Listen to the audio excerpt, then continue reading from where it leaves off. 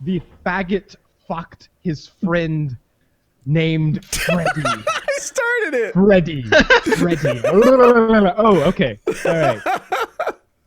Well, welcome to Painkiller already, episode 216. Okay. All right. Is that right? I think so.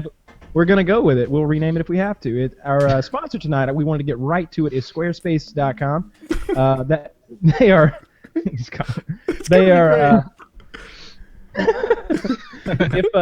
you need to make your own website, then squarespace.com is the place to start. If you go to squarespace.com/PKA, you get a free trial from them. You get 10% off your first purchase when you use code PKA at checkout.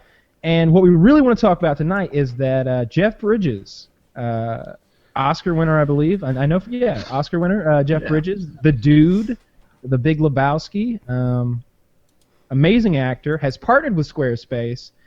But it's not film this time. It's not. It isn't film related. He's actually got an album that he's released through them, and I think that when we dig deep here, what I'm going to show you is that even if you're as insane as Jeff Bridges apparently is now, you'll be able to use Squarespace effectively and create a very unsettling website. I haven't seen the teaser video yet. Can we watch it? Well, let me give a little bit of a description before we jump right into the teaser video. Okay. So. Also, I want to hear how much Squarespace is per month. We'll get to that in a moment.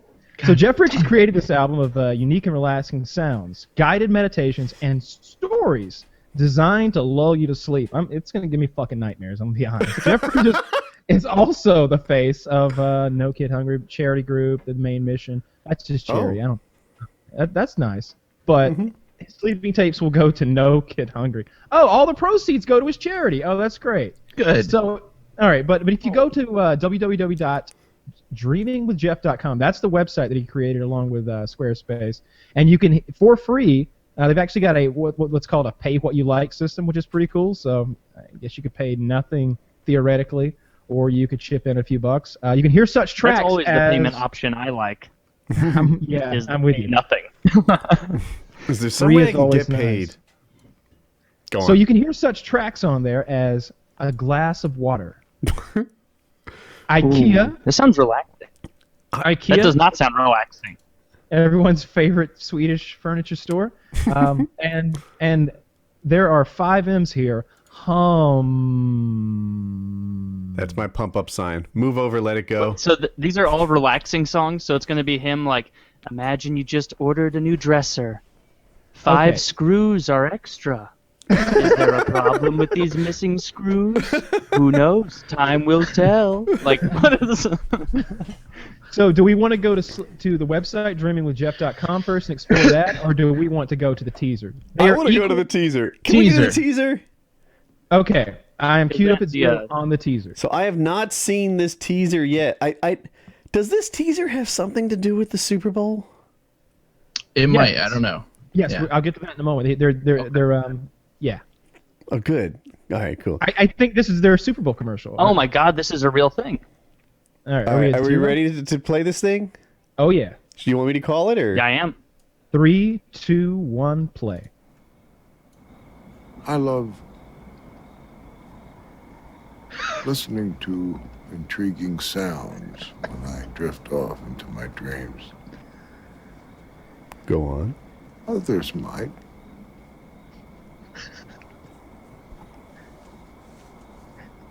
You're not gonna believe this shit.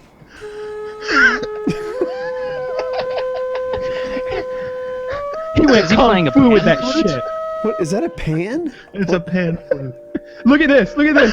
Look at this image! Oh my See God! This image?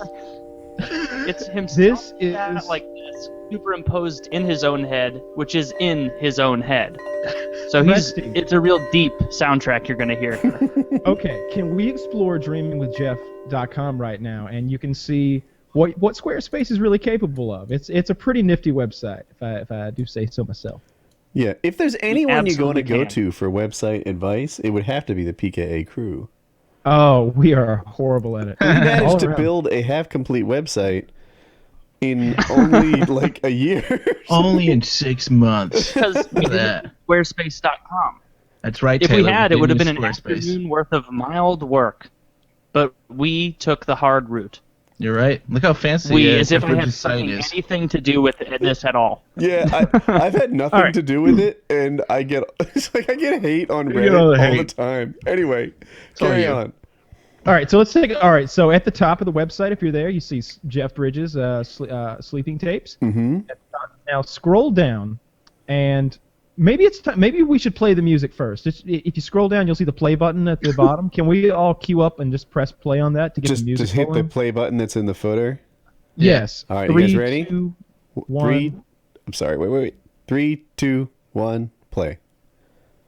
Okay. So now as you scroll down, Jeff Bridges' soothing tunes will guide us through this.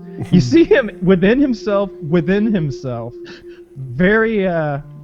insane. Now, if you scroll down a little lower, you'll see that they've got a cassette tape playing there, and it's got eyes, and the pupils are moons, and they're spinning hypnotically, freaking you the fuck Where do out. you get that the pupils are moons? They're not moons. They're the inside of a That's cassette. that's the like mechanical grippy thing that uses.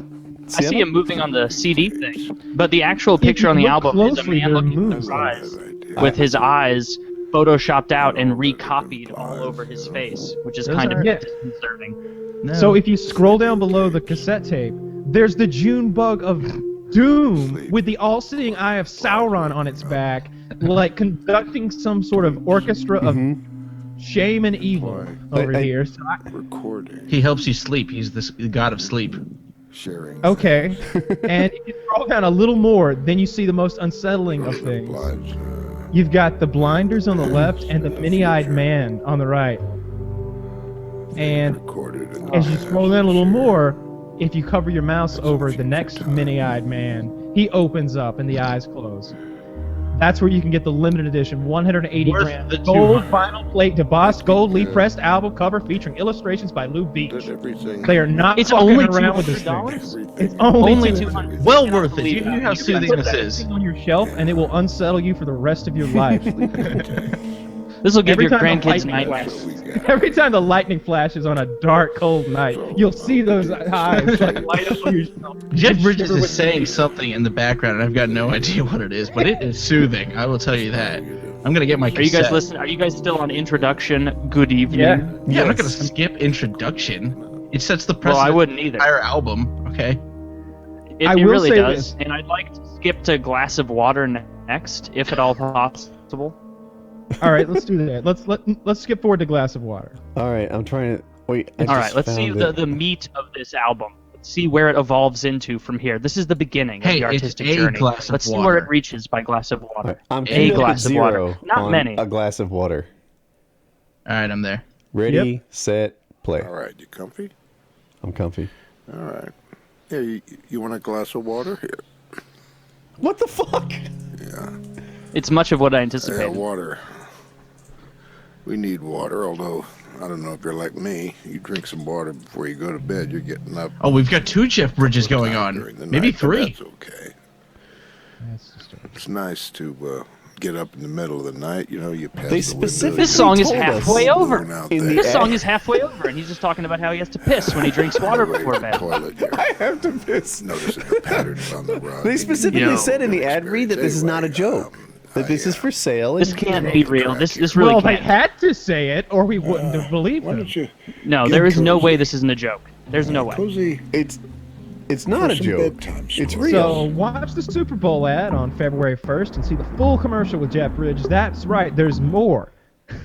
Why is it still playing? I paused it.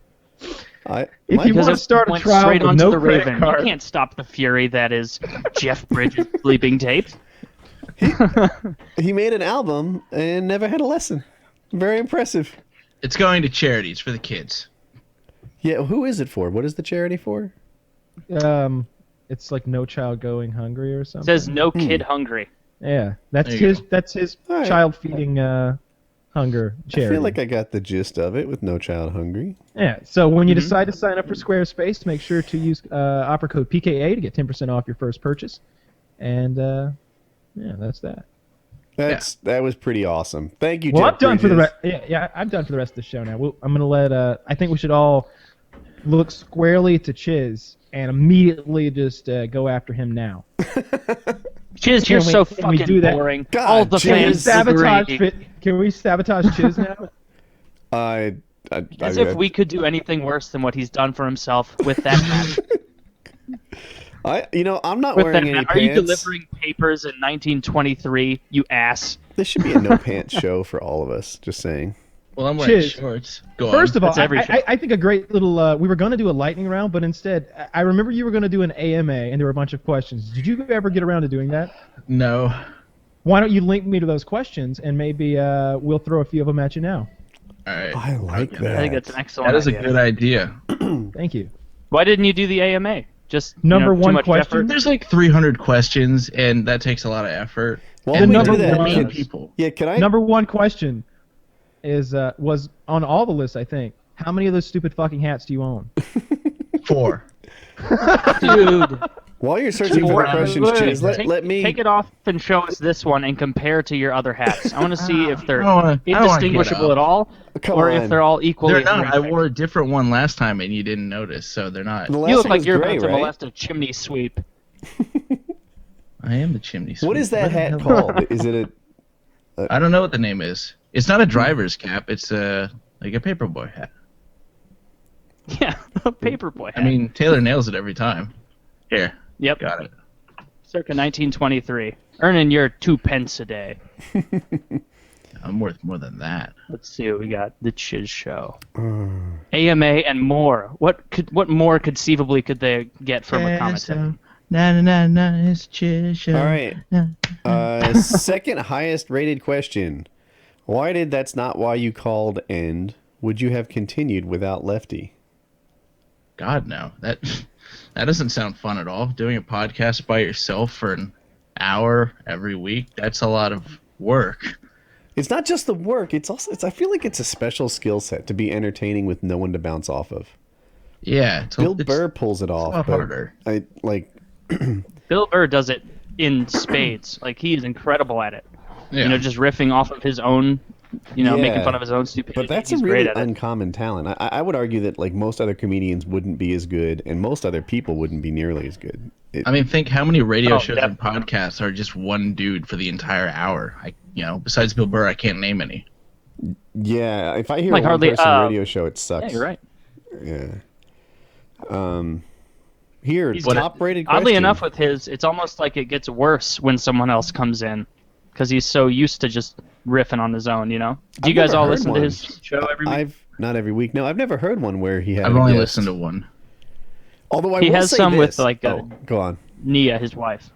They've With his asked wife, him Nia, why he he has doesn't a have couple guests, and he's like, guests suck. They're incredibly hard to book. They don't come when they say they're going to come. They run late. I have to keep a schedule, and they don't keep the schedule, and it just blows. Whereas with his one-man show, whenever he's in the mood, he can just fucking turn on the mic and make his show. And I think, I know what he's talking about. I feel you. Yeah, I feel you. It's You incredibly should hard. take a page out of his book and break PKA into 4 individual podcasts. All of That's us it. alone. There are good ideas, and then there's what you just said right there. Everyone Just- does it now. Great one. ideas. I can't How- wait how for Don't- hilarious don't would have that be? back too Chiz and I hard. to compete for less popular. Let's go, Chiz. I'm taking you That up. would be great if we each got an hour, and it was just like, you get prepared, guys. Next week, everybody's got an hour. You got to interview for an hour. That would be a lot of pressure. Yeah, that would be kind of fun. That would be a weird By podcast. yourself? That would be fun. I would enjoy that. Yeah, I did that like twice. Maybe not for an the hour. Don't Be a What Douche if- podcast. That maybe didn't 10 last. minutes. Maybe 10 minutes of entertainment. That would Do you be- really call that a podcast when you only did it for like 3 episodes? Well, it was just a short-lived podcast.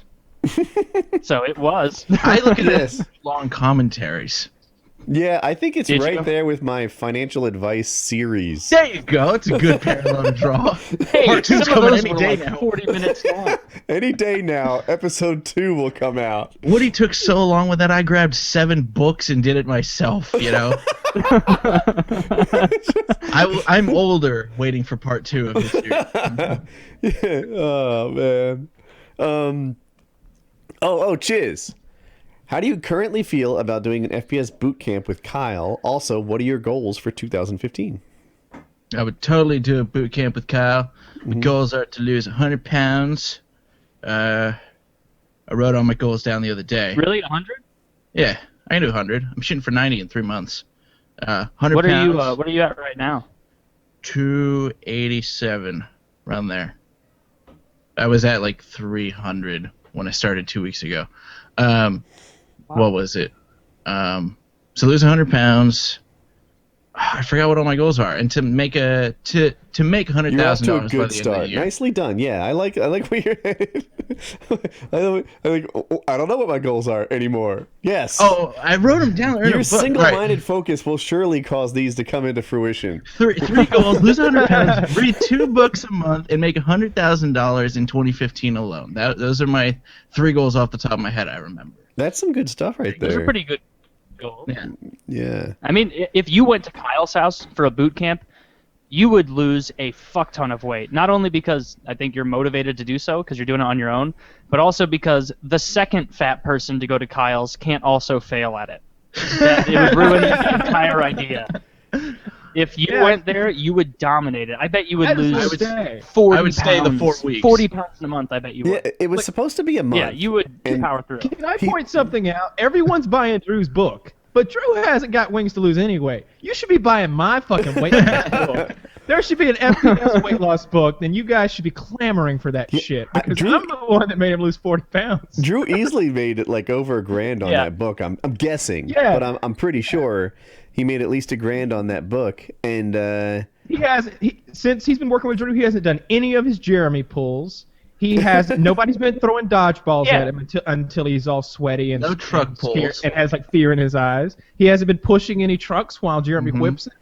Like none of the core. Kyle, what would your book do though? Like what would you describe? Chapter on one tire would be flipping. How to convince your fucking mongoloid friend to dress up in a bear outfit and then get pulled by a fat person. That's what your book would be. It'd just be manipulation. Like it would have nothing to do with the losing of the weight, just the getting people to do what entertains you. Jeremy's son was born. He was 6 pounds 8 ounces. His name is Oakland because, of course, Jeremy loves SoCal so much. He's got so much history there. Well, Oakland's in NorCal. Yeah, he thought he'd name it after a traditionally successful area. He's never been to California, but his son's name is Oakland. Mm-hmm. I thought that was shocking. Great city of crime and mid-level sports teams. I got a question. Is marriage on his Raiders. horizon? What was that? Is marriage on Jeremy's horizon? Oh, I don't know. I haven't spoken to him in a while. I kind of see him in passing every now and then, but like we don't have. He's usually rushing somewhere, or I'm doing something else.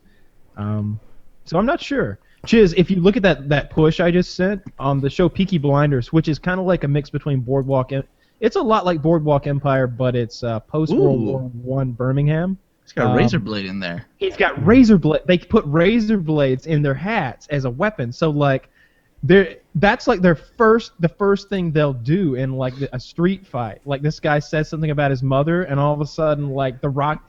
One of the cool things is they've got like rock music playing, like to the, even though it's a post World War I kind of period type thing, Birmingham, England. And all of a sudden, like it bum bum bum bum bum bum, and he's like going like slow motion, grabbing the back of the cap, and he just slashes those razor blades across the guy's eyes, and like slashes his eyelids open, and like all three his brothers do the same shit to 2 other guys at the same time, and they're all just on the ground, just beating the fuck out of these guys, like not a friendly beating, like they're trying to beat him to death. I want to see this. You really sell it. One time, what episode are you on, Kyle? I'm all the way done. I've watched 2 seasons worth. One time they have to go like they're basically taking over this betting operation, and so they're jacking up this other guy who was taking bets illegally, according to them, in a bathroom. And like 2 guys hold him. The other guy takes his hat off and slices the top of his fucking ear off. And the guy's just like, ah! He's like, shut up! I'll cut it the rest of the way off. And it's just Yeah, they show it too. They show the whole cutting yeah. of it. That show's great. I'm only at the beginning of season 2, but I still really like it. You guys should check it out. Netflix. Yeah, Good show. yeah, it's on Netflix. A Netflix original, if I'm not mistaken. Back to the Chiz questions. Back to the Chiz question. Chiz, when will you move into Woody's guest house? I'm not moving into Woody's guest house because I'm smoking.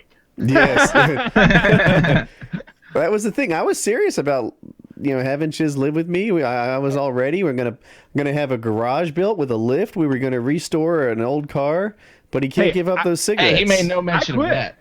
Hey, I quit. I haven't smoked in like 4 months or something like that. It's been a long time since I've smoked. I'm in the guest house. You're out. Well, then you're in. You're in. Yeah. I used the vaporizer for a month, and then I got rid of that, and I'm no smoking now. Well, I don't smoke, so I'd say I'm the front runner here. Never did. None of my clothes smell like it, so there's that benefit.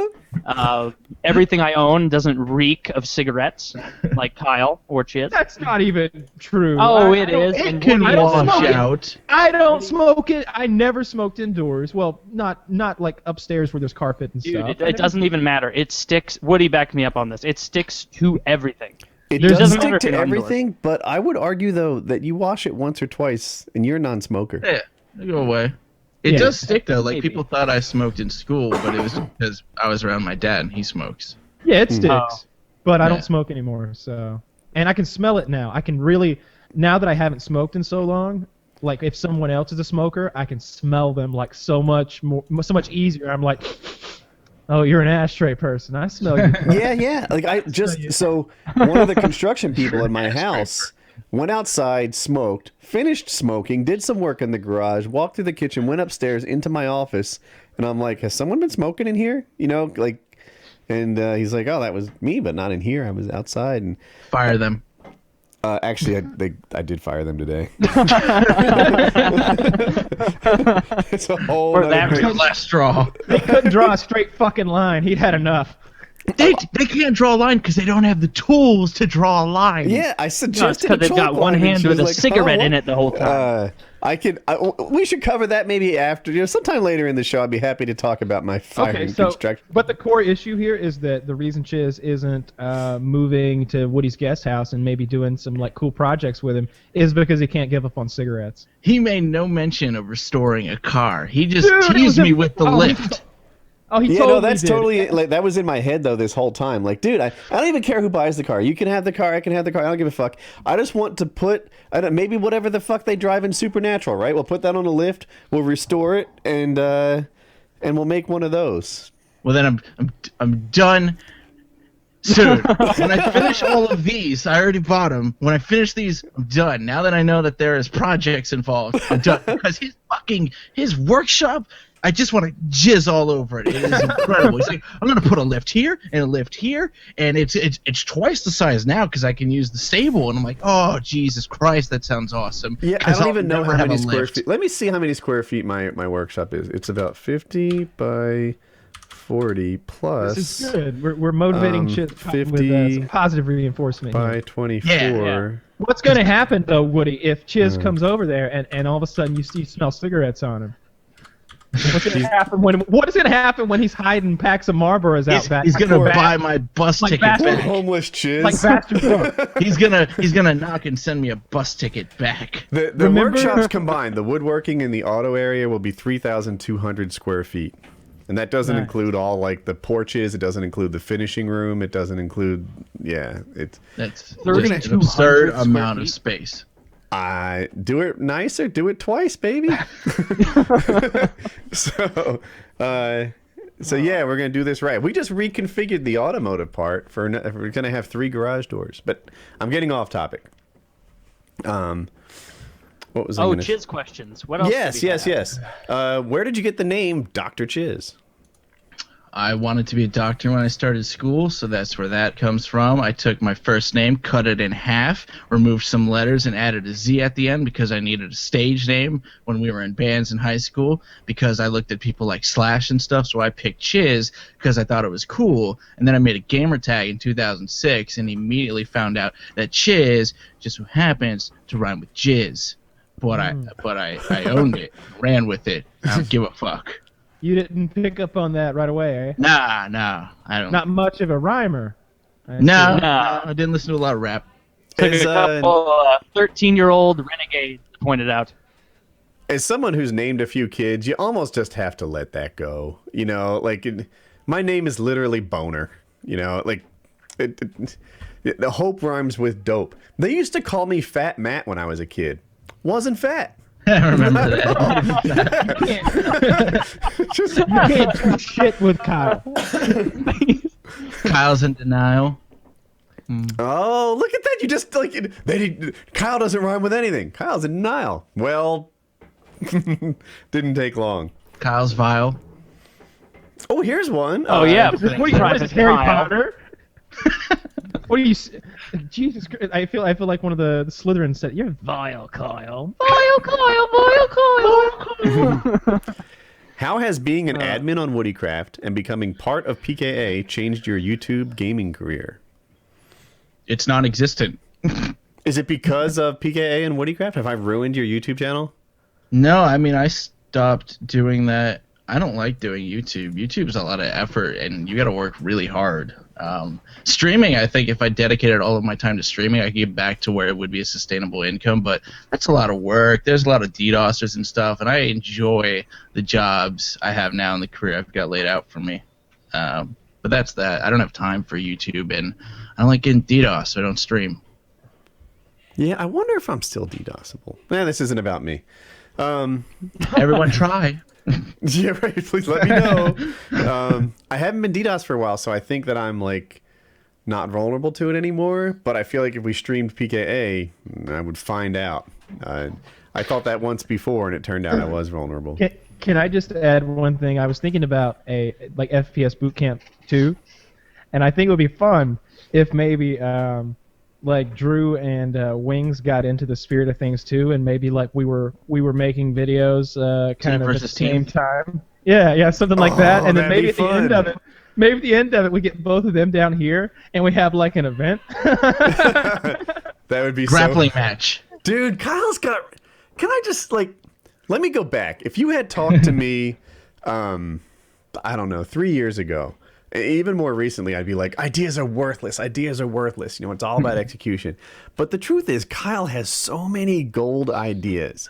And granted, they don't actually have value until you execute on them. But it's like, man, you could partner him with a doer and have something really successful. But I like thinking up things. Ideas are not worthless. Yeah, I'm imagining those triangular flags on the rope, making lanes and hurdles of square hay bales, and maybe you run through a bunch of creamed corn at one point, the gauntlet scene I'm from picturing Heroes. Put harnesses on them in some way, right? Maybe reserved for horses that pull things, and put children in kiddie pools and have them race while towing these kids with like you said, the lane markers and everything, and they go. Or you could have an uphill run, maybe something as straightforward as that, or some sort of obstacle course. It would be a blast. Kyle and Drew have to be the chariot drivers, so behind me is Kyle whipping me, and behind Wings is Drew whipping him. They're comparable weight too. That would be relatively fair. Yeah, this would be great. Comparable. No, Kyle and Drew are comparable. Oh, Kyle and weight. Drew, yeah. No, Chiz is smaller than Wings. I'm not smaller. I weigh less. Well, you weigh less. You're taller than him. Well, if I were to right? submerge you taller both in and water, longer. you would displace less. There you go. You're smaller, just not shorter. I'm longer and taller. Yeah, you're taller but smaller. Do you think you'll still wear the hat once you lose the weight? Oh yeah. Where did that come from? Because it bothers Taylor. I'll never stop wearing the hat. Are you gonna put some razor blades on one of them now? Well, if I take the bus to Atlanta, I sure as fuck am. Don't take the bus. Please don't make me come back to that bus place. Was it really rough on you, Kyle? To the bus place Was it really rough on you, Kyle? I had my gun. I was just I had my gun in my hand. I was at any point we could be attacked. Dude, I am writing a book recounting all of the people I met on all the various Greyhounds I've taken. It's fucking great. I love the I think you're stories. going to write a book about it, but it's going to be like a Million Little Pieces book that gets really big, and then Oprah calls you out, and you look like a dick because it wasn't as bad as you said. Oprah can call me out all she wants. No? Every day, as long as she sold my book once. That dude's a millionaire. Do you hear screaming No, downstairs? not anymore. It's in your house, yeah. Yeah, there's a little screaming. It's okay. You want to go check on the Wait, screens? let's okay. do a roll call. The thing is, I'm who has only kids wearing that could underwear, make so it if I going? get up to check on this, you all see my ass. You can turn your camera off. Leave your camera. Roll out, roll out, roll out. Roll out, Woody. No, it's not gonna. I think if you like spin and then roll, you'll be completely. Yeah, go with your chair. Slide with your chair to the door. Yeah, if you just Make it a spin sensual. and then roll, yeah. Yeah, go outside. It seems to have quieted now. Sometimes I have to go referee I style. just imagine No. It's still gonna get loud. Go check. as soon as the chair rolls in the hallway, Colin's already sprinting, hits the back of it, the whole chair goes down the stairs and over. Next question. Go. Yes. Can you elaborate in more detail as to what really happened with the Lefty situation? No hyperbole, no bias, just facts. Do you think the host painted an accurate picture of him when he left? I think the hosts are a bunch of liars, cynical assholes, and just spewed nothing but fucking lies. I feel dirty being here right now. I agree. It really turned around when the new guy showed up. No, not it. No, downhill, downhill rolling. No, it's all true. There's no hyperbole. Like I got nothing else to add really. Like everyone here can answer the question too. Like they lived it. I was in the same calls most of the time. There's no lies. There's no hyperbole. Lefty wanted some things that were unreasonable, and it transpired how it did. And what it was really about at the core for me is like Lefty didn't like we were trying to extend kind of a friendship thing to him. Like, hey, we're all in this together. Let's be equal 100% all the way around. Everyone, like, we wanted to be knights of the round table. Every man is equal, and he's just like, I don't know. Every now and then the knights, you know, they go to battle. I'd rather be over here and be like a sellsword. You just hire me as a sellsword, bring me in, you know, every now and then, and we'll yuck it up. And we're like, all right. Well, My position.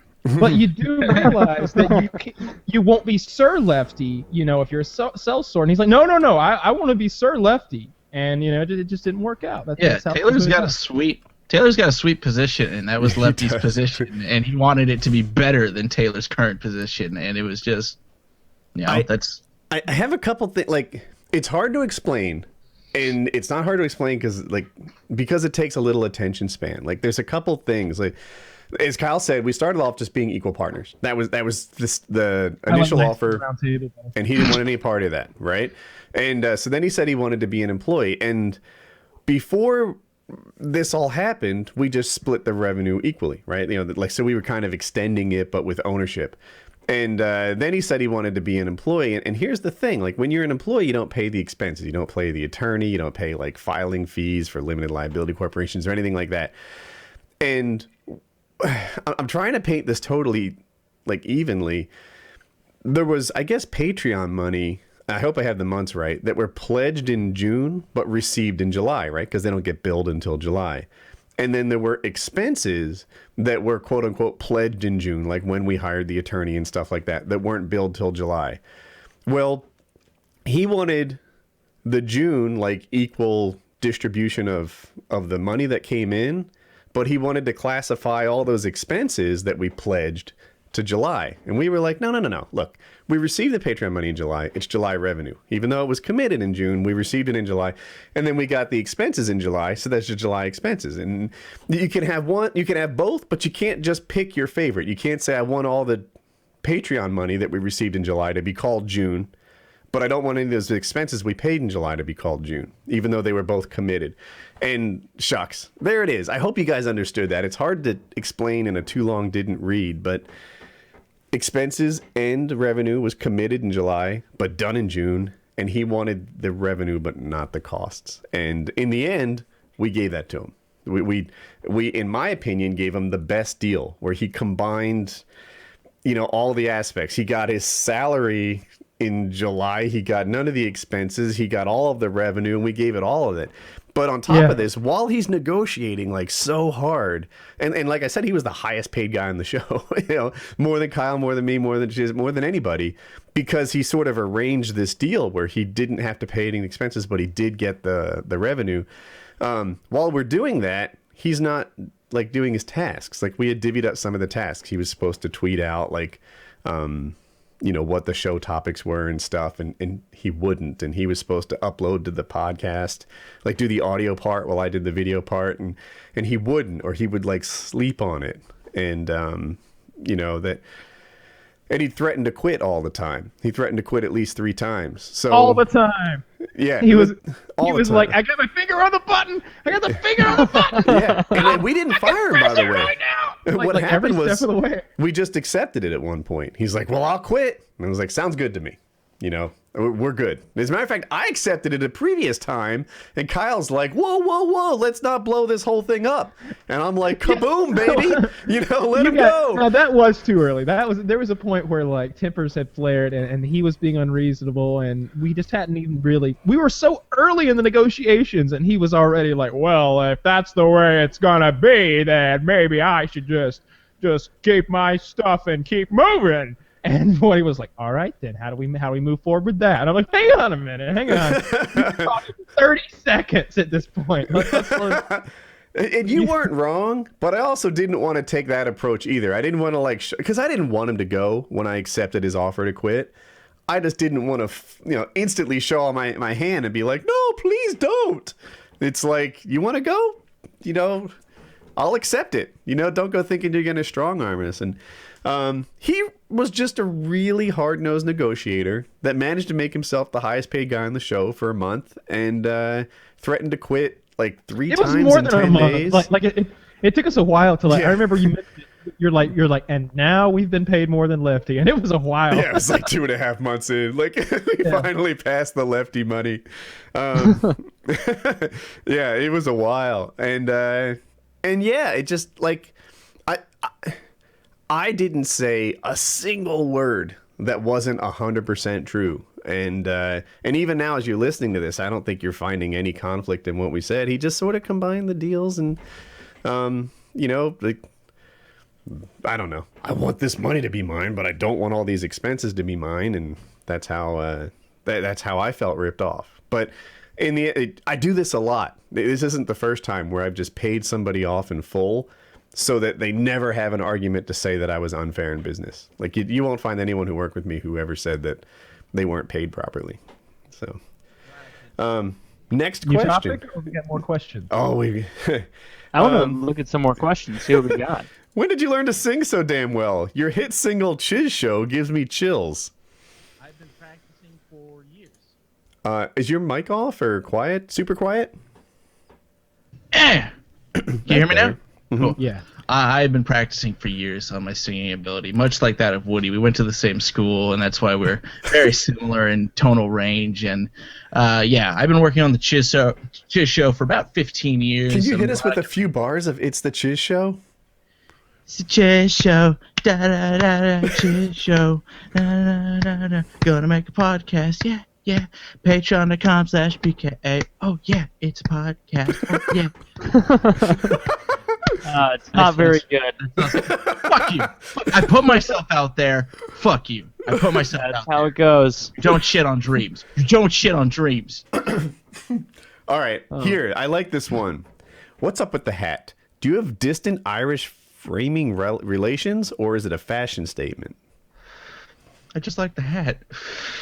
You wear it all the time, though, right? Like and it's never like a baseball hat or a ski cap. I don't have a good baseball hat. I used to wear a baseball hat all the time. Nobody just likes those hats. I like you either these like hats. hats or you don't here's the like thing. hats. Hipsters Between have the stolen Peaky Blinders. Hipsters have stolen the fedora. I can't wear a fedora. Plus, I can't wear it with a headset. It just doesn't work out that way. I like fedoras a lot. Fuck you, Kyle. Okay, fedoras are I was cool. imagining if you cut holes in your fedora so that you could wear the headset, and the top of the bars just like went through a hole in the fedora. Do you have a neck Yeah, that beard? would be Can you something chin that up? someone with a fedora would do. Yeah, I think he's got the neck beard. Yeah, I do. So I can't wear a fedora because then I'm a hipster douche. Why don't As you trim opposed up the neck to beard what and kind just of make it douche are you regular now? beard? Just trim up here and keep this. Is that what you're saying? Just trim under here. Under here? Just get all the neck clean. And that keep way it looks and better. Just keep this. Yeah, that's a good idea. No, Besides. Taylor's 100% wrong. Do the inverse. Just keep the neck. Keep the neck. Just keep the neck. That is never a good look. The You want to look like you're a Mennonite laborer constructing a home. We're Oh, kind of I Amish, see but we that. use computers. I could go You never Amish. see a good-looking guy rocking that facial hair, like just the neck hair. Like never once have you seen like a guy wearing like the neck thing and be like, that's a good-looking guy.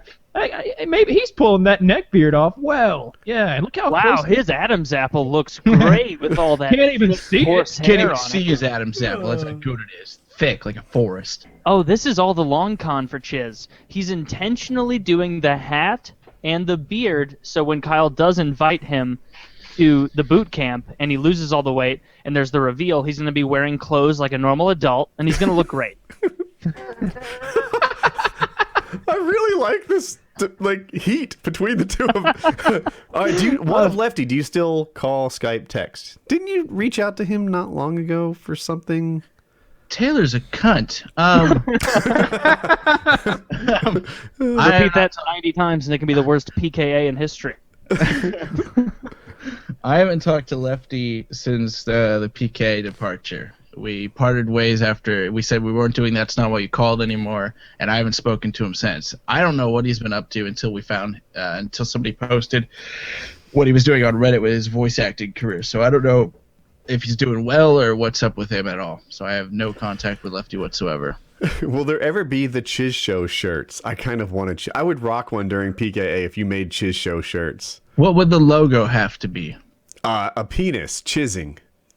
That's just. Ooh, no, it would have to be that hat. I was gonna say the hat and the beard. You know. Oh, right. With the A date silhouette. February 1st, 1924 on it. That There would be you your go. logo. A paper mill hat.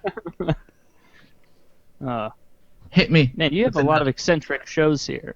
Oh, let's do this. Eccentric shows. Would you rather? I think. Or You're gonna eccentric do the Would questions, You I'm Rather, huh? Okay, go on. Yeah, the would you rather. Would you rather never orgasm again, or every time you orgasm, instead of a normal sperm, a singular urethra-sized sperm cell is ejaculated? The large sperm must be caught and killed when disposed, or it will flop around until it finds an appropriate orifice to impregnate. What is a urethra-sized sperm? So your You know that is your hole in penis your hole. dick? Yeah. It's like about that size. He's about the size of the stream of pee. Yeah, I'm thinking of So, a like, teardrop. about I picture like a drop of water being the size of this. Oh, Oh, no, that's- he's tall. He's like Stretch Armstrong. He's like Oh, this he's very fucking tall. long. Somebody But use it's- their hands. How big is it? He stands at like I imagine him coming out of your penis like long, and you have to grab him and like pull him out the last inch or two. And he's like Yeah, you 6 inches finish tall, coming like and he's Gumby. still not out he's like there. Gumby. Okay. Yeah. So he's 6 Yeah. inches tall and elastic. Okay. Yes, And he's it has a very long tall, but he's very flagellum slender. that Is he allows it Irish? to- Like a straw. Like a Is he 6-inch straw? long Q-tip. A 6-inch long Q-tip, I think. Yeah, I Is like that. So he's white, obviously. I'm gonna say he's Irish because I'm gonna beat up a prick. It's gonna be an Irish folk. Go ahead and toss that one in there for Kyle. He wouldn't fight back. He'd just stay neutral. He would just fucking take it like a bitch. No, he sat on the sidelines while I fought the vagina in the corner. I would probably fight the sperm every time because not coming again just sounds fucking awful. And I think after a while I get into really good shape.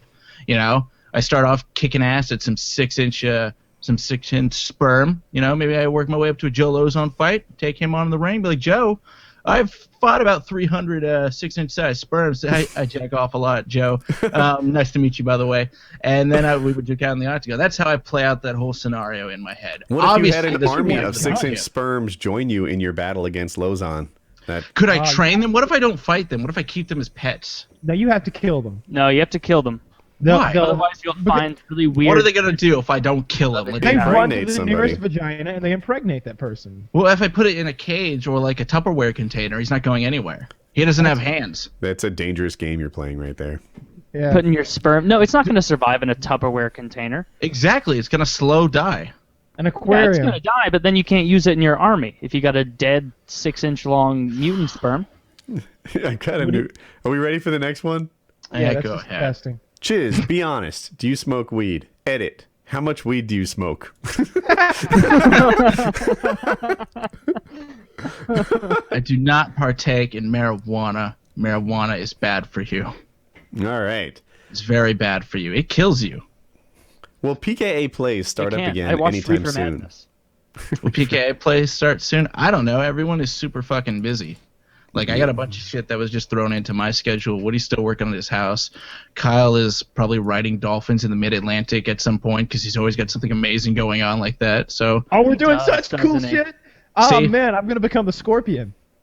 I don't. I don't even know what that means, but The it sounds Rock pretty Scorpion? Yeah. So, Scorpion King?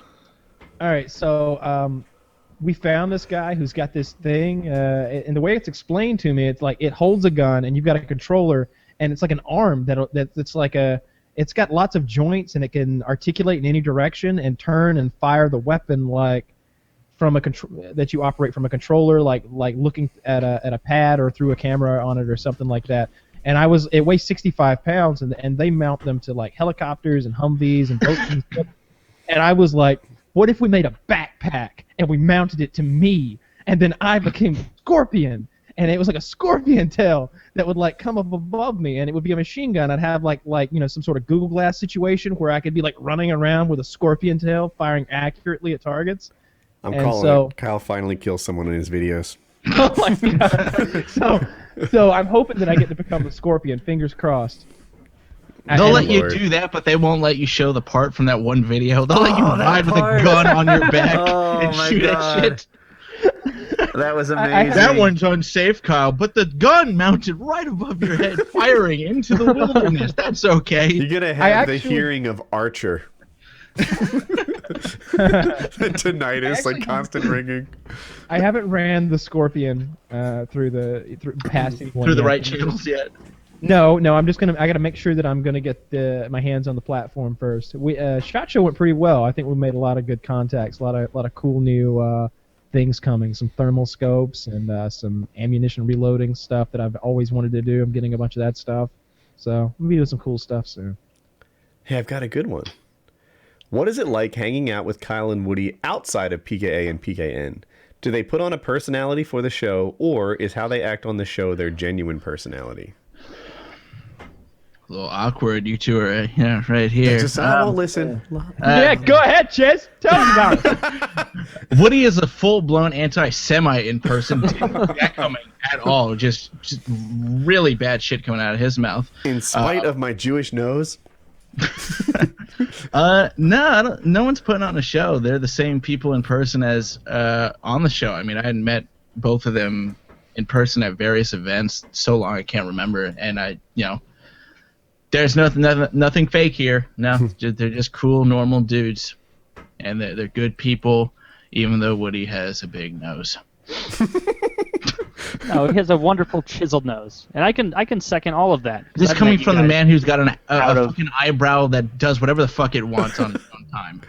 Well, it You does have the no same thing every day, so it just stays up there. Could We you- should start a Kickstarter to fix that shit. Laser surgery could definitely clean up that eyebrow. I would go in the opposite direction. If I were to do a Kickstarter, I would try to do implants and make the other eyebrow match. You want to fuck up the other eyebrow? Yeah. Because that would make me look like a horned owl, the most ferocious kind.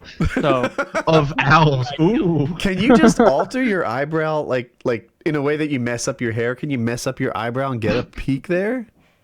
no, it Can you does. gel your brows? No, they're There's a hint. totally static, very static eyebrow. It's this one that's just a fucking shit show. I had a kid when I was in third grade. You His had a name kid? was Joe. A kid in third grade. He came up to me with scissors, and when I was there in art, he just snipped the top of my eyebrow off. Just walked up and cut the top of my eyebrow off and said, "I don't like the way your eyebrow is." I'm doing you a favor, And Taylor. that was the first time in my whole life I realized there was anything weird about it. That it grew up this way. When this kid walked up to me and just, "I don't like the way your eyebrow is," with that third grade honesty of, "I don't understand subtext or, Or implying things." And those Or rounded social tip cues. third grade scissors that don't cut.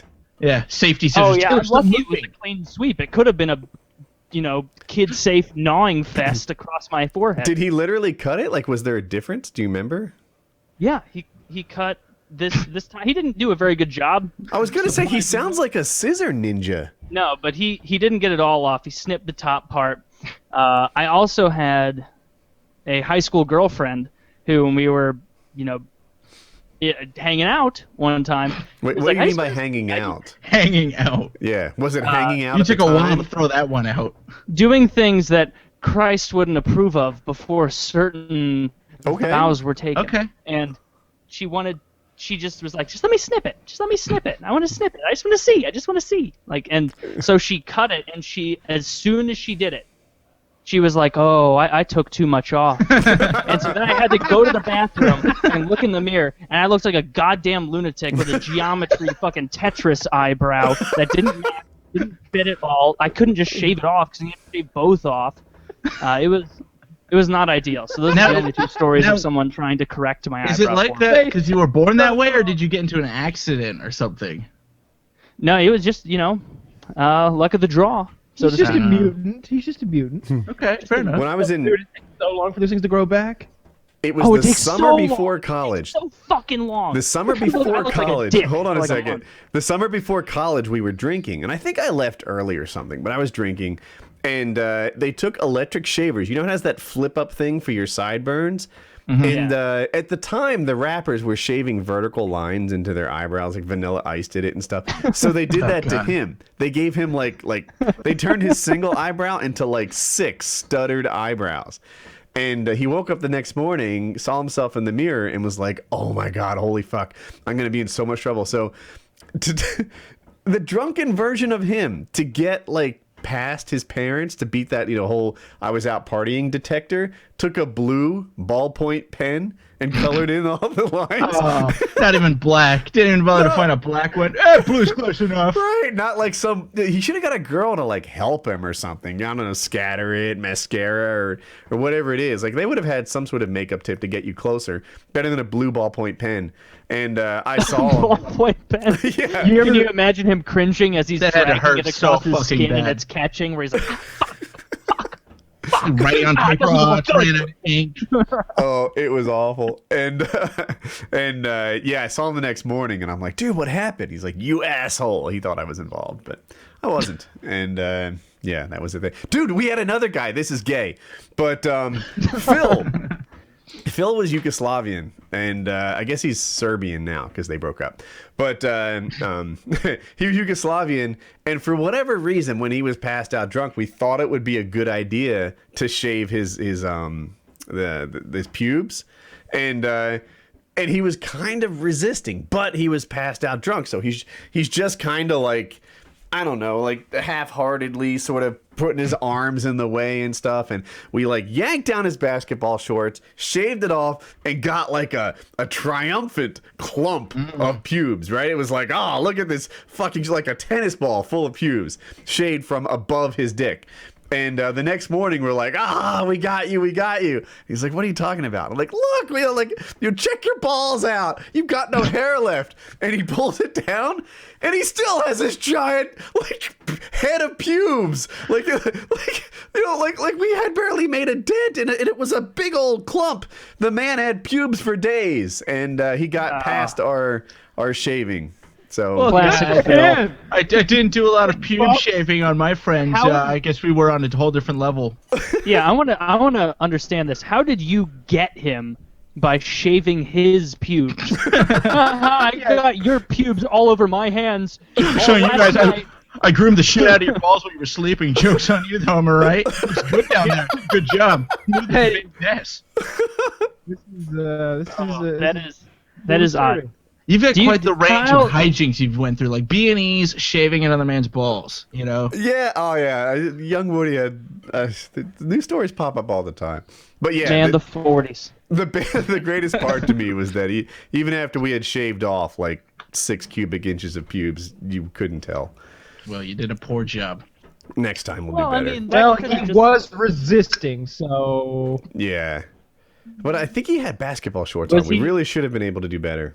Yeah, you could have Yeah, pulled you him all should've- the way to his ankles. There's no need a excuse. How many guys people were hold him. standing around as you pulled this guy's pants down? Yeah, how many people were witnessing this hijinks, if you will? I mean, it was a party full of people. I'm gonna say 16. Like, picture a room full of people. Yeah. That's So what did you do with really the pubic hair afterwards? I think I don't think I was the guy that I was witnessing. Maybe I helped pull the shorts down, but I didn't actually hold the handful of pubes, but what he So did you is he were- raised you it were an above his accessory. head triumphantly, start of Lion King style. And you know, like, aha, da da da da da, or however the song goes, and Not even in the ballpark. Random beats. who can do better? Go ahead. I've never seen The Oh, I Lion don't- King. See, I win. What? But yeah. But yeah, continue so what he said. held it up much like Mufasa held up his kid, and Now, if you then- glued him to his face, that would have been a joke, you know? I think the monkey held up the Gorilla kid, masked Rafiki or him. whatever. You're right. I Yeah. think you're right about that. Yeah. Yeah. You guys have any other good stories of people like stupid shit that happened to them when they were passed out? Because I have one. I have one more good one Go on. of a friend of mine who passed out at a house party. This must have been either the summer before or the summer after my freshman year of college. And he was passed out. Everybody else was still going hard, having fun. And someone there, I think it was one of the guys, like, oh, let's smear some shit all over his face. And a Oh, girl no. there suggested, like, oh, let's use Nair. And Nair is like this stuff that apparently it's like a foam, and then you put it on your face, on your arms for women, and then after however long amount of time, you wipe it, and all the hair comes off. And it burns like a motherfucker. And it just burns. Yeah, and they, like, you're not supposed to use much of this shit. They caked it all over his forehead and his face, and he was so drunk he didn't wake up. It looked like he had a spa mask on. Oh, of no. Nair. And Oh, what no. was even worse is, like, he woke up probably like only a couple hours later because you can only handle that kind of burning for so long. And when he chemical wiped, burn. it was not a clean wipe of anything. It was not like a phew, no hair, phew, no hair. It was like he looked like he had been in chemo for 6 weeks. Is how he Oh. looked. Just sparse hair, patchy, bad, just red everywhere all over his face because it had been sat there for so long. It said on the bottle, like, do not leave for more than like 10, 15 minutes. It was on there for at least 3, 4 fucking hours. And because he's burned, he can't shave the skin, so he has to leave it all patchy and scary. Exactly. He couldn't finish the job because the skin was so tender, and so he just had to leave it there for a while. I am glad I wasn't involved in the administration of that, because that was a real dick move to do to someone. That was really funny. Yeah, man, I don't like that stuff. That's Like- awful. Like that stuff kind of reminds me of, like, you know, the locker room rapes and stuff. Like I've never been into that. Whenever I've been somewhere and some guy gets drunk and somebody wants to do something to him, I'm like, let's carry him outside. You know, put him in a weird Yeah. place so he wakes up and he's surprised. Let's put some foam in his hand and make him slap himself. Maybe even do that thing where you put their hand in warm water and they piss themselves. All of that's acceptable. As long as it's something that you know you would be okay with doing to you. There you So, go. like, if I got I think you totally should- trashed and someone made me slap myself with foam, it's like, okay, I was asking for it. But if you nared my whole face, and for the next month I looked like a second-degree burn victim, like, I would not be You look pleased. like a Saudi Arabian woman who showed her fucking knee in the street. Looks like Yeah, Ricky I tried to read in public. An acid attack victim. Yeah, that's I don't know. Oh. That's pretty much what it is. That's pretty terrible. I can't believe they did that. Some people are stupid. I would. They read don't the think bottle. out how someone could actually get hurt by it. Like, looking back, it's like, I wonder what would have happened to a person's cornea if it's in contact with Nair for 3 hours. Like, Yeah. probably not. It'll be smooth, but not ideal as far as Seems low seeing. risk. Seems like they'd blink even in a, Yeah. you know. Ah! Dr. Chiz, what is something you want to accomplish in life? Like a long-term goal of yours that would be the most satisfying if you attained it? New hat. Restore a car and write a book. Those two. I want to do those two things. That's about What it. would you want to write a book about? Anything? I got ideas. Restoring cars. Romance novel? I'm writing I got the idea and the setting for my romance novel. Jackie and Chiz have been going back and forth on Jackie's porn, and he had Chiz asked for a book to read so that he could replicate the style. And what was it called again? Beauty and the Blacksmith. Beauty and the Blacksmith. Oh. So before the show started, Jackie had Colin give me a cookie. right? And we have what we call Disney cookies in this house. They're cookies that are just like the ones you get on Disney shit. And they come in this wax paper. So fair enough, they gave me a cookie and I saved it for later. Did you know it was a dog bone? No? Holly got it. Did you eat a dog bone? I didn't eat it, but I just Homemade. I just took it out and That's a dog bone. yeah. Homemade No, cookie try it. pie. Hey, How do hey, you Woody, even try it. confuse? How do you even I think accidentally that's do just- that? Because No, this no, is no, what the that's a cookie looks novel- like. Like It's a novelty. Colin. Try it. Jack will kill you. That will kill you. What are you putting said- in there? she said Jack will kill you. My dog will not be happy if I eat his bone. I was gonna try it. Look at Oh, the no, ingredients. he's It's the like man of the house. wheat flour. Share it with Buddy. All right, let's see. It's actually not bad. I mean, it could use. Oh, wow. I once said I would eat like dog bacos or something in a live stream, and it was awful. This is just Here, you want to read the ingredients? yeah. Whole wheat flour, water, chicken base, dry milk, vegetable oil, eggs, brown sugar, and salt. Like Sounds kind of healthy. Sounds like a cookie. it's not disgusting like you might think of as a dog bone. No, I've tried dog bones and dog food. That was another story of spite against my parents when I was little. My mom once told me we were having, she told me we were having spinach casserole. I must have been 5 or 6. And out of spite, I crawled into the kitchen, like crawled and hid, and then ate a bunch of food out of my Max, my dog at the time, his bowl, just pounded dog food. And so my mom called me for dinner. I'm like, I'm already full. I already ate. I had dog food. I'm not eating your You spinach prefer casserole. dog food than spinach It was, casserole. even at that age, it was just a way of, like, sticking it to her. Like, I'd Well, you rather really eat showed fucking her. dog food. But, well, I thought at the time that I did. But I got sent to my room with no TV, so it didn't work out. That didn't pan out like you thought. No, and now No, you it got didn't. dog food breath. That's I seriously, Well, dude, yeah, that all dog the people bone was trying is like a Pringle or something. Like I want to have another bite. I'm like, you can't, You have, can't just have one. just one. Yeah. What is that? A Lay's? I'm sure I messed it up, but yeah. Some chips brand. oh, here I've got one for you. Have you started to get involved in the stock market? If so, what have you invested in so far? Any advice? Also, may I ask, why are you so sexy? Because God loves me and not you. What have I invested in? Like a ton of things. I can't name anything off the top of my head because I usually don't hold any positions. Yes, I got heavily into the stock market and I am right now. I'm not playing anything right now. I did buy some oil options that options. I'm not going to explain options. Google it. But basically, they'll last until 2016, which I think oil will rebound at least to what I bought it at by that time. Other than that, I'm going to play the Shake Shack IPO tomorrow. Shake Shack is a great company. And that's it. Right now, I'm just spending more time educating myself because I don't like losing money. So I've stopped day trading, and I'm just doing a lot of homework and taking classes and stuff like that. Did you have some educating losses that myself. made you relax on it, or?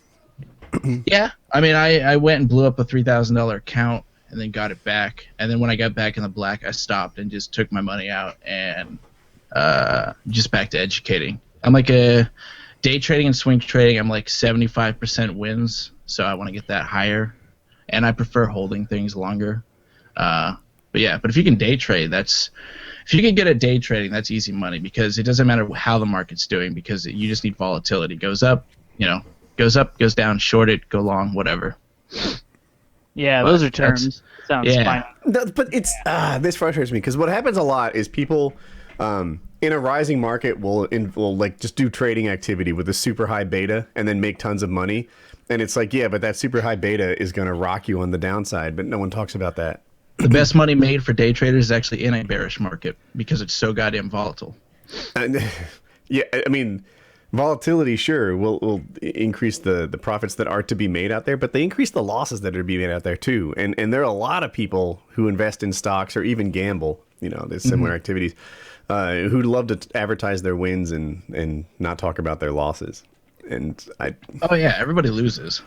Like I said, I blew up a $3,000 account, and I've had other losses besides that. But it's not easy. I mean, that's why I got back in the black and took my money out. I'm just educating myself to invest longer and take swing positions, which is something you hold over a couple of weeks. Because day trading is very stressful, and I don't have a big enough account right now where I'm safe enough to average down and do a whole bunch of technical things. Like day trading is very stressful if you don't know what you're doing, because if it drops $1, you're like, fuck me, and it'll probably rebound, but you don't know.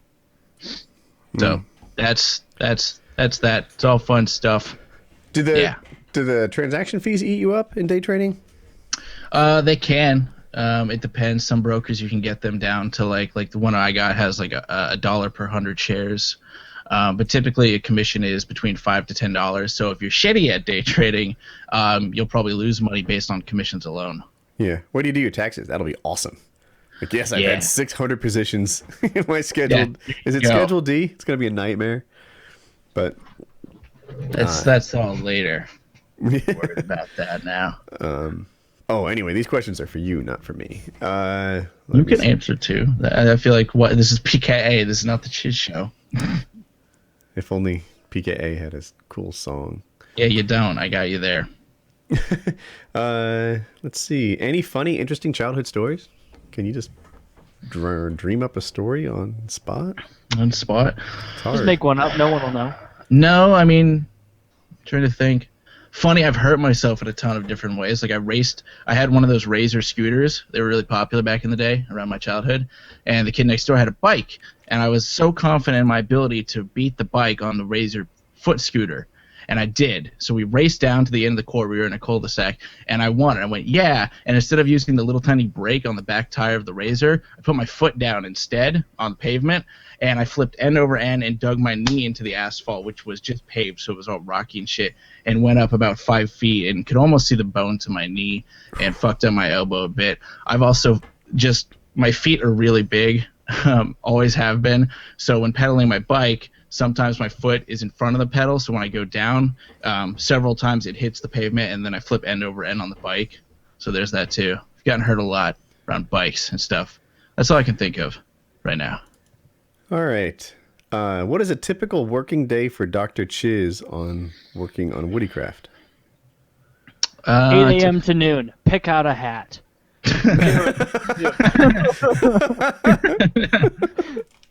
I don't know. I'll check Skype and see if anything needs to be done, see if all the servers up and running, and then see if we're doing a reset. I'll work on that. It really depends on what's going on what day of the month or what month it is. Some months are harder and some are just trying to keep things afloat, and then it's just working on new ideas and things to implement into the server to keep it growing and moving. Yeah, WoodyCraft's gotten really stable. There used to be a lot of fire drills. Like, even if you go back like 6 months, new releases of Minecraft or just things breaking or crashing or whatever. We've been focusing a lot of our time lately on new game modes and new ideas for existing game modes, compared to before, when I felt like some of the focus was just on keeping things where they were and working. Last question. I feel like it's all me. Last question. Are you ready? Yeah. Fill us in on the college situation. I went to college for 2 semesters in 2010, and then I got into YouTube and Twitch, and I had to make a decision, so I went with that instead because I saw a better opportunity there because I can always go back to college. Took some courses fall of last year because Woody was like, do it. And I was like, I'll do it. And then I did it, and that worked out well. Accounting sucks ass. Don't take that class. What was it? And then I just now, literally at 1 a.m, got approved for a bunch of classes I was on the waiting list for in spring, so I'm taking those now. So I'm just going to casually take some classes, what I can maintain while I do all my work. Nutrition, Music 10, which is not music appreciation, thank God, and Spanish 1, which is easy. Music appreciation, if they unlocked everything for me, I'd be done by now, because it's just reading sheet music and telling if a tone is high or low. It's super easy. It's the basics when it comes to music fundamentals.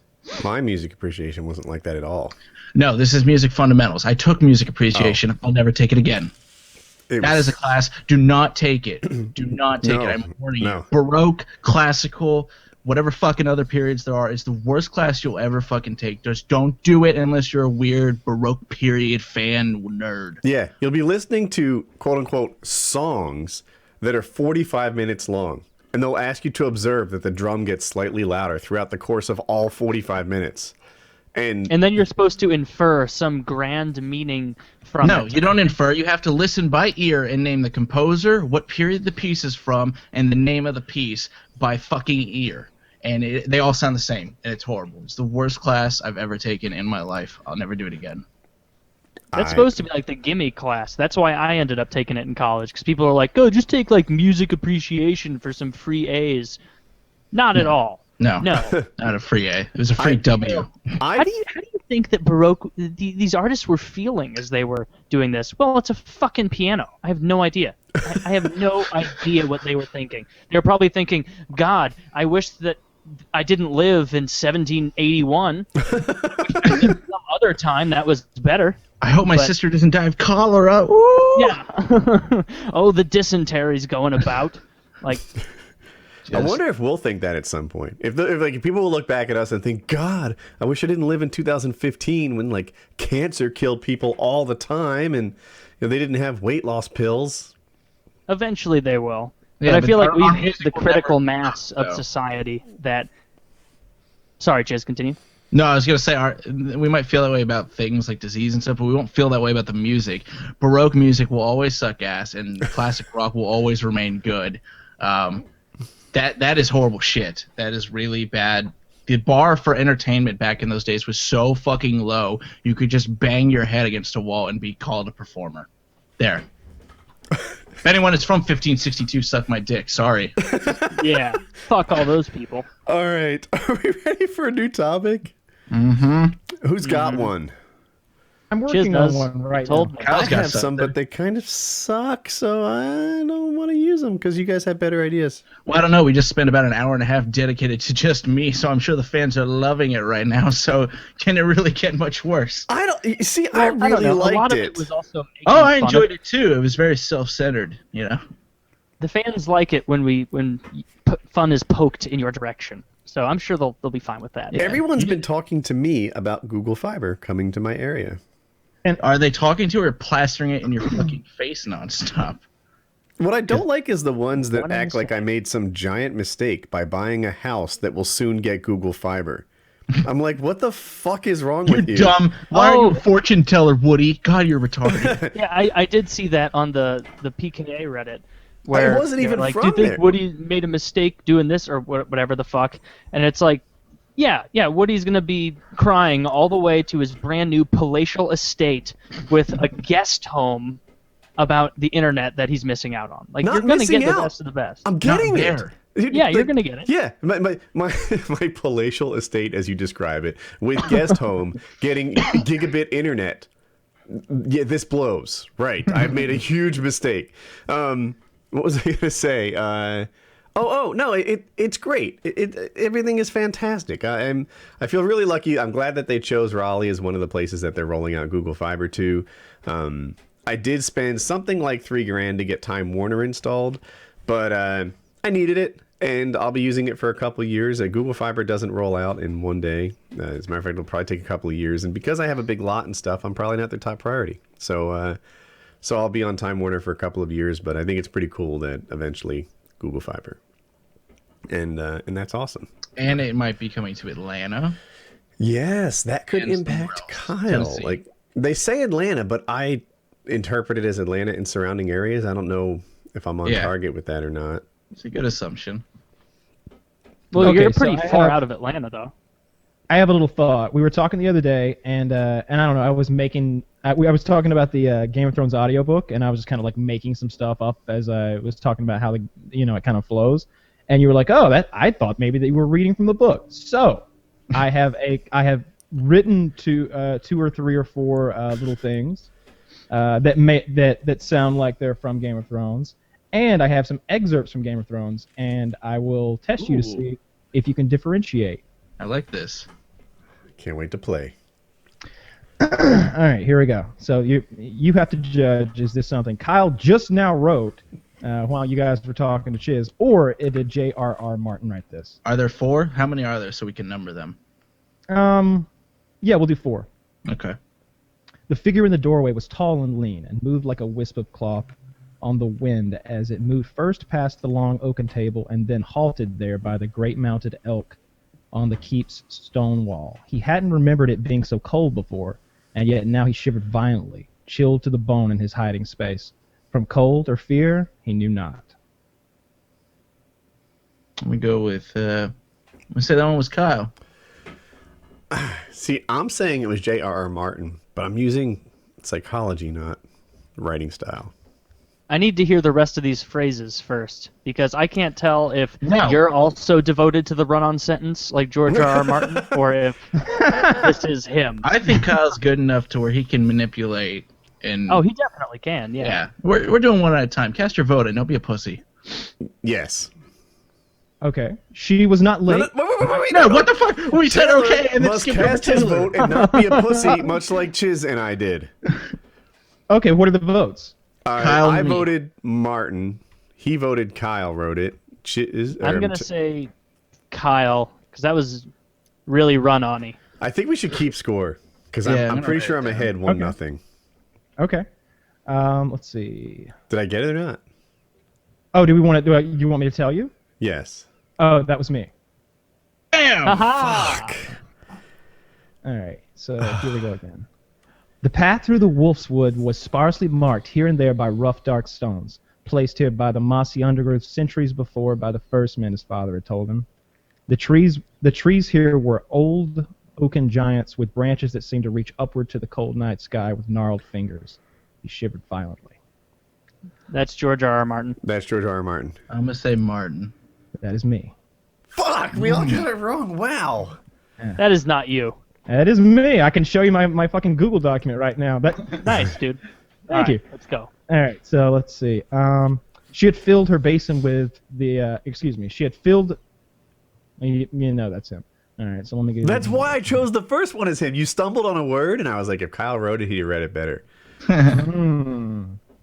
Her boots were lumps of old brown leather mottled with salt stains and cracked from long wear. Her belt a length of hempen rope dyed blue. She knotted it about her waist and hung a knife on her right hip and a coin pouch on her left. Kyle. Dude, if this is you, you're just describing a character the same way he did. Because this is this would be Asha. Right? Oh, I was gonna. Yeah, this is an unfair advantage. You've read. So you're just. listened to the books.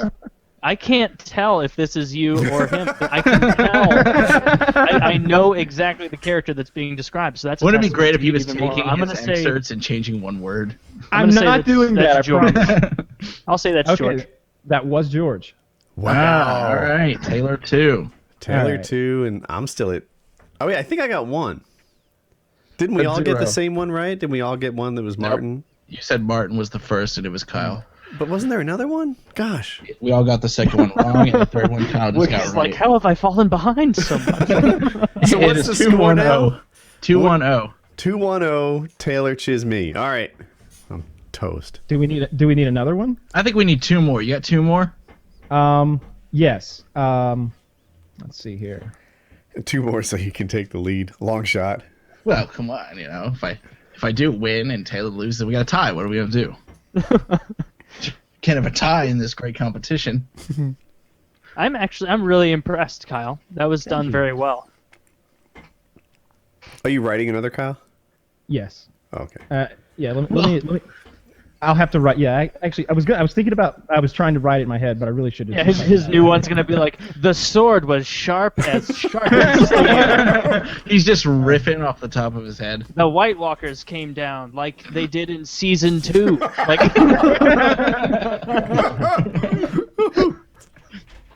who He is that? stabbed him with the obelisk, Yeah, the obsidian, whatever. the obsidian. He grabbed the Washington Monument out of there and plunged it into it. The White Walkers were walking like walkers that are white. Like White Walkers that walk. Pale as white ghosts they were. Pale as white goats. As scary as a frightening animal. Like, He's scary twice. As scary as a scary animal. right. She has come up with a bad writing that he would do. Or you haven't read the books, have you? I haven't read the books. For some reason, I am gonna listen to him. Kyle's really sold him. you'll really enjoy it, dude. Like it'll get to the point where you won't be able to turn them off. Like you'll just be laying there like trying to fall asleep listening. It's enthralling. What? Oh, we didn't watch a movie recently. We watched Louis C.K. recently. So bad. Just a real piece. Like there are specials I'll go back. Still haven't and seen watch. You don't want to see it. You'll want to see it for the sake. Even more liberal and No, it was not even political. It was not his material. He did like a bunch of different voices he's never done before, which is not a lot his of impressions. Yeah. It was super weird. I hated that because they weren't. It's not his shtick. You know, his older material was in respect to like a Carlin-esque thing, and he's deferred from that greatly. He did voices, really gimmicky shit. Like it sounded like somebody opening for a real comic, just really corny stuff. You had to be pretty drunk in the audience to be laughing. The audience kept laughing, and we were all asking ourselves. We watched it all together in sync, and we're like, "Why? I don't like." Is it on Netflix? It's on his website for $5. Oh, so are the voices just like when he does like his? I'm like an annoying mom on a flight. He did a fuck gay you." voice to start off. Or So is that a bad thing to say? No, he did voice? he did an effeminate white girl, stupid white girl voice is what he did, and then said it was a Mexican. It wasn't funny. Was any of it good? No, Yes. we maybe laughed for a total of 5 minutes if you add it all up. Yeah, So, there were 10 moments minutes. of goodness in there. There were parts of. I was more generous. If the thing was an hour and 15 minutes long, I thought maybe 10, 15 minutes of it were funny. Yeah, that's definitely not worth a good percentage for a stand-up special. But that's disappointing because even his last special, the Oh My God, that was the weakest he's done by far. And that was one better than just this wasn't one. that just wasn't up to snuff. I'll rewatch that one from Yeah. time to time. That just wasn't up to snuff as his previous works. This was flat out bad. That's Like, the was it? How thing. long was it? It was it was an hour and 15 minutes. It was an hour and 15 minutes. Maybe 10, 15 minutes of it. He had an opener. intro actor, an opening act. Was it preachy at all? Like kind of. No, that's the thing. It wasn't his like standard material. It was shit that was like gimmicky, like fart jokes. The And things that you're concerned about being preachy or too liberal, that wasn't the issue to me. It was just not funny. I would have enjoyed that. You know, it And wasn't I his. really like Louis C.K. Like Louis that C.K. for me personally has kind of a Chris Pratt thing going on. Like I enjoy their work, but I also want good things to happen to the people behind the scene. Like You want to see him succeed. You want to watch them Like continue. I want Chris Pratt. I just found out he's either married or dating someone or something. I hope that works out, right? Because I want him to be a happy guy. I feel like he's one of the world's good guys, and I root for him, and I hope that he's happy in love and career and etc. Right? Louis C.K. to a lesser extent, I feel that way too. Like I like this guy. His life hasn't been completely smooth. He worked a long time before he became an overnight success. I'm in his corner, but that doesn't mean I like every joke he tells. Have you seen his show, Taylor? Any episodes? Oh, Louis? Yeah. I have, and I really don't care for it. But his openers he does like he typically like Jerry Seinfeld-esque in Seinfeld type days. He opens like on stand up usually. Some of those jokes are funnier than what his actual hour-long stand up special was. It was really So like bad. Like that sucks. I won't. Have reviews come out for like is everybody disliking it for the most part? I'll look I it don't up. know. Yeah. Who's a good comic nowadays? Who's thriving? Bill Burr is always solid. His most recent special was really good, but it wasn't as good as Right, that's how I felt too. Let It Go or You People Are All the Same. But then a guy who's newer, he also writes for SNL, I think, John Mulaney. Who's Mulaney. the Australian guy? Jim Jeffries is on fire. Yeah, Jim Jim Jeffries is Jeffries. I don't know how hilarious. new he is, but he's sort of newish to me. He's like a he's actually storyteller. done he's done like 5 specials, but his old ones are hard to find, but they're really good. Like he's gotten like the comics I love, they get better as the years go on, and it's disappointing Louis is getting worse, you know. Well, They even all- with Carlin got worse as he got past a certain point. Like if you watch his like 2006 or whatever 2008 special, it's just preachy. I think I still think preachy. he got That's better. my He issue. got, with he Carlin, got more preachy. Carlin did this spiel where it was like he was it wasn't spick, it was spick. I don't think that's a real word, but anyway, he did this spiel. It seemed like he always did this, like, I'm the only smart guy on earth thing. And after a while, it's like, it's not even clever, right? Like, look at this end table. This is my stuff, but it's your shit. Oh my God, you're so insightful. Yeah, and it's like, yeah, everybody's shit, everybody's stuff. I'm going to talk real quick, Well, try and see, fool that's everyone, thinking I'm saying something really funny. I'm going to keep That's talking. where I real would say quick. he's gotten better. Because that's his older material, and like the 7 bad words you can't say on television, I think he got better over the years because Well, that stuff was a that. little more gimmicky. He did the fast talk thing right up to the very end. His last Well, special. he was getting old. No, I know, but like his last special, that's what I'm saying. Is like his last special was not good at all. The whole first 10 minutes are just fast talking, trying his hardest to show like, hey, I'm 81 or whatever, but I still got Are it. you thinking of the one where he goes like megabyte, gigabyte, all that stuff? Is that the one from like 2006 or 2008? Because that's like his second to last or third to last. Then- His last one, he's decrepit old, but I thought it was pretty good. Then I might be mistaken. It might be a second to last that I'm thinking of. But Yeah, good, he does like good a 2-minute comics right intro. now. John Mulaney's funny. Bill Burr's good. John Mulaney is he the Jewish guy? I don't know if he's Jewish or not. I know he's got the special on Netflix. It's really good. He's the Who Jewish else is guy. good right now? dude, Bill Burr. I keep waiting for the other shoe to drop on him in the whole pussy pass denied thing. Like, it seems like he has a lot of misogynistic comedy, which is funny, I'll admit. But, you know, like there's an epidemic of gold digging whores, right? You know, that's one of his spiels. True. There's a bunch more. You know, he talks about, you know, hitting girls and stuff, you know, and how they need a good smack or something.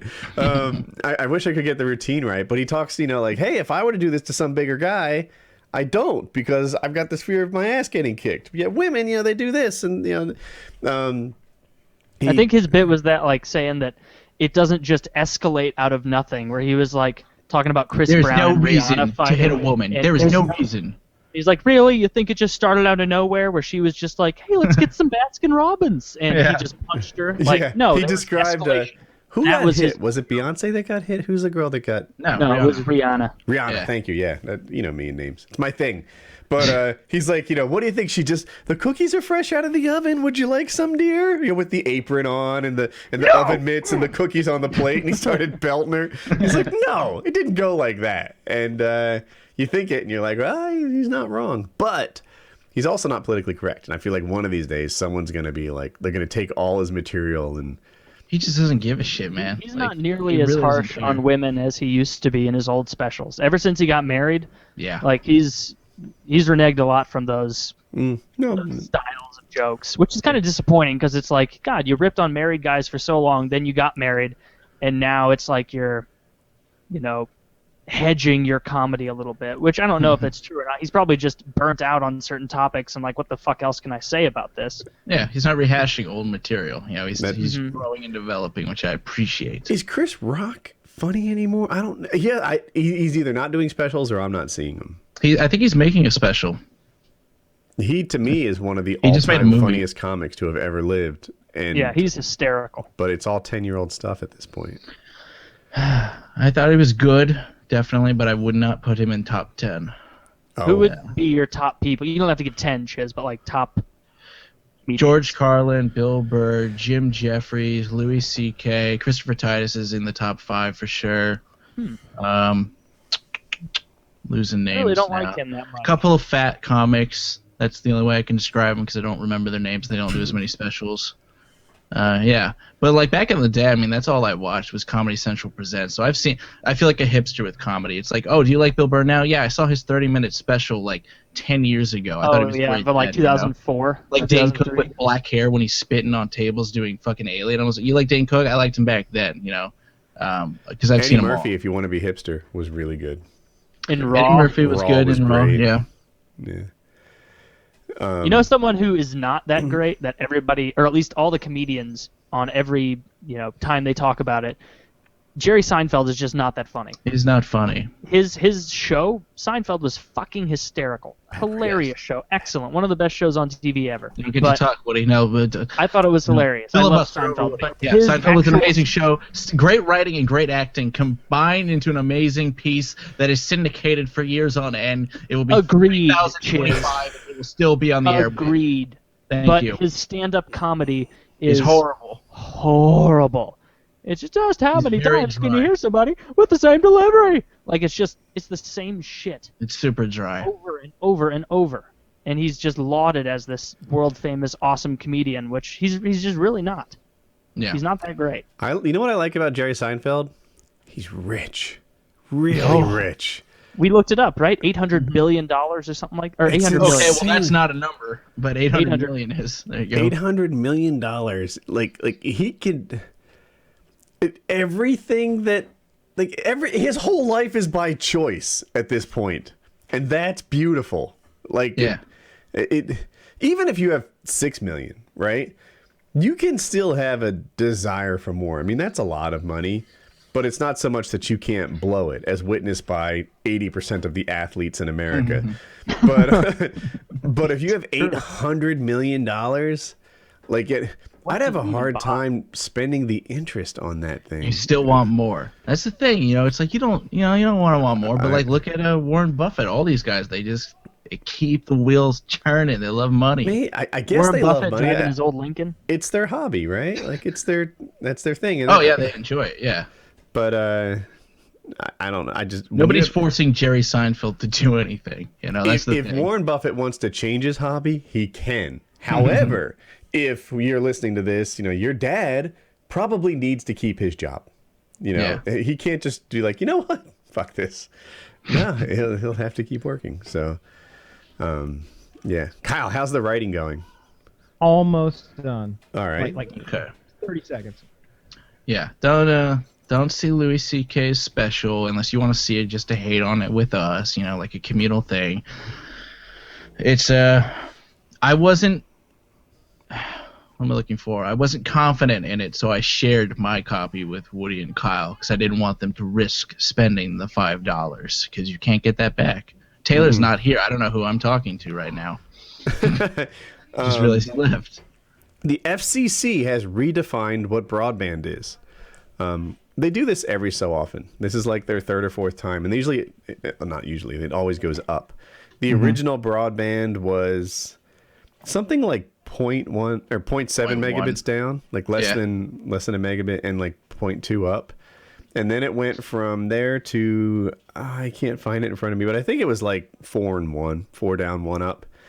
And just now it is 25 down and 3 up. That's what broadband is. Nice. And it has an impact in that, like, the government only tends to fund projects that are broadband.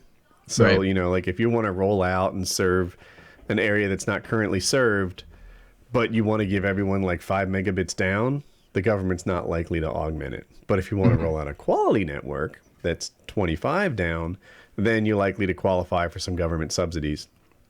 And, God, some guy was ripping at me today for being liberal. But facts are facts, dude. The Republicans are straight up aligning against anything that's not pro current ISP. Did you see that the Keystone Pipeline just passed the Senate today?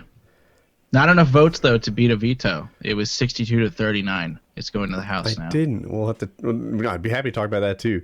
But the Republicans, so the commission has 3 Democrats and 2 Republicans on it. And the Republicans, the 2 of them are blasting it. And I didn't think they were without a point.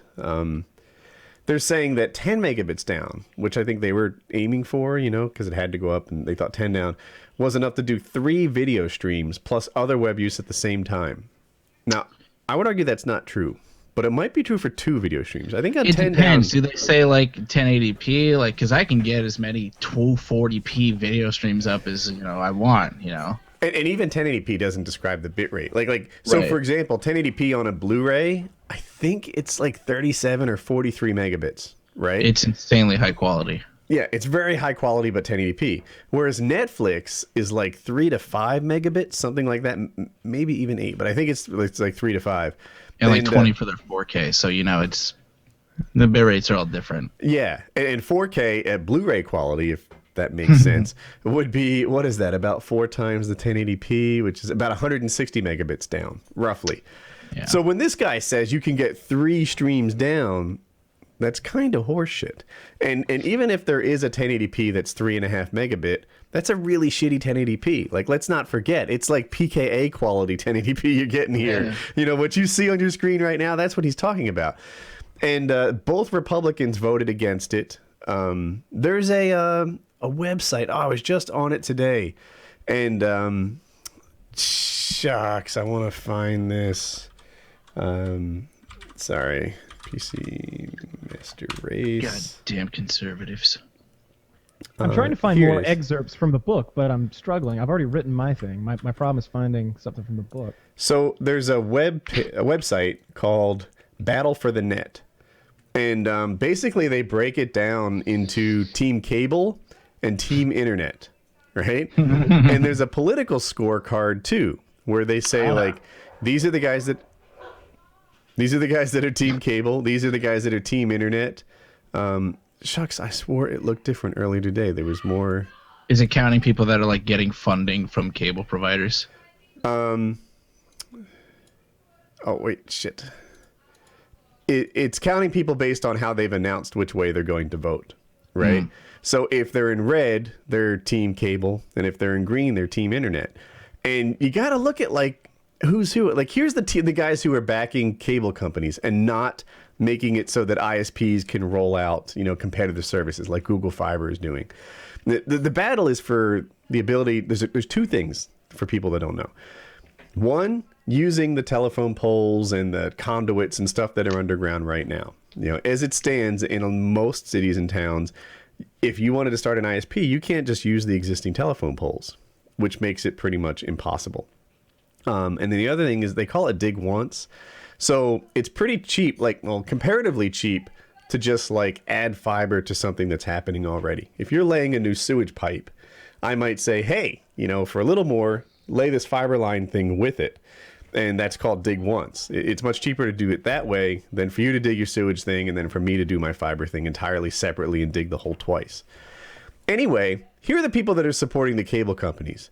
Rubio, McDonald, Thune, Cruz, Upton, Boehner, whatever his name is, Walden, Blackbird, Green, McCarthy, Scalise. These are all Republicans. Well, mostly, the names I recognize.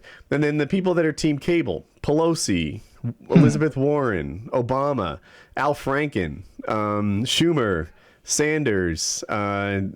These people are all Democrats. Harry Reid is undefined. And Wheeler, the FCC chairman, it has him as like undefined, maybe a little green. But it's just like, dude, this is a battle. Republicans versus Democrat. And I'm not being biased when I say, in this topic anyway, the Republicans are the bad guys.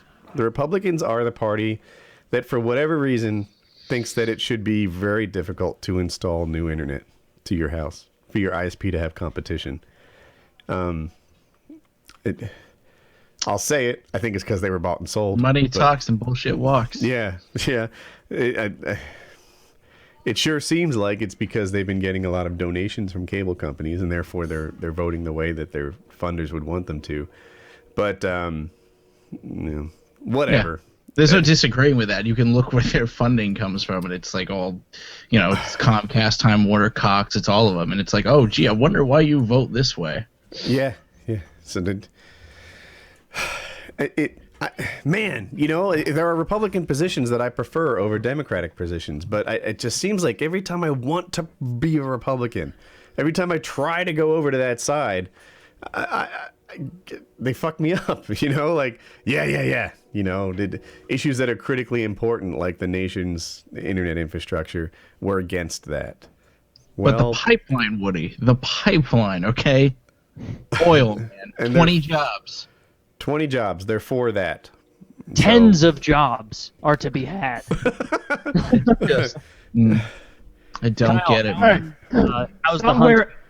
Somewhere off in the far distance, a dying man was screaming for his mother. "The horse!" a man was yelling in Gascari. In the next camp to the north of the Second Sons. Kyle. Me or George R. R. Martin? Read it again, real quick. Oh, God, let me open it back What's up. the psychology behind this tactic, Taylor? Now I've lost my... That would be George R. R. Martin. I've got my thing linked here, too. Somewhere off in the far distance, a dying man was screaming for his mother. "To horse!" a man was yelling in Gascari. And the next camp to the north of the Second Sons. Well, I don't George. think you would know what Gliscari is, so I'm gonna say George R. R. Martin. Just to be a bitch, I'm not gonna change my vote, but I totally think it's Martin. But I'll stick with Kyle because you. I'm going to say George. This is my chance to catch No, up. no. Chiz goes for Martin. Don't let him have this plausible deniability of I would have won if I were less honorable. Pick what you want. I picked Martin then. Martin. Martin. And suddenly they were upon him. There was the burning falcon of Craven and the winged chalice of the Finns, who'd each made the ride from their keeps above the fork of the trident. Their armor sprinkled the fresh blood of the men they slew in the valley below. What house do you fight for, my lord? Came a booming voice from the tall man who sat astride the red stallion. So As those tall are as a 6'2" pole he was. Hey, Oh, it's Kyle. All right, I give up. All Did right, he I'm say done. that? Did No, he say? but What are you The mocking? first one. The first one was Martin. The second one was Kyle. How are we doing? You didn't tell well, us. you who didn't did- give us answers. Yeah, you got to tell those us were if we're right. Well, I couldn't on the last one, which doesn't seem fair now that I think about it. But yeah, you got it right. Yeah, the first one was Martin, and the second one was me. What did then he we're say all that tied. made Merca mock him? I think I missed the detail. Oh no, tall it was man. just it was so clearly a George R. R. Martin one or a Kyle one where he went too far with it and kept trying to add compound sentences and things that are a part of it, like. And then the man stood tall Yeah, and I kept Lovely. rewriting it over and over, and it was three different things. and Those the things got king, combined. like it was Are, just. are we out of excerpts? Yeah, we're out of it. It's hard to find the excerpts. That's one thing, like because it's his content. Go to a Game of Thrones or a Song of Ice and Fire wiki. That's what I should. They have some excerpts there, but that was actually pretty impressive, Kyle. Like a lot of that sounded legit, Thank you. and I could tell Maybe- you know your Game of Thrones because there were some terms in there. Maybe if he dies, I could take over for him and sew this thing up. Maybe. Ooh. Can Maybe the we other look at one. my? Speaking of Game of Thrones and swords and such, you want to take a look at the sword that I'm getting? Oh yeah, I do. Yeah. Swords of Northshire. We do have a Sounds- mid-roll coming up, just Yeah. saying. So I really want. I don't know which one they're gonna give me. Oh, good lord. Jesus Christ! These are- expensive. These are bargains. Whoever's sponsoring Kyle, you have a damn good product. I think it our looks like viewers that's should... tempered, high quality, a Japanese steel, and I Yeah, would I'm- love my own. Right? I've always wanted my own. A guy got into contact with me a couple days ago. He said he's going to get me one of these custom swords. I'm not sure which one. I haven't really decided which one I want. I definitely want one of You these. got to go for the 7,000, right? Are you qualified gotta. to own this thing? What? Shouldn't there be a test or something? Like it... Test. It's a blade. A swords play test. There's Kyle no- did narrate To the it. dance with the wooden sword. Out in the courtyard, you dance with your master. Now, Kyle, that 7,000 one is really dope, but if they don't offer you that one, scroll down, look at the Yang style Tai Chai Chinese Dao blade or whatever, the wood one with the kind of goofy Indian looking hilt. Oh yeah. I Would see you it. want that? That looks pretty cool. I don't like the hilt and the scabbard and everything. I think I like. I Very want one of these- Arabian. Yeah, exactly. I want one of these folded steel, clay tempered. I Traditional. would want one with lots of katanas. string on it. I find that cool. Yes. Oh, look at this. The Lord Guan Yu Han Dynasty. This looks like a halberd or something. Like not Yeah, a sword. if you click it, like it's real big. Look at that! Look at the end of that blade. That is inappropriately. Jesus. big. Wait, all right, what is it called again? I need to search for it. It's the. If you go to just the link Kyle gave, it's the Yeah. Here's like the third direct row link. down Lord on the Guan. right. It's called the Lord Guan Yu Han Dynasty.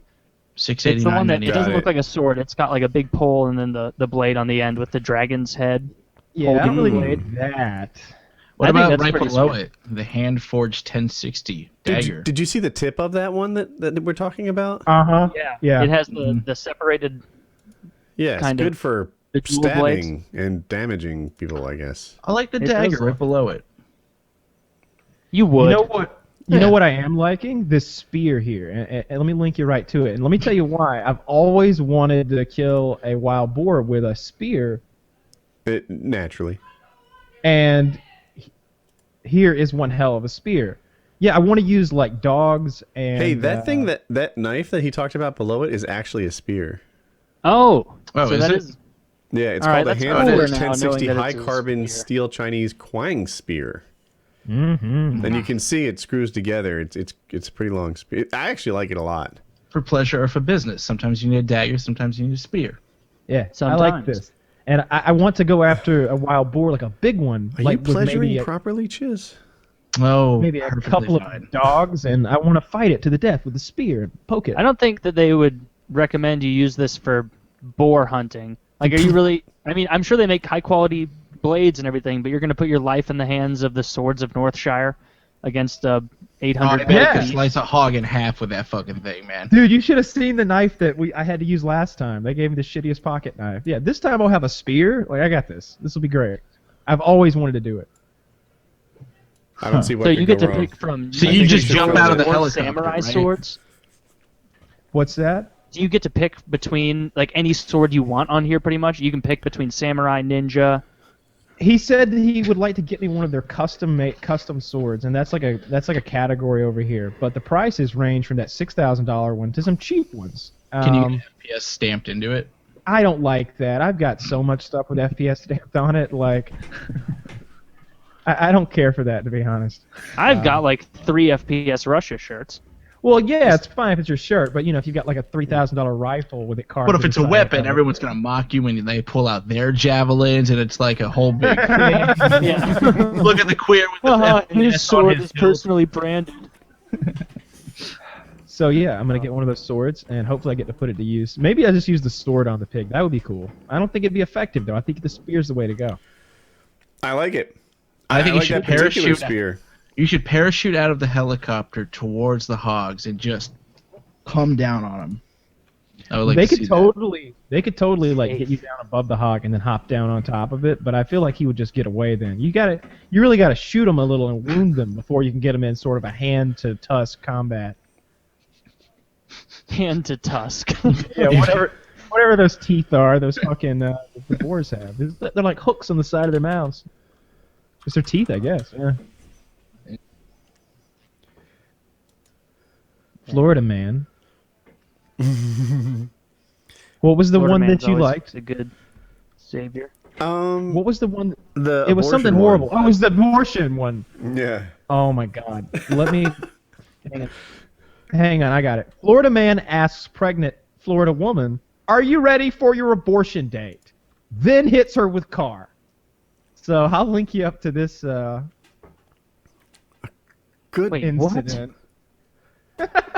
Should I repeat that? Please. I think they're dating or something, right? Pregnant woman's boyfriend asks, "Ready for your abortion?" Then hits her with a car. It's a video. Oh, great. Let's cue up. Oh my God, this is gonna be. Yeah, it's gonna be some lady talking about it. It's not gonna show him. Really? I hope it does. I think this is. Yeah, I think All they're going to show it. I am. You guys want to stop? I'm Yeah, I'm queued up at scanning 0. ahead. Like I'm at 40 seconds, and so far the car hasn't moved. Okay. Oh, that might be Excellent helpful. radio work, Woody. Let's scroll up to 40 seconds. Is it in the background, maybe? Oh. It is in the background. All right. It appears to happen. Oh. Queue up at, say, let me see. Yeah, right at the beginning. Queue up, stop at 7. I'm sorry, 8. We'll all start together. 8 seconds. All right, I'm ready. Yeah. All right. Now you need to look at the road above, near the words hitting and pregnant. Ready, set, play. She's crossing the street.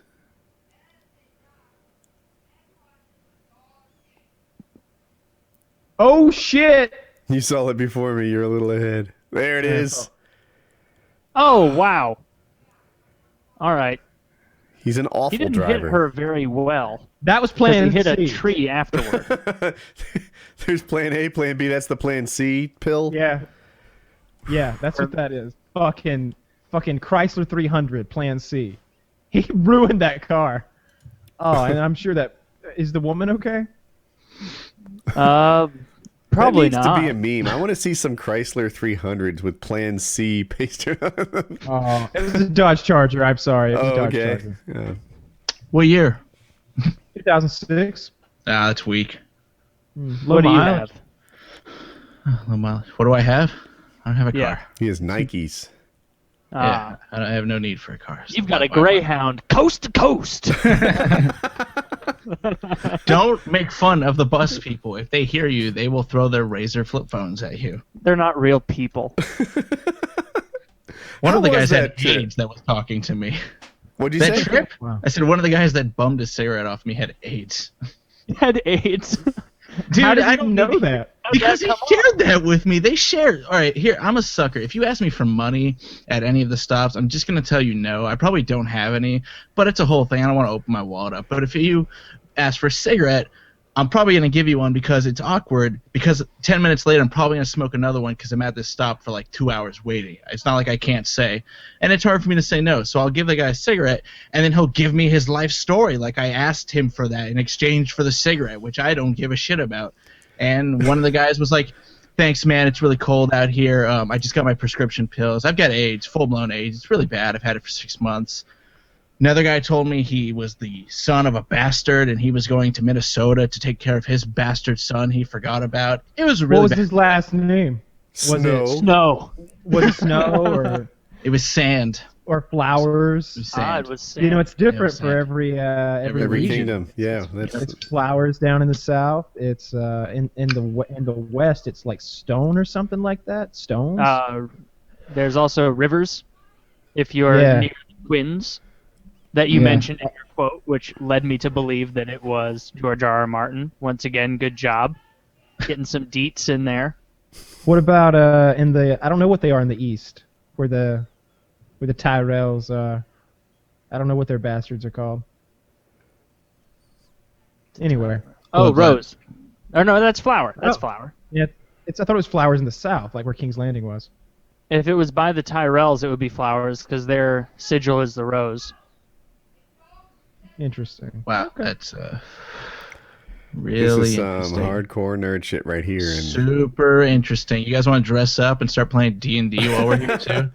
I don't know. Can I borrow your hat? well played. Well Touche. played. He's Touche. no easy victim there. No easy mark. I talked to Wings tonight, and I was like, "Hey man, you want to come on the show?" We were about to start here in a little bit. He's like, "Can't do it, playing Dungeons and Dragons." So he is somewhere with his dungeon master, having a great fucking time, I would imagine.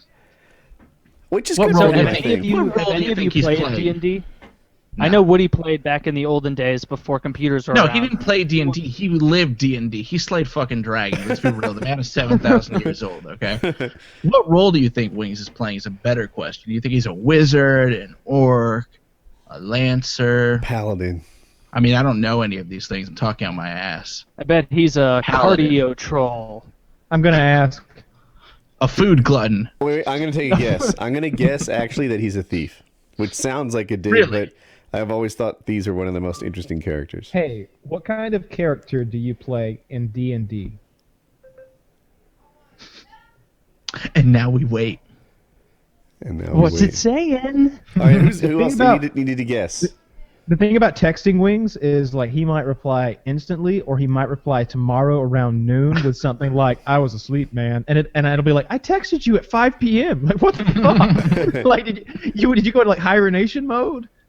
I always liked I- being a thief. I felt like I forget how it works. It's been so long, but I felt like You played? different characters. Yeah, as a kid, different characters had different like bonuses that added to your abilities. Like you have charisma and strength and like quietness or something. I'm Is messing it up. barbarian a possibility?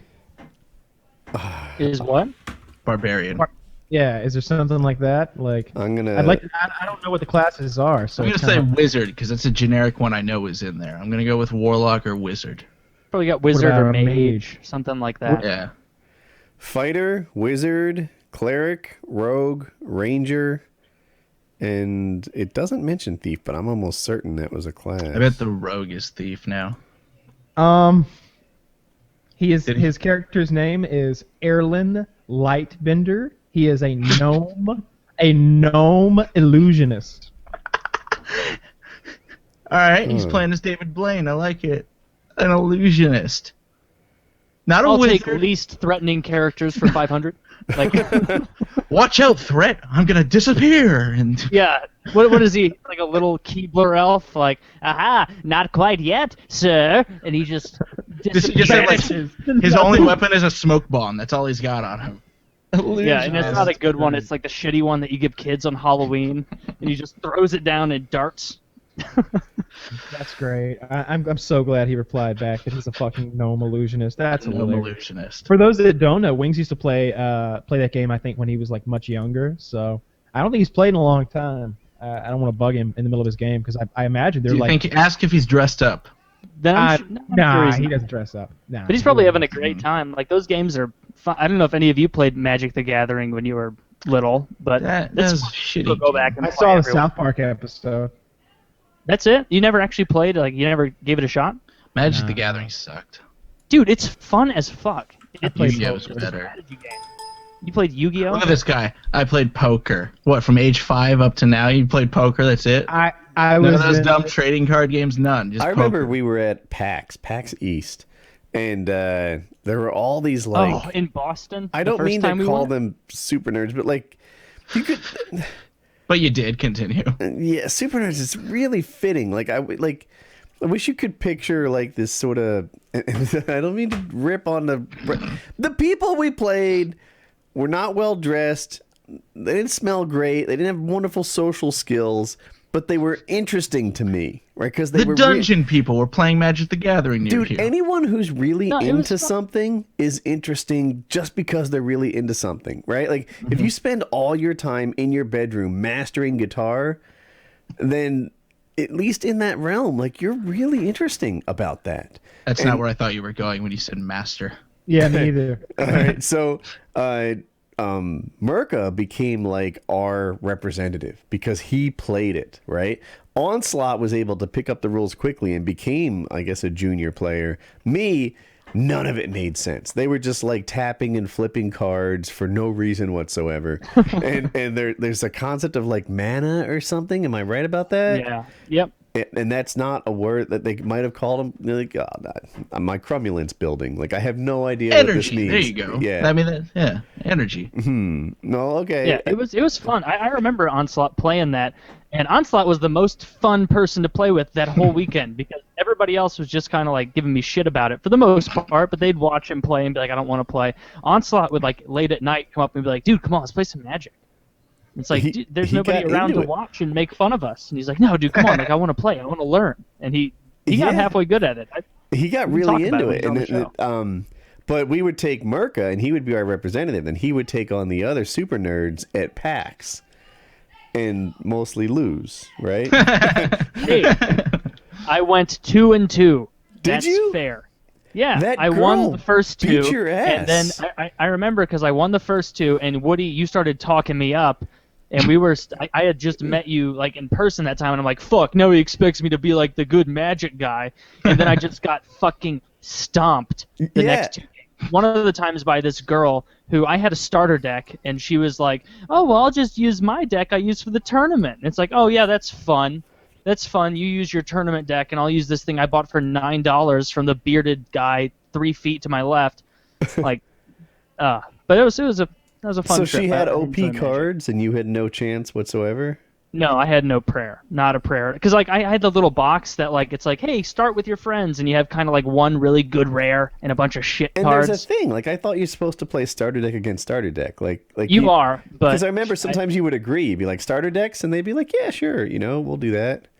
Yeah, that's a fun way to play. It's like nerfing yourself, and so you're seeing who can do the most with the least. But yeah, she I guess didn't have a starter deck, so she just used her tournament ready deck and obliterated me. Oh. But It was cooler. still a fun time. Yeah, I still Still don't know how to good. play that. And then what happened? I got, I don't want to say jealous, but like there were you guys started playing Magic on Xbox Live. And I Oh, wasn't yeah. able to participate in those sessions because I didn't know how to play. Xbox Live makes it so easy. For a while, me, Onslaught, I think Dunkus, I T-Mart think. even tried it a little bit, and Hutch. We all played a ton of Magic on there. And Dunkus, I think he played a lot too. Bendro maybe, but Yeah, that's still one of the funnest Xbox games out there. Download Magic if you haven't, listeners. Play it. You'll like it. Or don't. Don't listen to Chiz and his hat. It's just a card game. That's all it is. Get the real deck if you're going to play. No, it's way Yeah. more expensive to get a real deck. It's way more Especially fun to play because with the real deck. It is more fun to play with a real And you deck, but actually then you get need face-to-face real with people around you who can play Magic the Gathering. And that involves asking real people, can you play Magic the Gathering? Oh, I bet if you Google right now, there's dozens of Magic shops or places you play Magic around you. Like, it's such a fucking big card game. I'm told Yeah, you can Friday Night spend Magic a is lot everywhere. of money in Magic. Well, you can spend a lot of money in any hobby you would go into. Like, I could spend a shit ton of money on Yu-Gi-Oh cards, too, or, a nice poker set would cost you a lot of money, One of my friends, speaking of expensive Magic cards, he was a computer science major, ended up getting an awesome job right out of college. I won't say the company, but he's doing really well. And the first thing that he big really known did, company. he's so into Magic, is that he bought the Power 9, which I'm not sure nobody. Do you know what that is, Chiz? Like the 9 most rare, awesome cards. It's in the Magic 9 good the Gathering. cards, right? Everyone knows that. The nine best cards, and they're like the most valuable of them. I think he told me was worth like $5,000 or something like that. So he dropped like thousands upon thousands of dollars for these 9 cards that he he'll hopes never are play. valuable. That you won't ever play. never You're play. never gonna play a $5,000 card at a tournament. So some grubby faced teen can be like, "Let me see that. Good. What are the rules for it?" Like, just You being can buy a dick. fakes too, right? Like that's a common thing. What is? Sorry. I'm sure you can buy prints. There's a term for the fake ones, and like there'll be tournaments that allow it. Like do you want to play a Black Lotus? Like I have a fake Black Lotus. We'll play those. Oh, like proxy cards. Yeah, like proxy cards. I guess, but I think the proxy card sounds like you just call it that, right? Yeah, that's when you'd print off a fake sheet of paper and put it in a card case or something. Oh no, the ones I'm talking about were kind of high quality cards. Like you pay $40 for a fake, and it would take a trained eye to detect that it was a fake. Wow. No, I don't know. I was reading about Magic the Gathering for some reason and learned about that. It's a fun game though. If you haven't played it, try it. Or stick to video games. No. It's yeah. the Play learning curve. Hearthstone. That's the new thing. Go play that card game. I'm not gonna play any of those card games. Those things are fucking lame. I'm sorry, you just fucking slow roll your ass in poker until the people you're playing with just give the fuck up because it's not a goddamn endurance test. Goddamn. Kyle likes his card games predictable. The I same watch people play poker online, like real poker, and I'll play some too, and that shit is fast, and they know what they're doing. You will just keep buying in and buying in and buying in until we want to kill ourselves, frankly. Yeah, like how many times do you have to beat this guy? You lost twice. It's not a game. You win money, not the game. There's no We won winning. your money, This and you isn't bought Monopoly. This is Monopoly. You I don't want took all Boardwalk your in the money. first I place. only kept playing to be polite. You took all the money we started with. There was Twice. a dinner break in the middle of the fucking game. We drove away 20 minutes out, had dinner. You guys just Go weren't serious enough about the game. At It was some like I point, said. you just go in you just go all in every hand until you mercifully lose. And we shouldn't play if it's going to be like that because the fun. I've said this before, but what's fun about poker is the mind games that you play back and forth because it's not like that whole thing in Princess Bride where he's like, the poison could be in your cup, but if you know that I know what I know, like it's not like that.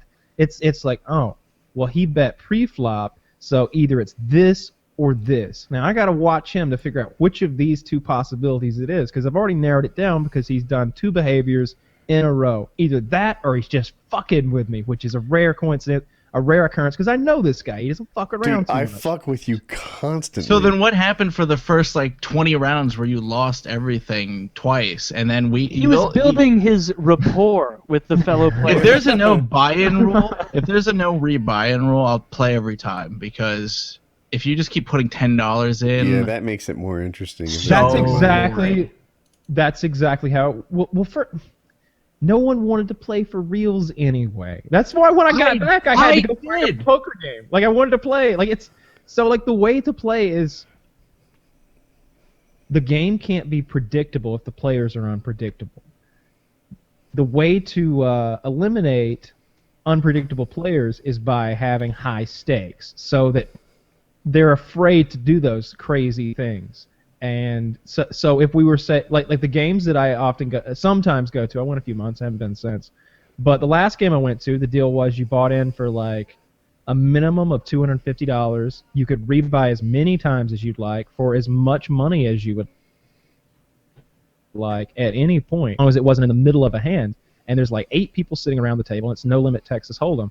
So the pots, I think the big pots were around $1,500 or something like that, and most of the pots were $100 to $300, something like that. But you can win a lot of money sitting there just watching how everyone plays and kind of biding your time until you've got good cards. But rebuying is just kind of part of it. Like even in that game, I think I lost my first $300, and then I walked away with like $1,200, and like $800 of it was profit or something like that. So you're right. If there was real money on the line, I'd have given a shit. But that's how you took the fun out of it. We were playing $10 games. It's not fun for me. Games.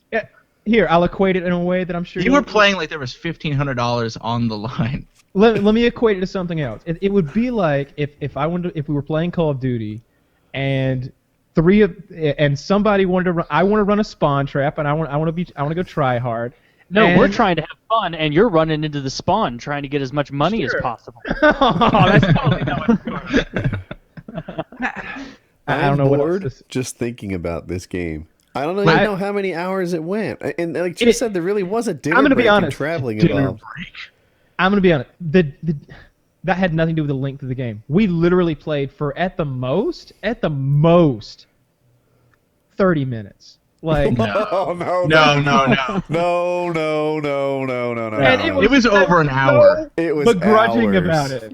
I'm always willing to show an interest. If he'd been like, let's play Pinochle. I don't know how to play fucking Pinochle, but I'd have been like, all right, Pinochle it is. They're just like... Because you kept buying in. Who knows how long that game would have went? No, that game was like 3 hours long, and 30 minutes is just silly talk. Silly talk. Kyle, in your heart of hearts, what was more fun? Playing those little kind of annoying games of poker, or watching ludicrously inappropriate porn in the downstairs of that Marriott and betting on who couldn't gag? We were so wasted. That was a fun night for a lot of reasons. Hey, that's Kitty's cup. Oh, Kitty's not here. Kitty's in fucking... I bought her that cup. Well, that was a fun night, though. We just got hammered and watched. You really revealed your hand as being one of the princes of fucked up porn. Like you were like, every time we were like, all right, we got to find something else gross, and Kitty had my computer, which I volunteered to use because I was so goddamn drunk. And she was like, I can't find anything else. It's quite as gross. I can't quite find it. And Kyle would just be like, let me see, and turn it around, type something in on Motherless for like 3 seconds, and then there was some sort of like colon drippage into some guy's mouth. Just colon dripping my ass. That was a horse shit coming out of that person. It looked like somebody was squeezing oatmeal and peanut butter through a garden hose.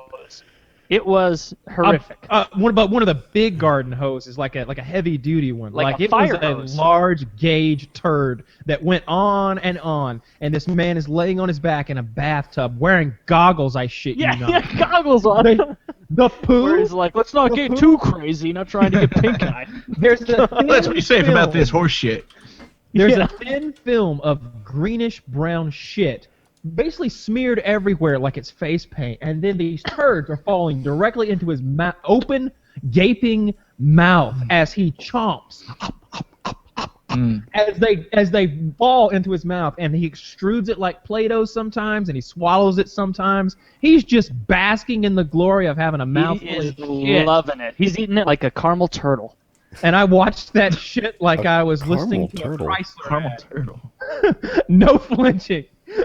That's the game. You see, if you have to watch that without flinching, without showing any signs of disgust or emotion, and you got to lock eyes with the man as he chomps the shit, And you got it. You know, you really got to look at it. It's like facing the devil.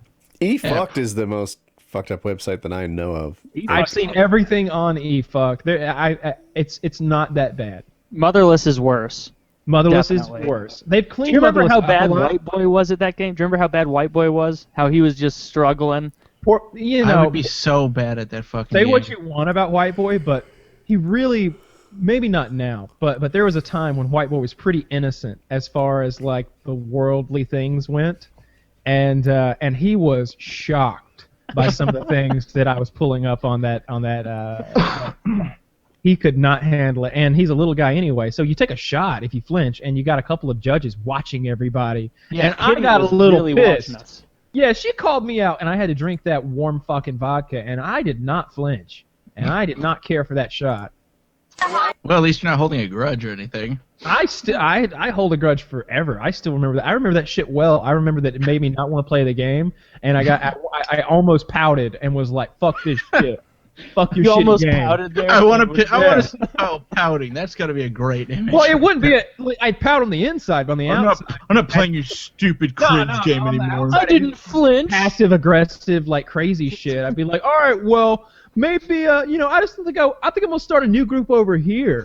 And, I made up this game. I'll take it over here. Fuck you and guys. I'm gonna get Kelly. Why don't you judge my game? Yeah, you come over and judge my game, which of course would bring White Boy to my side, and then Taylor's drunk enough I could take him. So I would just take everybody away from Kitty and like leave her over there as like a lesson. But I'm not a douchebag. So Eventually, she left anyway Drank. because it was fucking Good 1 to a.m. know the inner workings of a potential sociopath right there. Thank you for laying that all out, Kyle. How you borderline manipulate personality people. disorder. Yeah. Borderline. That's the important part.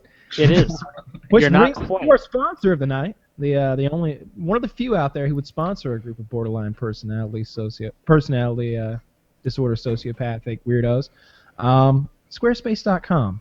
As I've mentioned before, you can use code PKA to get 10% off your purchase there. If you want to build a website, there's no better place to start. You can see we went over it, but I promise you, if you're one of those guys who's watching this in your car or on your iPod or whatever, when you get home, check out dreamingwithjeff.com. It really is you'll chuckle. You'll at least chuckle, and you'll probably laugh. And if you're drunk or something, then you might have nightmares after you see this fucking website. You've got to see it. And I gotta say, it's pretty cool. Some of the way that the icons, the records, and the LPs and such would move and do some creepy fucking stuff when you touch them. I come away with this knowing that Squarespace actually is a really good place to build. It's a lot of features, exactly. I thought it was gonna be more modular, and this seems more. I don't know. It had a custom feel to it, and I also came away with this knowing that Jeff Bridges is off his fucking rocker. So check out his Super Bowl commercial. You'll see him playing the pan flute some more, I think, and really talking about nonsensical craziness, just like his CD, his album that he's releasing here. Is there another video to watch? There's Let's some more see. audio. See, We could There's a listen to 2-minute it. under the sky. There's a 2-minute video. That's a tutorial The for clouds. Squarespace, if I'm not mistaken. are Okay. in the Oh, are we sky. supposed to show it or no? Nah. The sun is I'm between listening the to clouds. My Keys. And if I were to make an album, This is my impression of My Keys, even though I haven't heard it yet.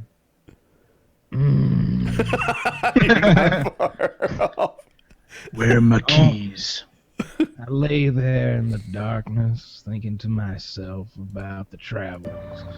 My keys. are Travels a on the man table. takes in life, and the travels I I must will take be in the today. car driving But beneath first, the sky towards the I must sea. find my key. There is a small house on the beach. Yeah, if you had a drunk relative that used to talk to you while you went to sleep or passed out on the couch after a couple beers, Jeff, this is the track for you. One for you. And I it's, think he's literally searching for his keys in this. The door is red. That's what I assumed the song was when it was titled That's Keys. God I will damn open it, the I'm door. gonna fire Alfonso. Where's my Put my keys? keys on the table. Checked my pockets twice. You Still will be in haven't the shown. blue listen chair there. near the window. Let's listen to the IKEA song. It's gonna be like 40 seconds of rattling and then just him being like, "Fuck!" Goddamn instructions don't have words. Cue up at 0. I'm there. Give me 1 second here. I had closed dreamingwithjeff.com. It was unsettling. It was unsettling. I don't know what else to say. Those eyes, I don't care for them. Hang on, I'm getting. What do you think the reasoning is behind all the eyes? Like, what went into that thought process? Dude, I don't fucking know. What's There this was song it was called? IKEA. IKEA. I'm ready to roll. Ready, I'm ready to roll set, IKEA. play. It's 1 minute and 3 seconds long. Fucking Michael Bay. When I die, there will be no burial or cremation. I have contracted with space materia to store my remains aboard an Eterna satellite. Zordon? Who's listening to this to fall asleep? My body will forever loop around the planet and emit a flashing light whenever it passes over a memorable Is this location. Jeff Bridges' plan to enslave the human race? Like that Maybe. bar in Redondo Beach. He where sounds we like first met. Apocalypse from the X-Men. He does. Or IKEA. What?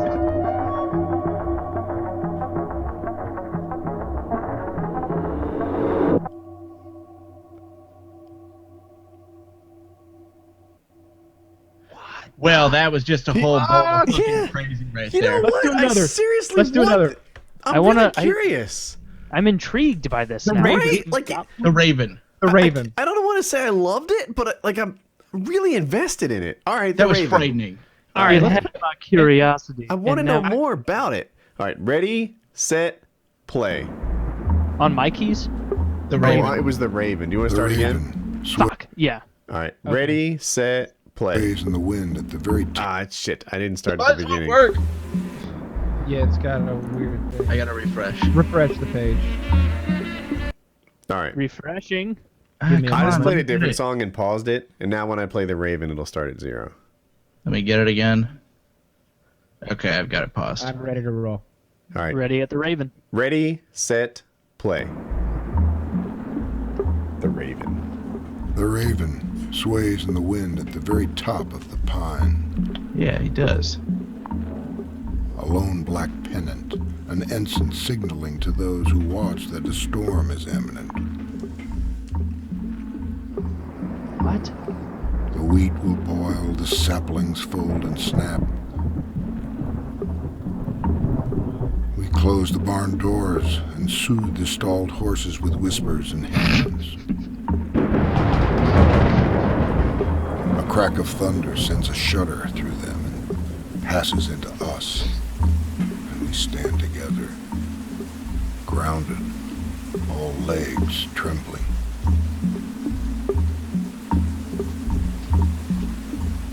He was so fucking high when he wrote If this. you take like an abstract painting and put it in music form, The that's what Raven. we have here, because it Yeah. doesn't make And then any you did sense that at all. thing, a pot brownie. That's what we have. No. Pot does not do this to you. He is on acid when he's I writing just these imagine songs. like you could easily like one of these tracks just be like, I shit myself in a You know, we're making fun of it. I shit myself in a dentist parking lot. I shit myself and my maid hasn't been here in 3 days. I might be alone, but I actually think I like this. Let's do another then. It's I'm digging it. genuinely winning me over. Like, I'm like, I want to fall Good morning, asleep to this. sweetheart. Feeling Good- good. Well, some of them you have to pay for, I think, right? Like the ones with the stars. No, so I think the deal here is you pay as much as you want, so you can listen to them for free, but you come away with it feeling like kind of an asshole, or you can chip Nah. cash here. What do the stars mean then? I don't know. Maybe So which one? I don't know. I'm up for watching any of them. The Temescal Canyon. I I wanted to do feeling good. What, Okay. what See is you at the Temescal dreaming Canyon is tree. 11 minutes, so let's not do that one. Let's do feeling good. What makes Feeling Jeff good Bridges is feel 3.5 minutes. Do you want to do all that? Yeah, well, we got. Yeah. We could There's do the also hen- see the you at hen's the only a minute dreaming long, tree to and it follow has a us on. star. We got the Raven. Let's see what's going on with the hen. You know? all right. The hen. Ready, set, play. And it starts off the same. Oh, a little jazz in the background. I thought that was a bug flying around. It very well may be. I think that was That was the saxophone, I'm pretty sure. sax. Ray Yeah. was this tenor player. See? Good tone, good hands. Never played with the big guys, but still, he was good. And between sets, Ray would take out some silly putty. You know, that kid stuff. And he'd stretch it and pull it, and even make little animals and things. He said it kept his fingers limber. In his pockets, he'd carry 3 or 4 of those plastic eggs the stuff came in. That's how he came to have the nickname, the Hen. Because he had the eggs. That, and one time he fucked a chicken. How? This song's ending right now. Song That's the is a conclusion. really We learned about the tenor player. He played with Silly Putty. I really don't understand. You know how an entire EP will have some kind of meaning behind all the different songs? I think each song is a unique little gemstone in itself. Yeah, I think he ramblings. spent Really. 40 minutes making this album. Really, it's a crazy man's thought compiled Let's with be music honest. in the background. Yeah, let's be honest here. If you found these recordings compiled on a recorder at, say, Ted Kaczynski's a cabin, With no music. no one would be shocked. They'd Yeah. be, oh yeah, he's got that big manifesto over there, the bomb-making supplies. He's living in the wilderness, beard, all Survivor Man and shit. Oh yeah, and he's got that tape recorder with all that insane shit on it. Isn't he Talk the guy about that made his raising- album cover, the guy with 50 eyes plastered all over his face? Yeah, they called him the Ocular Bandit there. With for the a while, so he Beetle of started blowing Doom, his people up. sidekick, the Beetle of Doom. The Beetle of Doom. Oh I man, really don't know what's going on. It's hard to... It's just really crazy. it's bizarre, and I'm a Jeff Bridges fan. I really dig Jeff Amazing Bridges. actor. Oh man, True Grit. I thought he was excellent in that. A lot of people don't. My dad doesn't like it because he feels like his voice is so grumbly and he's so drunk that he's difficult to understand. But I've said this before about lots of movies. I always watch movies with subtitles. If you watch Snatch without subtitles, you're an Oh idiot. God, yeah. Like you didn't even see half the movie. Like it would be almost as bad as watching that Planet of the Apes movie without the subtitles. Well, how the fuck are you Nah. gonna try and watch Snatch if you can't even have the fucking subtitles on? Hey? No, What see, the that's fuck are you gonna try and understandable. do? You're gonna try and understand what the backbench is saying all the time? Well, Like fucking cameraman. Yeah. Oh, but The fucking caravan. It's- For me, ah. You what? What? Ma. Everybody in chorus. As far as my. It's a great Dogs. movie. Dogs? Yeah, I like dogs. You like dogs? Dogs. Yeah, I like dogs. I like caravans more.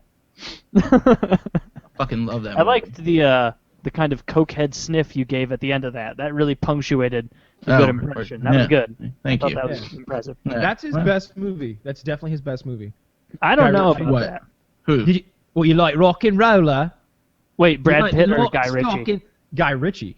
Oh, Guy yeah, his Ritchie, best yeah. movie, definitely. He directed that Call of Duty commercial thing I did. Like, I got to meet him, and like, as silly as it sounds, because I just said like 4 or 5 words or something. Like he was there, like standing. I was face to face with him. He was like, "All right," he's like, "Tell me what to do," and like, okay, good job with that. Now do this, and okay, good job with that. Because there were like multiple things. There was like 20 different things I could have said, and then they wanted like a variety of them. Like there was one of them was like, "Goodbye, horsey bitch." Like we did like 4 takes where I said goodbye, horsey bitch, and I That was did like, not make it "This into the final cut. and I knew it didn't. Like they had this giant crazy camera on a wire rig, and the room was enormous. Like it was, I don't know, like a stadium almost, but it was all blue screen, and but they had like crashed cars and real asphalt there, so it was like half fake and half real. And the camera was on this wire rig, and it came rushing at me at 45 miles per hour, and then at the last second, a foot away from my face, it would stop and pan down as it zipped straight up in the air, and I'm supposed to like follow it up with my eyesight. I didn't want to stand there, obviously, while they adjusted the camera to figure out, when it needed to do its thing. So they actually had a guy who did it for me who was about the same height, and I watched this motherfucker stand there, and he was like a legit stunt guy, and they were No a little, flinching. and he was just standing there like, and the thing would, because they wanted to get the shot and see what it was going to look like, and they kept bringing it closer and closer to him until they got the distance just right. But that was the coolest part though, getting to meet Guy Ritchie and like him playing his guitar between takes and stuff. Like he was an interesting guy. Was that one of the first Amazing times, movies. like, legitimately at that shoot, where you were like, I'm kind of something. Like, I'm a big fucking deal. That was a cool day. I never thought that. I still don't. There was a big cooler with drinks that said FPS only. I thought that was comical.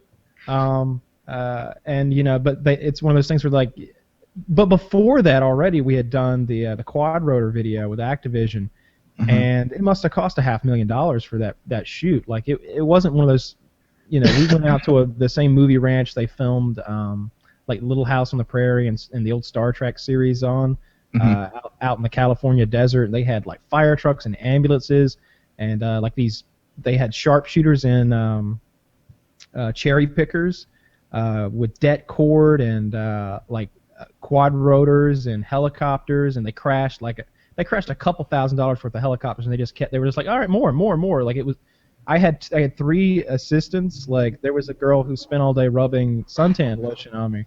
So that was bizarre. That was all ridiculous because normally we just go out there, 2 cameramen and an assistant or 2 and just get it done.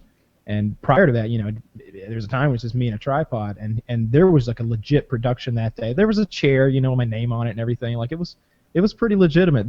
My assistant told me that she had worked on Willy Wonka and the Chocolate Factory with Johnny Depp, and he didn't have, and there wasn't nearly as much like stuff going on on that shoot. There weren't as many people.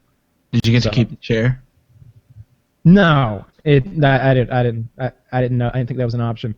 It was a funny day because like a lot of those guys, a lot of them were fans of me, so they knew who I was in passing, and they were kind of getting to know me as we figured out how the video was going to work, and I was kind of giving advice here and there, and they were listening to me, and there had been a couple of explosions really close to me that a lot of people didn't feel were safe, and I hadn't flinched. And they were starting to think that I was some sort of freak because I wasn't flinching at the explosions. And I remember it was hilarious. It was a total fluke, but this lady comes over with like a tray full of drinks. And it reminded me of that scene from Spider-Man where where she drops her lunch tray and he like swoops in and catches it. Right. Like one of the glasses of water or whatever falls off her tray, and I just like snap and like reach down to my ankle and catch it. And put it back on the tray, and it was just a complete fluke. Like I just happened to reach for it and happened to catch it, but they just had seen me like with a flaming gas can had flown by me. I hadn't flinched. So when I did that on top of it, they literally all went ooh. So that was a lot of fun too. But I think the Guy Ritchie thing was really cool because like I really like his movies, most of them anyway. Yeah, a lot of good hits there. There was supposed to be. There was supposed to be at least one more Rock and Rolla movie, and maybe it was supposed to be a trilogy. I don't remember, but it flopped so badly that it didn't happen. Did you like that movie? Not as much as Snatch, but still. No, Nothing beats Snatch. I don't care. Lock, Stock, and Two Smoking Barrels, I have It's a hard good. time with as well. You don't like either of them? It's good, but it's not one you rewatch over and over. It's definitely got its moments. It's definitely got some good moments. I love the whole part where he's like, "What the fuck is that?" He's like, "It's me Brent gun." He's got that crazy fucking huge gun.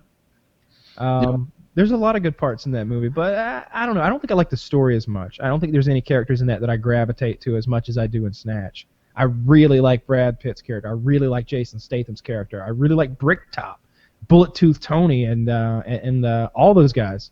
Like, Tony's the coolest. There's no weakness in that movie when it comes to the characters and casting. I love that flashback where that Chan guy or whatever shooting him. He's like, pow, pow, pow. He's like, I shoot you, you die. I shoot you, you go down. And trouble now. He's got all these bullet wounds. He's got his like blood soaking his. He goes, "You've done it now." The guy's cowering. And the Asian guy's like out of bullets because they're all in Tony, and he's just like, ah! Like Tony's gonna fuck him up with a knife. When he's slamming that guy's head in the door, like when he first gets the call, like there's Boris the Bullet Dodger. Why did they call him the Bullet Dodger? Because he dodges bullets, Harold. Yeah, that's great. And he's got the whole quote about the gun. His gun is reliable. If it doesn't work, you can always hit it. Did you hate that head in the door scene? Like the head slamming in the door? That's one of those, like, is there anything in those gory kind of movies that isn't as gory to everybody else but really, like, grosses you out? That's one of those things for me, is someone getting their head slammed in the door, like Kill Bill. I hate. Curb It's just so. stomping. Curb Ugh. stomping. Yeah, I think curb everybody stomping. gets cringe, like the American History X curb stomp. Yeah, and the Sopranos curb stomp. A lot of people forget about the Sopranos curb stomp, but there's. Are you familiar with this? Either of you? I'm not familiar. I Haven't need to seen see. Sopranos. All right, so I'm gonna link you to the. I'll wait for Woody to get back before I'll find the video because none of us can play it. But so the setup for this is Tony Soprano's a mob boss. He's boss of New Jersey. There's like 5 families in New York, and then he's got Jersey kind of all to himself. It's kind of a lower class family Yeah. as far as the rest of them are concerned. And there's some talk as to whether they're a real family or just a big crew. But anyway, Tony thinks of himself as a fucking family, and he's the boss of it. And he's having this labor dispute where basically he's turned off the union jobs, and so these New York guys, it's costing these New York guys money as a way to force them into a position of negotiation. And so this one guy who's a New York mobster sees Tony's very good-looking daughter, Meadow, at a restaurant, and he's like, he says something to her like, "Oh, you got a little cream on your mouth," or something like that. He's making some like sexual, he's saying some dirty stuff, and he's like, got Sambuca on his back, and so Tony does this. It's just great. I can't wait for Woody to get back. Yeah, curb stomping is really. That's I really don't think anything else you could really get me with. Ooh, that's bad. Like the head in the door thing. I mean, you don't see it, so it doesn't affect me. But is there Oh, anything yeah. else that like other people don't react to in horror movies or action movies as far as like pain or gore that really gets bad you? throat slit will. A really gruesome throat slit. No, you get desensitized to a lot of stuff. But after Game of Thrones, it's like, oh, that's a throat slit again. There's so many throats being cut in Game of Thrones. That Yeah. is true. Game of Thrones desensitizes you. I feel like disfigurement really scares me, like when there's like cutting ears off and stuff, like in Reservoir Dogs. Pulling fingernails out, that's one. Yeah, yeah, anything That's like that. Torture. I don't like torture Yeah, stuff. torture. I don't care for Hostel. Hostile, or dude. anything like Those that. are... Where they're taking like blow torches to people's faces and shit like that. Needles in the eye. I watched American Sniper. I think last night. Nope, because you were with the us night before last night. last. Yeah. I watched American Sniper the night before last. I went to IMAX, dropped the $40, and I always appreciate IMAX. It's worth it to me. It's like the first class seat. It's a little bit more, but it's just a gigantic fucking screen. And Yeah, like I said, you don't go to movies often. If you're gonna go to a movie, you gotta do it right. Yeah. So, oh, Woody's back. Yeah, I think my video's not back though, right? Correct. Correct. I think I it's don't not see gonna it. be. I think that what happened you- is Can you still play videos? no. He can screen share. You can swap it to screen share instead of webcam. Oh, perhaps. Yeah. It's. Okay. I think the software I used to record the show now took control of my camera because I Fucking excellent. muted man. it for a second, and that's what you get. Dang. So Yeah, is I there didn't no way realize to play, that was going to happen. Is there any way to play a video then? Perhaps. He has to- yeah, I think he I has can to figure play that with out. it and go to screen share, but yeah. It'll take okay. a second, but I think I can get it done. What'd you have in mind? We were talking about like things in movies that like make us cringe, like when people get hurt and stuff. And I was saying curb stomps, and so I brought up the Tony Soprano curb stomp, and I found this video here. It's 3 minutes long, but it sets up the whole like motivation for the curb stomp, and how Tony finds out, and then what he does. And I think it's a classic Sopranos moment. I can totally share this. Can you? Let's do it. Yeah, all I have to do is drag it into the screen share section like I normally do. Oh, that's right. Yeah, you don't even have to do it through Hangout. Okay. Are you guys ready? I'm queued up at 0. Ready, set, play. So it's front row mezzanine at Grey Gardens, and the guy says that the Excuse me. It's Tony's daughter. You're Tony Soprano's kid, right? Yeah. Small world running into you like this, huh? I'm sorry, do I know you? Yeah, you got a little cream on your mouth there, sweetie. Be happy to add to it. What? Excuse me. Lucky guy, her dad. Must be fun tucking her in at night, huh? Do you have a problem? Not yet. Would you like one? Go. Come on. What? I'm saying hello. Come on, let's go. Hey, best to your dad, huh? Why is he doing that? He's totally pushing the limits. Tony has cut off his union job money as a negotiation tactic. A lot of money. But It's a that nice is not house. for you to decide. Don't say anything. What are you two talking about me again? Tony has a small temper problem. I love his temper issues. What's the matter? Nothing. What? Do you know a guy named Coco? Why? She was out on a date last night, and he came over and pulled some crap. What? Haha. How? We were in the city, Little Italy, and we were having dessert, and he came up out of nowhere and just started saying all this weird stuff. What kind of weird stuff? How he'd like to tuck me in at night. Kind of weird Like stuff. that. Tuck you in? Smell the sambuca on his breath. What exactly did he say? He came up to us and he asked me if I was your daughter. And then he said I had whipped cream on my mouth. Yeah? What else did he say? I love his delivery. This is like intense for me. It's all right. It's okay. He's an idiot. But he's harmless. I'll talk to somebody.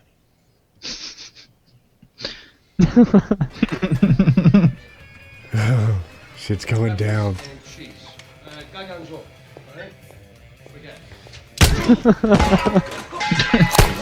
Whoa, whoa! Sit down. Sit down. Easy. Motherfucker. My fucking daughter! My fucking daughter! Motherfucker, my fucking daughter! Oh. Hey, you want some sambuca with this? Tony, you're making a big fucking mistake here. Look at the barrel. I'm gonna put a bullet in your fucking head, huh? What about the barrel? Blood's dripping out of it. Oh. This is it. Oh! Don't do it. Oh, shit! Oh, Damn! The teeth flew. that can legit kill you. It kills most people. Get him up. Get him up!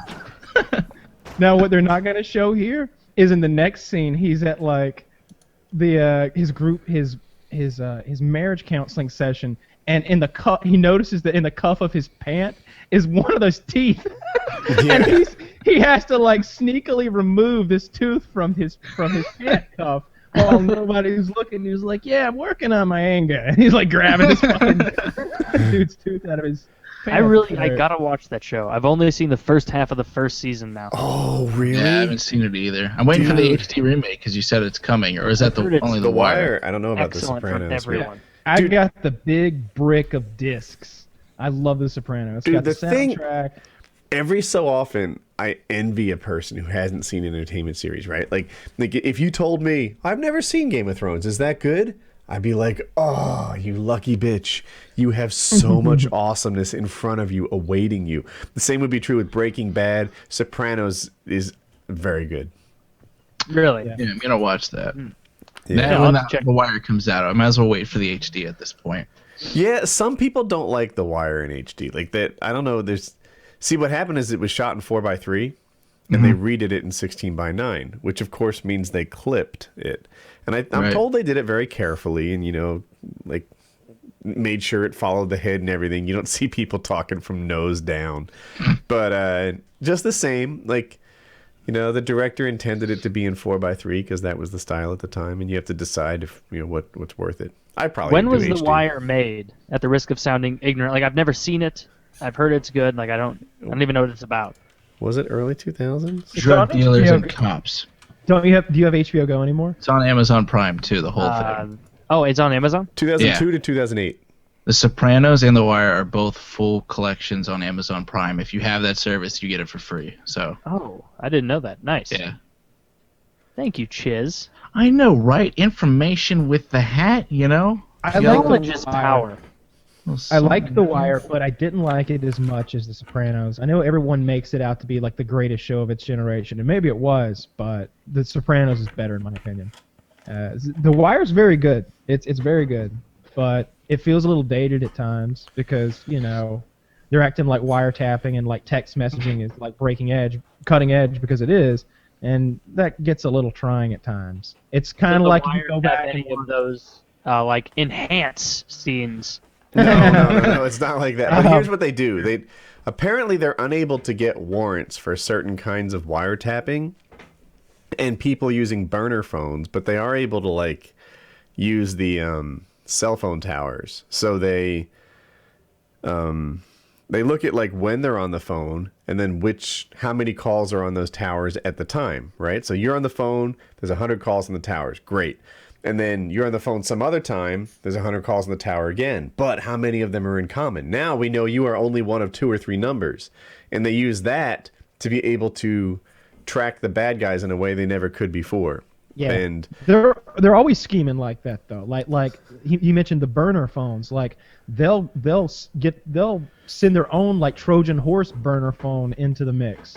They're always trying to find a way to spy on the gangsters. And there's a cat and mouse game between the detectives and the gangsters, and an insight into like they really humanize the gangsters and you see the relationships and they kill off some main characters, which I think is the hallmark of a good show. There's no invulnerable characters just because you might like them. So it was really good.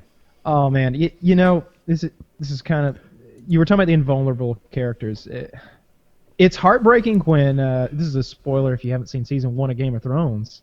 So you should click away now for about 10 seconds. Now. When Ned Stark's head gets chopped off, it feels bad in the show. Kyle! But in the book, now that I know it's coming, it's agonizing. Because he's so close to not only escaping capture and death and all of that, but having it all worked out and having it all in hand. Like, he made like 3 or 4 decisions that just caused him to die. Like every step of the way he chose. It's because he was too honorable. He was too honorable and got himself killed. Dude, I read it and then I watched it.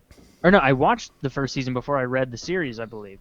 And so even reading it, like I was hoping, I'm like, maybe the book's different. Like maybe I know it's coming and it hurts because it's like you get to hear his inner monologue with the book.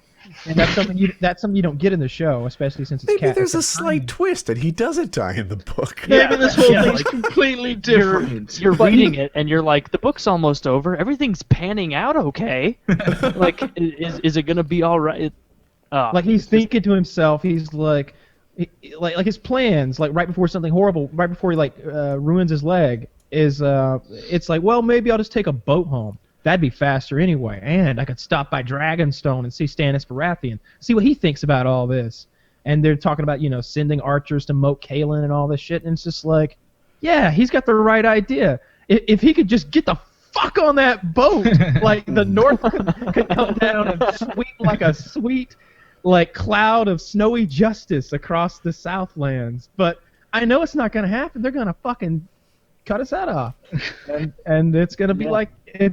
And I don't know if it ever gets better, quite frankly. I'm pretty sure, like I've said before, that this J.R.R. Martin guy is a real cocksucker. And we're going to get to the last book, and it's just going to be like, and the Lannisters ruled from henceforth. That's the end. No, he is, dude. When you get to the ever and ever. I can't wait till you get to the Red Wedding part of the end of the 3rd book, I believe, Kyle, because that's another situation where the whole time you're like, man, people have got plans, stuff's in motion, this is gonna work out. They got a baby coming. They've got everything big dreams. And there's like whole pages and sections of chapters. Like usually if a character's about to die, an author will like throw a few pence in for more character development or something. But George R.R. Martin is like developing whole new stories and plots for this person to partake in, where they're like, well, maybe I'll go up to, Dragonstone, or maybe I'll go to to Karth in the Far East, and then it's just, nope, get fucked, none of it. None of it. You're never going to see this person again. That actor who was on the poster, gone. Yeah, that's how it is every step of the way. Like there's a lot of characters that I know aren't gonna make it, and yet I'm listening and I'm like, why are they telling me what this motherfucker is dreaming at night? I'm connected with him right now. Like I don't need to know that he's dreaming. And there's so much the story's expanded so much. For example, they when Robert and Ned put down the rebellion, or not the rebellion, but when they fought the first war with the Targaryens and they beat them at the Trident and everything, that wasn't the end of it. There was still like the King's Guard to deal with, and it was like the Knight of the Morning and like two other like super hardcore famous knights, and it was Ned Stark and 6 of his men, and Sir Barristan Selmy, And in his head, he's thinking, that it was 7 against 3, but these were no ordinary 3. And he like talks about how dangerous these guys are, and they crashed with steel, flying like lightning. And at the end of it, only 2 men walk away alive. It's just Ned and I guess Sir Barristan like walk away alive. The other 7 die. Like I want to see that fucking sword fight. They talk about the White Walkers a lot. They talk about lineages a lot more, so it's a lot easier to kind of follow all the dozens of secondary. Yeah, that really helps you work it out in the books, is the whole lineage thing.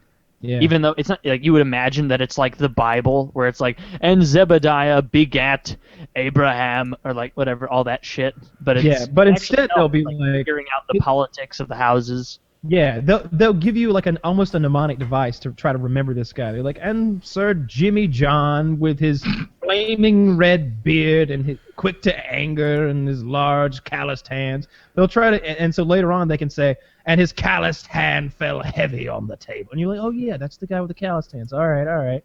Like they quickly. He describes people so, I guess, idiosyncratically, like with specific things, that when you picture a whole room of characters, it's almost ridiculous, because it's like, and then there was Sir Theodore, blue hair, bright as the sun, standing there with his large 7-foot axe, with his pet monkey perched atop his shoulder, as he often did, and like just stuff like that.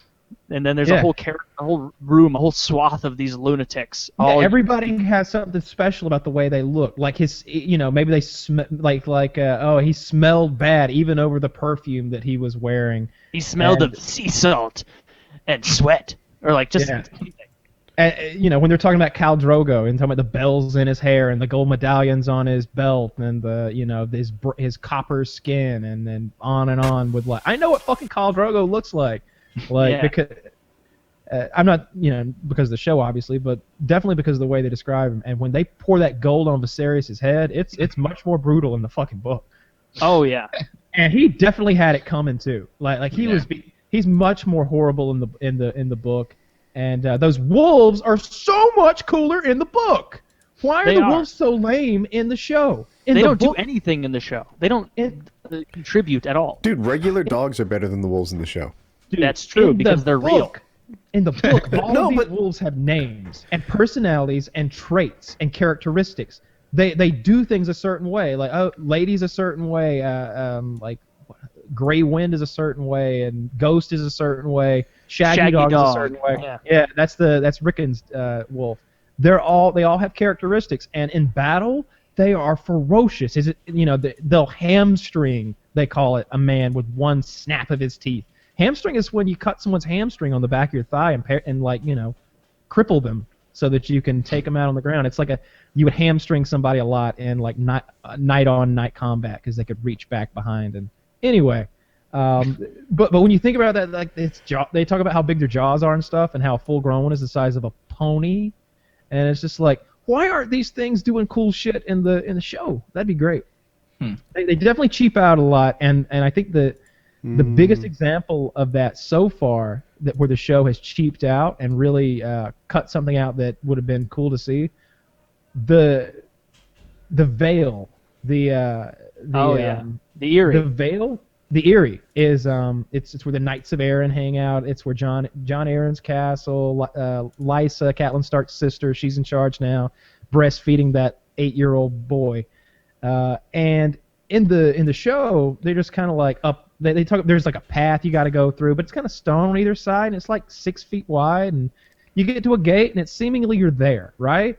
No, not in the books. It's like a day of riding a donkey up these stone stair-like steps up the mountain, and then like the steps keep getting like worse over and over, and it's like an hour up these steep stairs, and then like 2 more hours up even steeper stairs where they talk about how the stairs are crumbling as they get higher. And It was a very impractical place to build a castle. It's hard to get supplies in and out. Yeah, and when they and then she finally gets to the top of the stairs where the donkey can carry her no more. And they describe the next portion of the journey as a chimney-like ladder that continued on upward. And I think it's like a couple hundred more feet. And they have like a thing that hauls turnips and like stuff like that up to the highest castle or whatever, the Eyrie, by a chain. And she's like, I don't care about my honor or my pride or whatever. I'll go with the turnips. Don't you like how turnips are like the go-to root or vegetable, whatever the hell it is, for like poor people, where it's like the turnip crop's not doing well. Oh, it's going to be a rough winter. Like that's what poor people eat in every fantasy realm: turnips. Yeah, if I'm just speaking from, what I know so far from the books, and I certainly don't want any spoilers, but like I don't see this ending well for anyone. Like it's just not going to end well. They're just burning through all the resources, not dealing with this problem in the north, and winter is coming. No one seems to care. All the Starks are dead. All those fucking Starks, man. It's and the mountain that rides is much scarier in the book. He is just a monster of a human being. He's almost. I don't know if he can be much scarier than the actor they got for him in the newest season, because that guy is a behemoth. That guy's huge. He's not an actor though. That's the problem. Like I don't think. Yeah, the guy they've got playing the mountain he's like the world's second strongest man. He deadlifts like 1,000 pounds or 1,200 maybe. But they did a good job making sure that he wasn't talking very much. They did not. Because he's let not him a good talk. actor, but he is good at being 7 feet tall. Like he doesn't say much. They probably don't give him lines because he's been recasted fucking 3 times. 3 times. See, there's the part where Cersei's like, he says to Cersei's like, "Who am I fighting?" And she's like, "Does it matter?" And he's just like, "No." And then like at the fight, he asked the Red Viper asks him a question. He's like, "Did they tell you who I am?" Some dead man comes at him with that 5-foot-long sword. And then I don't want to give any spoilers away, but he says that other thing, and that's all. Those are all of his lines. Yeah. He's definitely not an actor. I hope they stick with him though, because if they go to a smaller human being, which seems inevitable if they change actors, like who the fuck are they gonna find? Like I mean, make him CGI if you have to. I don't give a shit. There are no large beings, so they'd have to go down. I don't know why they didn't do some CGI. Gandalf's not really that much bigger than those hobbits. They just do it. They force perspective or whatever kind of CGI. That's a lot of camera angles and stuff too, though. Yeah, but the mountain isn't in the show that much. Like, if they just had him, for the close-ups, use a scary, good actor's face. And but when you go to wide shots, make him like the fucking Juggernaut. Make him 7'8".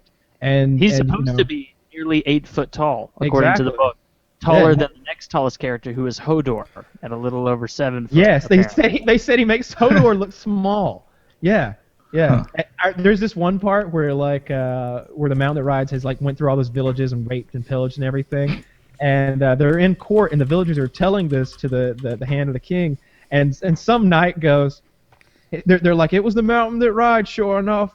Greater man I never saw." And they're like, well, "Maybe it was someone else." And they're like, "Oh no, you can't mistake him." And they're like, "Well, there are other large men in the kingdom," and the guy's like, "Not as large as the mountain. Have you ever seen one?" And everybody's just like, "No, I guess that's a good point. Never seen anyone bigger." So, Chiz, do we want to talk about? For all of you people who say I interrupt them too much, there was 30 minutes of Game of Thrones. Game of Thrones talk. Yeah, deal with it. Suck it. It's been a while. It's been a long, good while. It has been a while. I enjoyed that Game of Thrones talk. Yeah. Yeah, you suck it, you bitches that don't like Game of Thrones talk. Vinegar. I know what the viewer retention rates are at this point of the show. You are the real fans anyway. You should love that shit. Get with it.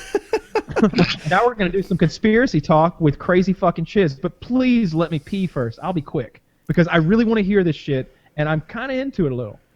I don't know why it's conspiracy talk. There's no conspiracies. All right, wait. Let's find a... I know. Kyle, you go pee. I'm going to tell a joke. Oh, this ought to be good. I have two jokes because he needs a moment here. Okay. Why was 6 afraid of 7? No. Because... Don't say it. 7 is a registered 6 offender. Oh, that's just really... I would have been happier if you did the old school joke, 7 and 9. I didn't think it could get worse than the joke everyone knows. That was just shit. That was... Louis C.K. should consider adding that to his next special. Because that was abysmal. Yeah, that could be on his newest special. I'll sit here in my judgy stature right now, because that was bad. That was really bad. I can't wait to hear the next one. It was better than the original joke, so there's that. No, it wasn't. I thought it was. A male patient is lying in bed in a hospital, wearing an oxygen mask over his mouth and his nose, and a pretty young student nurse appears to give him a partial sponge bath. "Nurse," he mumbles from behind the mask, "are my testicles black?" Embarrassed, the young nurse replies, I don't know, sir. I'm only here to wash your upper body and feet." He struggles to ask again, "Nurse, please check. Are my testicles black?" Concerned that he might elevate his blood pressure and heart rate from his worry about the testicles, she overcomes her embarrassment and pulls back the covers, raises his gown, holds his manhood in one hand and his testicles in the other. And she takes a close look and says, "There's nothing wrong with them, sir." The man pulls off his oxygen mask, smiles at her, and says slowly, "Thank you very much. That was wonderful, but listen very, very closely. Are my test results back?" Fuck, I ruined the punchline.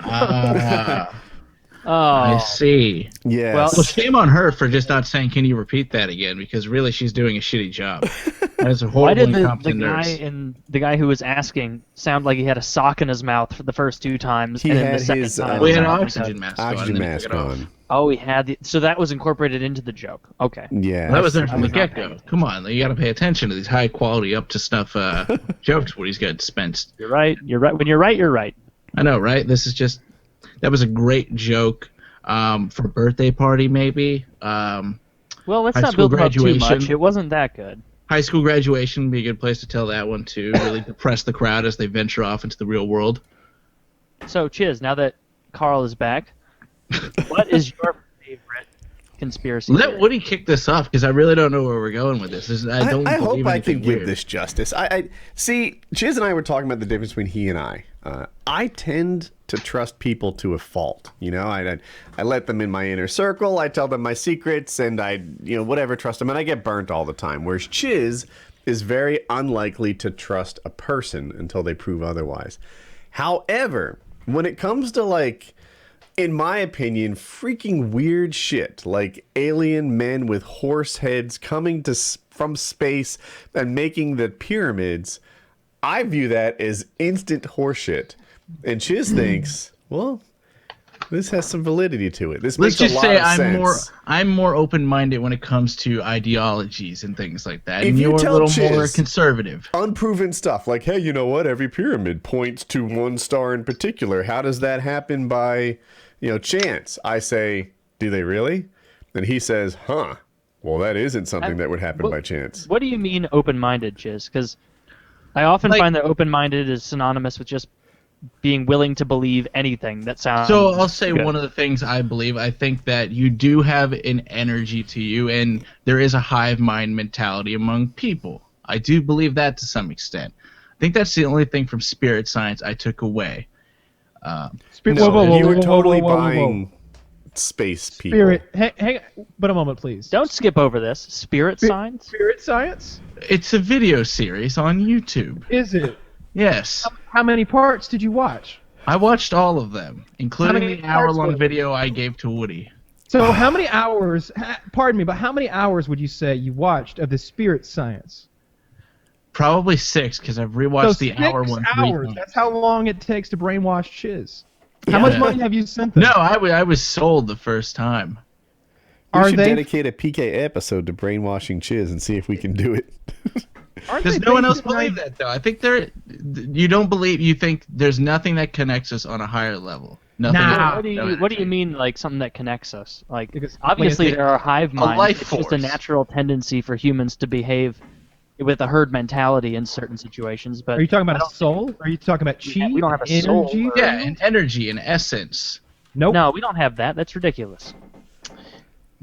You say Well, that, why- but I feel like if you No. watch the video, We're the No, same as but, fucking like- rocks, bro. Don't let that video be your stanchion to stand by. Just say what was said in that video that was very convincing. I to you. can't recoup the whole entire video. I haven't seen it. No, not the whole video. Just a few of the. Key I can't give I can't give you the scientific I want the notation. truth. But see, that's the thing. It's that at the end of the day, there's no real reason to believe it. It just feels better to have a sense of community. Comforting. And So if somebody people- died for 45 minutes and was clinically dead and came back with no brain damage, what would you say to that? I would ask you that question. That's a I real would thing. say that is neurologically not possible. You would, can't- because it's not possible, but it You happened. can't- No, you're It not did. actually dead for you. The human brain is not going to be So explain anything it. but irreparably damaged if it's No, you cut off can- from if oxygen they're for cold 45 enough. minutes. If If they're you're cold legit dead. enough that what happens is there can be zero brain activity, zero heartbeat. If you're cold enough, then there won't be any damaging effects for a time. It seems there have been people that have been trapped under ice and stuff for like a fucking hour, and they get them out, and sometimes they bring them back to life. It's because they're so fucking cold.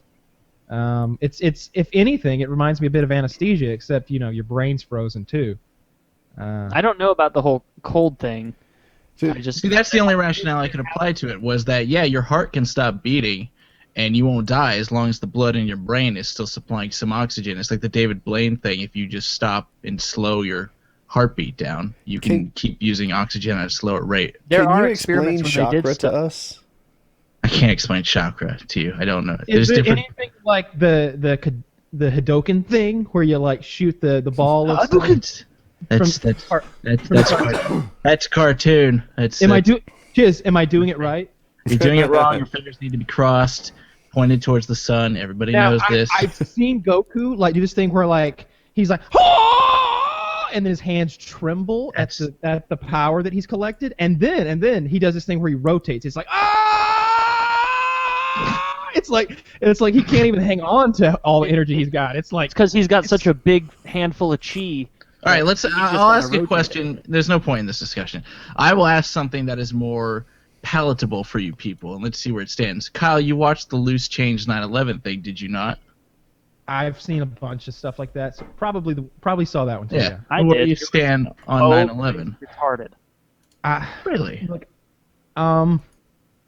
I don't know where It's I hard to stand say on that. retarded to facts, you know. There's a Dude, little bit. No, there's a bit no, of it's doubt not in my facts. mind. I watched the Loose Change thing. I also watched the entire interview with the makers of Loose Change and the executive editor or whatever of Popular Mechanics, and he just went through and Popular Mechanics. embarrassed them. He's an engineer, so he's a structural engineer, so he's embarrassing them about. They're like, oh, well, this couldn't burn hot enough to melt this, and they're like, well, no, but it does burn hot enough to compromise the structural integrity of the building to the point that it collapses in this fashion. And it's a bloodbath. They're young kids who are kind of, I guess, in an angsty phase, saw an opportunity to make some money, and they did so. But it's all nonsense. Okay, did they shoot down the United 93 plane? That's the Or one did I that believe. crash? Maybe. Which one is that? That's the one in that crashed Pennsylvania. with no crash remains. I mean, There's no look through plane. here's one thing to think of when you look at this. They whole matter. vaporized a plane. If you think back through history at all of the wars that we've gotten ourselves into over the last 100 years, there's a story about how each one of them's beginning was bullshit. Vietnam had this where it was Some a naval battle thing. or something. Yeah, Yeah, one a ship a got North shot. Korean boat shot an American boat. Now, guys, Vietnam. our Navy is like the Empire Strikes fucking back. What was the North Korean Navy like? Or excuse me, the North Vietnamese Navy like in the fucking 60s? That sounds ridiculous to me. The same. Well, they thing probably with had a bunch of World War- old Chinese World- ships. World War I, you had the Lusitania being sunk. Well, that's kind of how it started. But there was some American. Yeah, that's what it was. It was they sent that boat into waters full of The Pearl attack Harbor vessels, warning. submarines. The Pearl Harbor thing, lots of people believe that FDR had knowledge that Pearl Harbor was coming, and knew what was going to happen.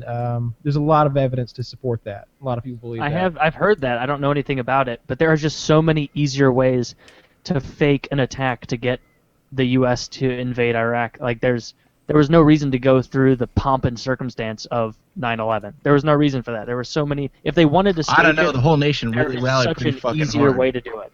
There was They could've done it 100% support for the nation. That's true, but they could have done it in an easier way. Like, there's no reason for this huge convoluted scheme that involves thousands of people keeping their mouths shut. Name a better one to get the entire country on board, because I can't think of one except you coming and fucking with us on our Well, land. it could have been on a military base where there weren't a ton of cameras everywhere to see it. They could have. But those shown aren't innocent devastation. civilians, and people don't support the troops. Some That's people, true, but in that, you know, like, people would have still supported that. They would have been like, no, we're not going to let you fuck with some military base in Washington or something, or in Oregon, some rural area where it's really not going to hurt anyone and they can stage it however they want. It's such an unnecessarily it's little things that risky bother me. maneuver The for fact them. that they didn't pull Bush out as soon as the first attack happened, and they didn't immediately grab him and put him in the air. They just let him continue To me, reading it wasn't My an Duck attack or whatever. after the first one, though. So I was older than you guys. I don't know how old I was when 9/11, but I was a grown up. And when the first plane hit the building, it was an accident. It was, oh my God, this really sucks. Yeah. It's a shame. And by the way, no one thought that building was coming down. At least no one in my circle. I was like, yeah, high-rise fires happen all the time. Whatevs. Mm-hmm. I've told this before, but I had a semi-argument with Jackie about it. She's like, the building crashed. Because at the time, websites were overloaded. The internet was broken, nearly. And Jackie's watching TV, which I didn't have at work. And she says, this it fell. I'm like, I thought maybe the top fell or is a little damaged. And impatiently, I'm like, how much building is left? Now how tall is it? Trying to get concrete answers out of her. And she's like, I don't know, maybe 2 stories tall. And that's when I was like, whoa. It went from 110 stories to 2. That's gone. And anyway, at the first flight crash, everyone thought it was an accident. At the second one, it felt like an attack. Mm-hmm. So Yeah. to not instantly pull the president in kind of a panicky move, it seemed feasible. Feasible. It kind of reminds me of this, but I watched American Sniper. You want to talk about that? I have not watched it yet. Oh, nobody's seen it but me. You said it was bad, and now I'm not looking forward to it. Yeah, You're so a real what? bad person. I don't understand how it could be nominated. Kyle doesn't support the troops. Yeah, Not- Kyle. It's not that at all. I went into it wanting to mostly because I wanted to see what all the fuss was about, and I wanted to see who I agreed with and which side of the ball I was going to be on. And I came away from it with this: the editing was bad, the pacing was bad. It feels disjointed at times, and it feels like big pieces of Chris's life are left out, and we're just left to wonder. Many times, there's a few times where you run into a character and he looks distraught and he doesn't want to tell Chris what's really wrong, and it's never addressed again. There's a few times where stuff just comes out of nowhere and you're like, well, they never discussed that prior and now it's a thing, I guess. He only shoots maybe 6 people in the movie, so if you're wanting there's one Not big an action movie. There's some action sequences, there are, but It'd be hard. Didn't he shoot 100 and some? Yeah, 100. Imagine if they showed them all where every minute there was just another sniper shot.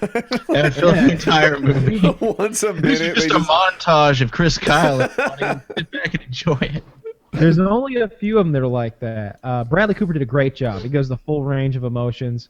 Some people have called it a propaganda film. The only part of it that I felt was a little bit, smelled a little bit like that was they really glossed over. So Chris sees 9/11 happening on a television. He gets this kind of glower, like this stone face, like crazy-eyed look. He's already a SEAL team member at this point, and then the next thing you know, he's in Iraq, not Afghanistan. And so obviously, like a good deal of time has passed, a year and a half or something. and then you show him in kind of this like military board meeting where they're like, this is the guy we're after. He's hiding out here, and it's Al Qaeda. It's like it's Al Zarqawi. They're trying to catch that guy. And like, this is the main leader of Al Qaeda in Iraq.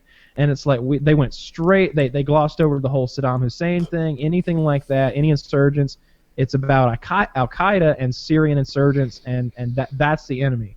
Other than that, it made Ward look terrible. It made Chris, the sniper, it made the main character who's shooting all these people look like someone who really felt bad at times, and it really affected him, like when he had to shoot women or children or something like that because they were running toward American soldiers with an explosive in their arms. Question for Kyle. Yeah. When you hunt an animal, do you still get that tinge of like, I'm about to take life? Yeah. No. No, it's just flat out like you shot a target, like a tree or a hay bale. No, it's more exciting. It is. It's much more exciting to shoot an animal. Because there's a sport to it. If I miss, I don't get a second shot. Like that's not going to happen. Well, I mean, I might, but like. Well, if you got the AK. Yeah, if you're using a saw. If you're using a bolt-action rifle, though, you might not. The way I hunt is big open fields where there's lots of long-range stuff. When you see it in the movies, it's in like a condensed like forest Tons area. of trees. You can't see very far, and so the shots all seem easy. But the way I always hunted was hundreds of yards for the shots. Like sometimes they'd be 100 yards away, but often it was at least 200 yards away. I shot a deer at 685 yards one time. Have you ever done that tree shit where you climb up and mount like a lawn chair in the tree? Yeah, use a climber stand. It's a two-piece thing. One piece is attached to your feet, kind of like your feet are like in straps and strapped in, and you grab it. It's hard to explain, but you climb a tree with this thing, and then it becomes a platform. I did that when I was bow hunting. That's how you have to. That's how bow hunting is done. You get in a condensed area, overlooking the path that the deer have been using, and you basically wait on them and ambush them. You position yourself so that, okay, when he walks down through here, I've got an open shot at his heart or his lungs, from Do you the just side. get bored as hell in that tree stand? Like, I'd want to like watch movies on my iPod with a headset or something. When I was hunting the most, there wasn't any technology like that. Like the thing I wanted, I remember at the time, was a portable DVD player. I thought I should get a portable DVD player, and I could have one earbud that was like amplifying animal sound, and one earbud playing a fucking movie, and I'll fucking multitask. But I was pretty bad at the part of hunting where you stay focused and just scan because of my ADD. So oftentimes I would do one of two things: either fall asleep, or I would just zone out. And then when and all of a sudden I'd hear a noise and look down, and they were there. And that happened many times. I'd be kind of like nodding in and out because it's very early in the morning when way before daylight. I don't think it's ADD to get distracted by a boring situation, because being in a deer stand is boring 98% of the time. That's why bird hunting is the way to go. You're moving, you got dogs, you're constantly. I haven't done it, but I imagine combining really boring with really cold. It is exactly that combination, Woody. Exactly. I hear it reminds me a little bit. I certainly won't compare hunting to war, but I hear a lot of times when they talk about the experience of being at war, they talk about long periods of boredom punctuated by moments of like sheer terror and excitement. I've heard that. And subtract the terror part, at least most of the terror, and just leave the fear and stress at the end of it, and that's what hunting's like. You could spend hours and hours over the course of a week not seeing anything, and that's what makes the moment when he actually shows up like that. My heart would pound out of my chest, and like I've talked about it before, but my bow had a 60-pound draw. You had to pull 60 pounds to draw it back, and then if you're not strong enough, you're shaky and stuff. But when there was a deer there, when I was at home practicing, I would draw like this. I would click my release on, and it would be like, this last part right here where you're actually breaking the limbs of the bow down and making them flex. In a compound bow, that hardest part, I'd be like, and I'd have to like really get it back. when there was a deer there, like 10 yards away, fucking wide-eyed like a You're fucking... like Legolas. Yeah. First of all, you're sitting in that stand, and you've got to do a lot of things perfectly and silently.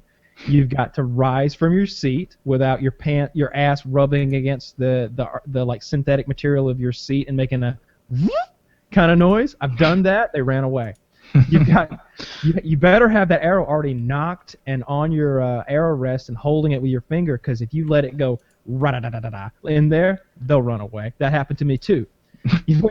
When you stand up, you better have already made sure that there weren't any acorns in the like grooves of your boot, because you'll stand up, they'll come loose from the groove, hit the ground, deer runs away. That also happened. By the time I got to the time where I had perfected my skills enough so that I could stand and draw a bow without the deer running, my heart was pumping so much, my adrenaline's going so much, it's like I could pull 200 pounds. Like, this is nothing. Like, you feel so strong in that moment, and there's so much. My heart's, I can hear it in my ears. It's just thump, thump, thump, thump, thump, thump, thump, thump, thump. And I'm just like, I could probably beat that deer up at this point. Like, that's what's really fun about hunting. I get it more with the bow than with a rifle than I ever did with a rifle, because I've said it before, but like, if I see him with a rifle, he's dead. You know, you've got a target this big on the deer that if you hit that spot, he's pretty much going to drop dead on the spot. And that's pretty easy to do at most ranges. But with a bow, it's fucking challenging. I saw a video where Chris Pratt just describes hunting. It's 2 minutes long, and it perfectly dovetails with this conversation. Can we watch it together? Yeah, I'm ready. So cue up at 0. I'm there. Good. Ready, set, play. You walk out in the woods and the sun hasn't come up yet, and you just sit in a spot, and your preparation has told you that this is the right spot, and the sun comes up, and you are in camouflage. Nothing knows you're there. Nothing can smell you. The wind's in your face. You're a voyeur to the world waking up, and the wilderness waking up around you in a way that no one gets to see it when they drive their car down the road because they've disturbed it. You've snuck in, and you're just like opening up a window to what if a tree fell in the woods and didn't make a sound, you'd be there to witness it, because nobody's there. You're not even there. And then, the sun comes up, last stars in the sky go away, and the whole world comes alive. And most of the time you don't get anything, and it's not about the kill. It's just about the journey of being there and the work. I sense that it was more than bloodlust. That's why I appreciate you sharing this much, because I've never heard it articulated like that, and that's pretty fucking spectacular, if not romantic, in terms of a singular mission and adventure. Yeah, and then thanks. And then there's the inevitable remorse that you feel. I mean, I'm not cold-blooded. I don't just kill it and then just not think about it. You go there and you see this animal, this creature that is. He hasn't killed very many of them. 5 years old. No. 5 years it's been walking around these woods, and you never saw it until today, and then you decided to kill it. It's a big deer if it's 5. So there's a remorse there. You're like, oh my God, what have I done? And you feel that. But it's combined with all these other. You couldn't boil it down to one emotion. So there is that feeling of that, but then it's gives way almost immediately to just this grace, this thankfulness for it, and then you go to work, and then that's when the work starts. You got 600, 700 pounds of meat laying on the forest floor, and it needs to turn into little bags of meat in your freezer, and that's a lot of work there, and then you just lose yourself. He's not talking about deer hunting. Maybe elk. 600 pounds. Yeah, that's an elk or something. Now, as manly as his story sounded, and as beautiful, really, what's that guy's name? Aren't they bigger out west? Am I crazy? Aren't deer bigger out west? There are black-tailed deer and mule deer out west, and those are bigger, yes, but not as big as he's describing. 600 pounds. Maybe he's just wrong about the weight. Well, or it could be an elk or a moose or something. Those things get massive. Did he say deer? He didn't say deer. Oh, I don't think he ever said deer. Oh, maybe I was mistaken. No, maybe I am. I didn't hear him say it. I didn't remember it, but it definitely wasn't a deer that weighed that much. Definitely not. They're usually 100 to 200 pounds. If they're getting, that's about it. Yeah. No, a deer will get bigger than 200 pounds. White-tailed deer? I mean, a little bit. I think 5. Yeah.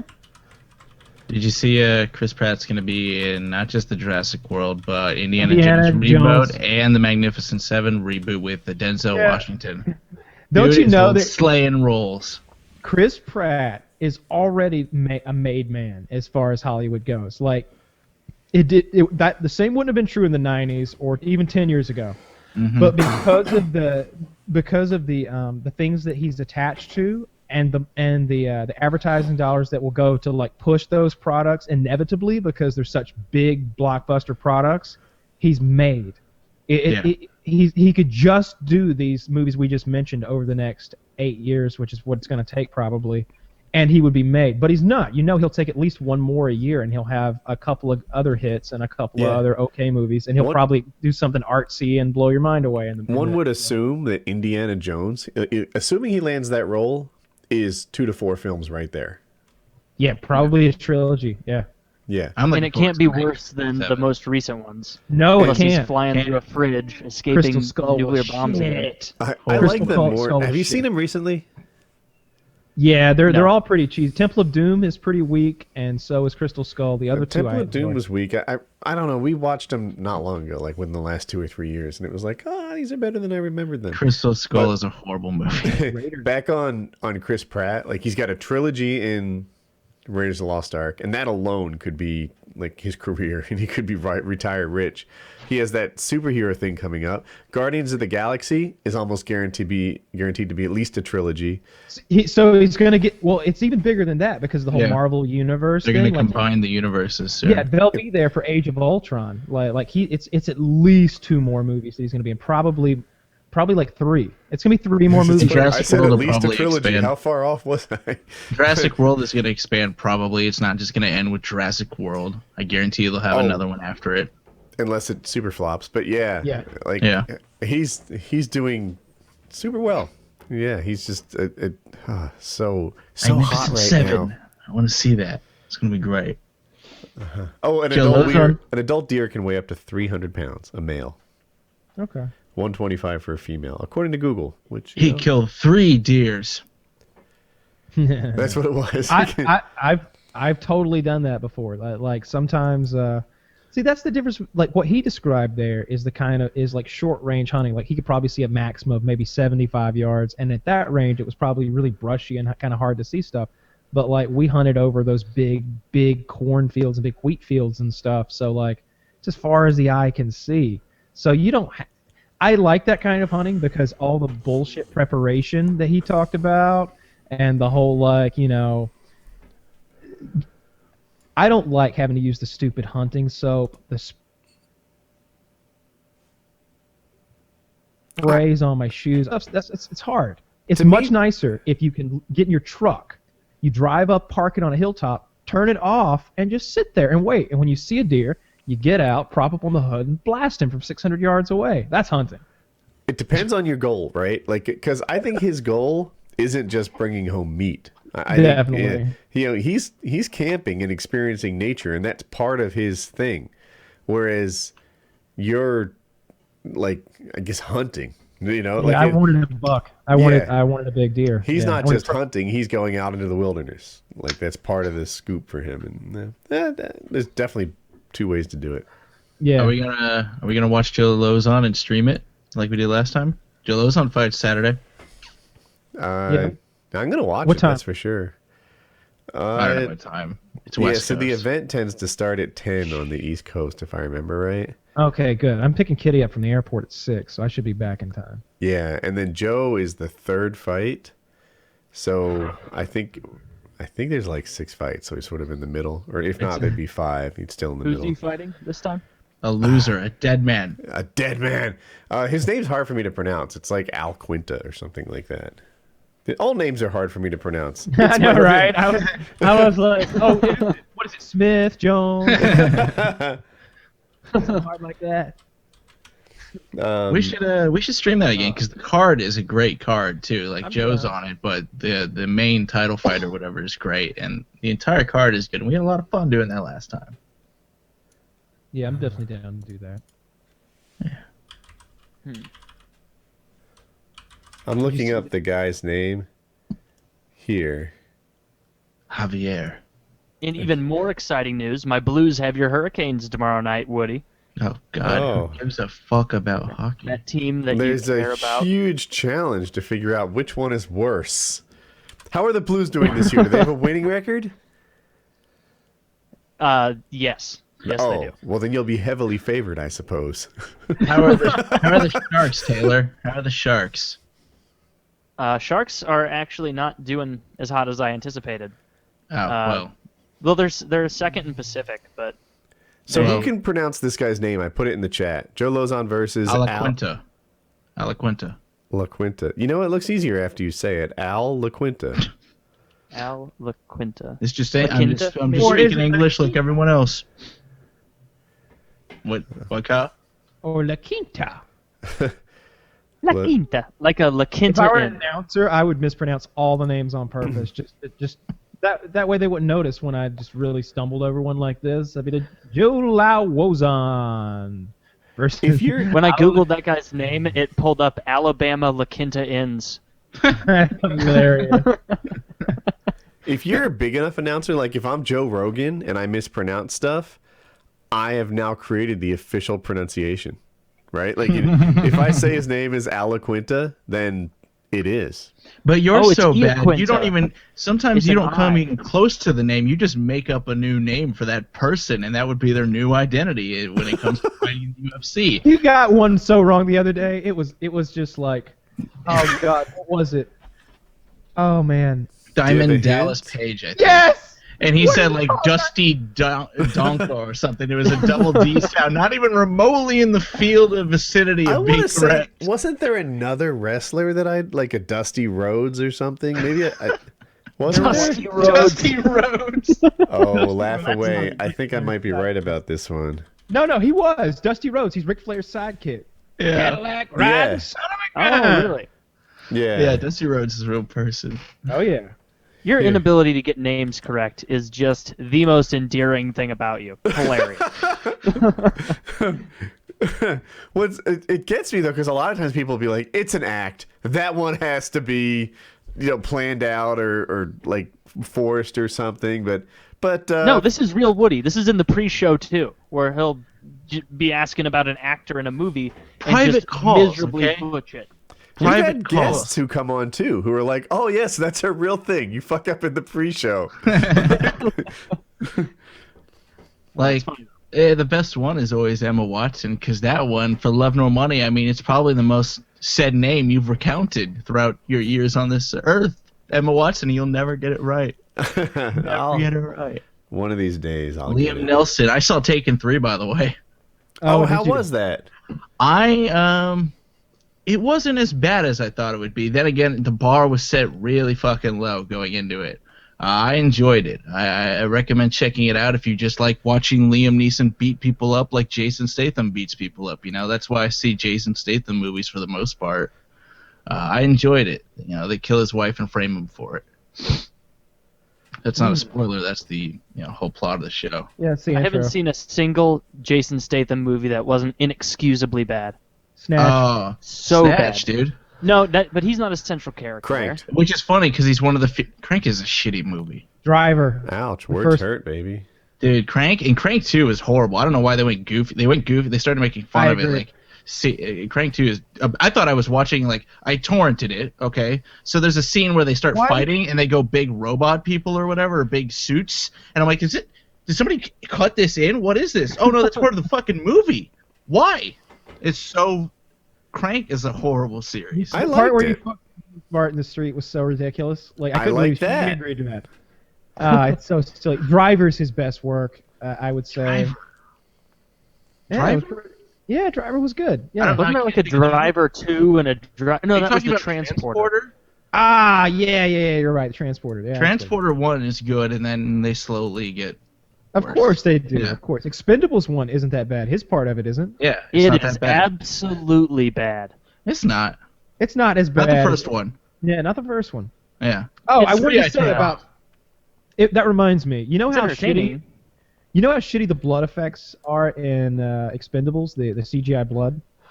Yeah. That's the same blood they use in American Sniper. Good. Oh, It so it looks- doesn't even look good? It looks so shitty when they like What when about they. the? Is it like a, propaganda movie like everybody's saying, or is that No. just overblown nonsense? I was saying earlier, like the only part I felt was like a propaganda, not toward propaganda, if you will, was when they kind of glossed over how we got involved in Iraq. They kind of made it all about Al Qaeda and getting this Zarqawi guy, and they really glossed over how they got there. They just skipped over that, and they did that so much, not glossing over things, but just skipping things. It felt like found footage that had been stuck together, like there were like. There was literally a tour. I think he did 4 tours, and I feel like the 3rd tour wasn't even on film.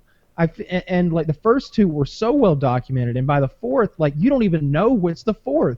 You don't know how old his kids are. Like it's every time you see his kids and they're older, you're like, whoa, how much time passed? And like every time you see his friends, like they don't. It's like the movie should have been 3 hours long, and Clint Eastwood like filmed it all, but somebody cut it all out. I don't know what happened. That baby is a doll for like, I don't know, 2 or 3 scenes, like cutting back and forth while actors deliver lines, if you want to call it takes. And it's clearly a doll. I mean, it clearly like has no weight. And so when it coos and cries, it feels detached and phony. And at one point, it was a CGI baby. Have you ever seen Dawn of the Dead? There's a part where the lady dies and gives birth to a zombie baby. And the baby looked like a mix between a Chucky doll and like I don't know, like green slime and just a mutant, like the baby from the Dinosaurs TV show, like a mix of those.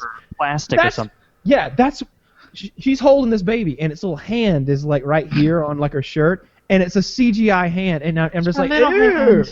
And then they show it the side of the baby's face, and they're trying to do CGI hair coming out. You know, baby hair is sparse and kind of weird looking.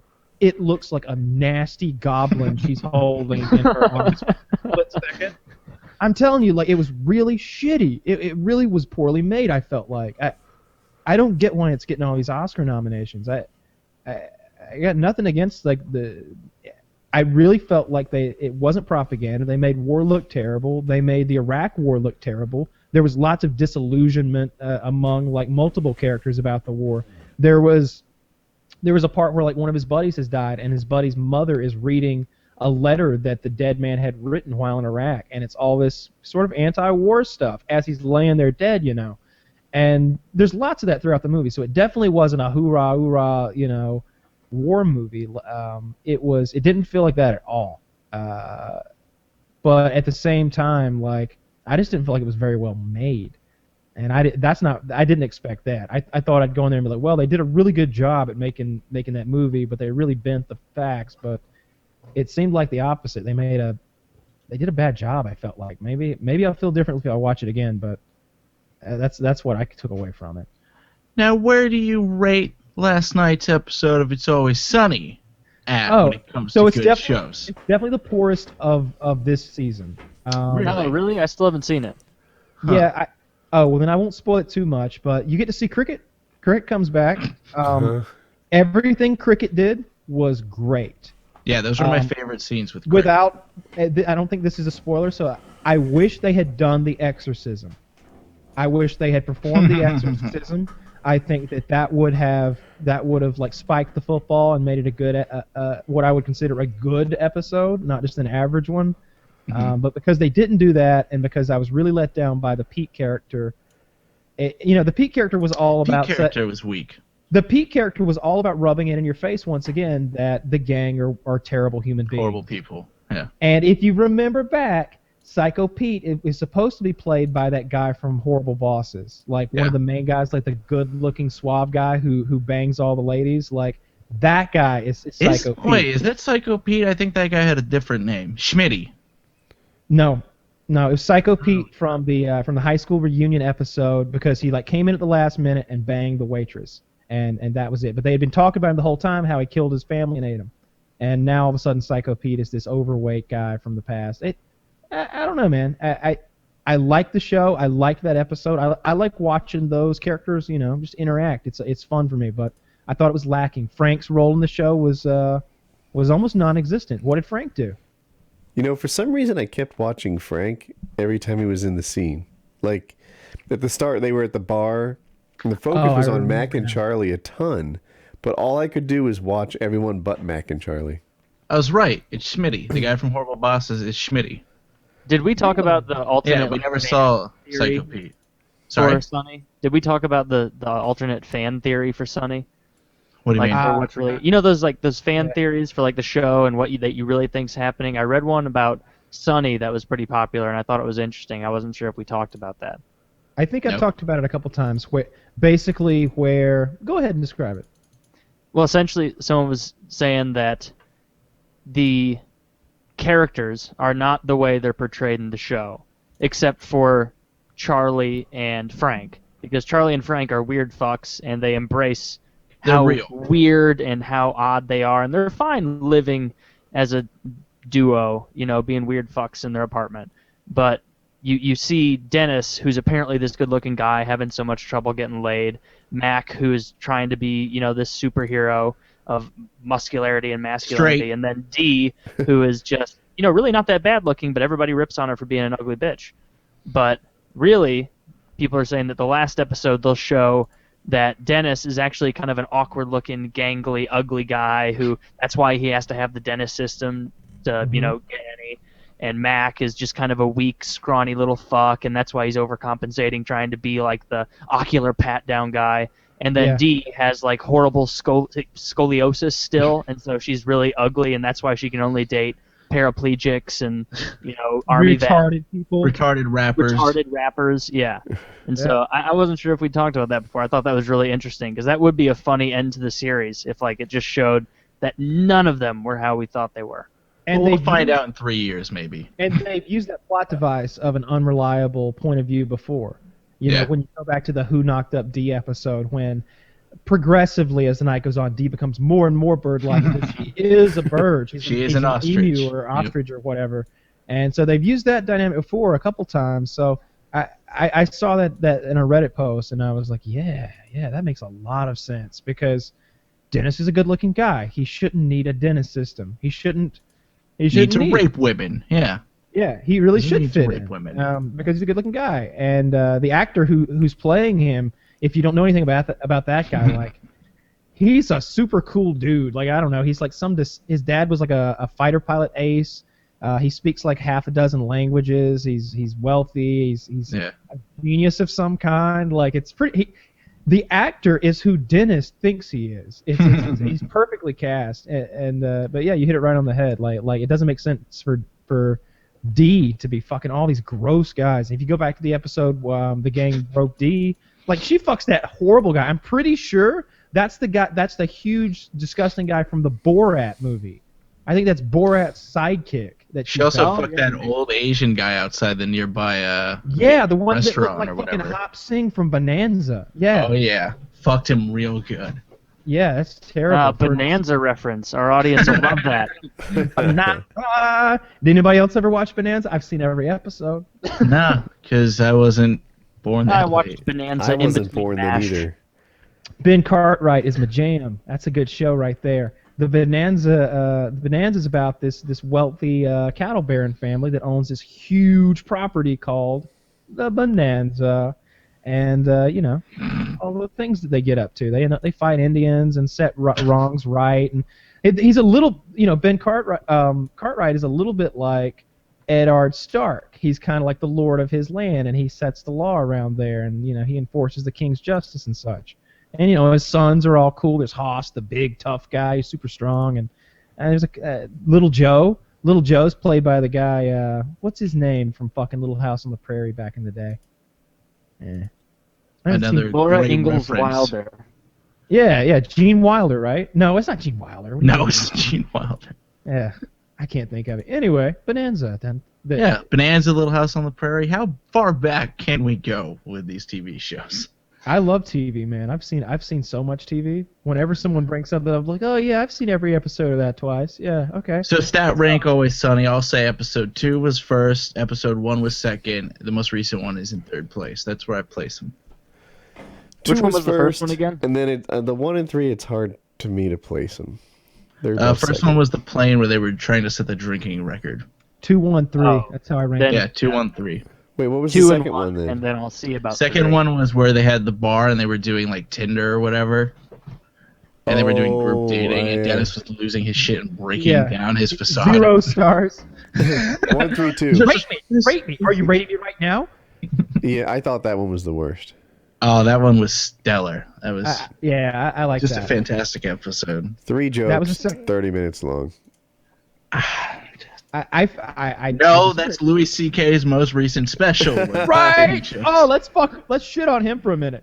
I think we did. All Maybe right. you were gone. We did. You weren't here. Well, let's let go ahead. Kyle- You let Kyle vent because he doesn't even Okay. like Louis C.K. All right, so here's my thing with Louis C.K. Like, I watch a lot of Netflix comedy, a lot of it. I've seen most of the specials that have anything higher than 3.5 stars. I watch it, and so I've seen all of Louis C.K.'s specials. I've listened to his interviews. I've watched his TV show. I don't think he's very good at what he does. It's just not my cup of tea. People say that, but I think that's a polite way of saying, I just think he's bad, and I think you're all wrong for thinking he's good. Because his brand of humor just doesn't appeal to me. That dark. What do you not like about it? It's all dark and depressed. And it's like, woe is me. You know, I can't get shit in privacy anymore. And it's like, okay, dude, you're a fucking lumpy, ugly guy. You had a bunch of kids. That's what you fucking get. Don't bitch and moan to me all day. It's not even that fucking hard. Stop talking about your daughter's pussy. Like, it doesn't make me laugh. I don't think it's funny.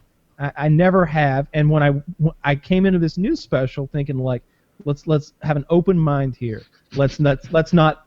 I will neither let the laugh track trick me into chuckling along, nor will I like bite my tongue because I don't want to give this guy a laugh. He's not even fucking here. Fun fact: Kyle actually laughed the most out of all 3 of us during the special. He really did. I was paying attention.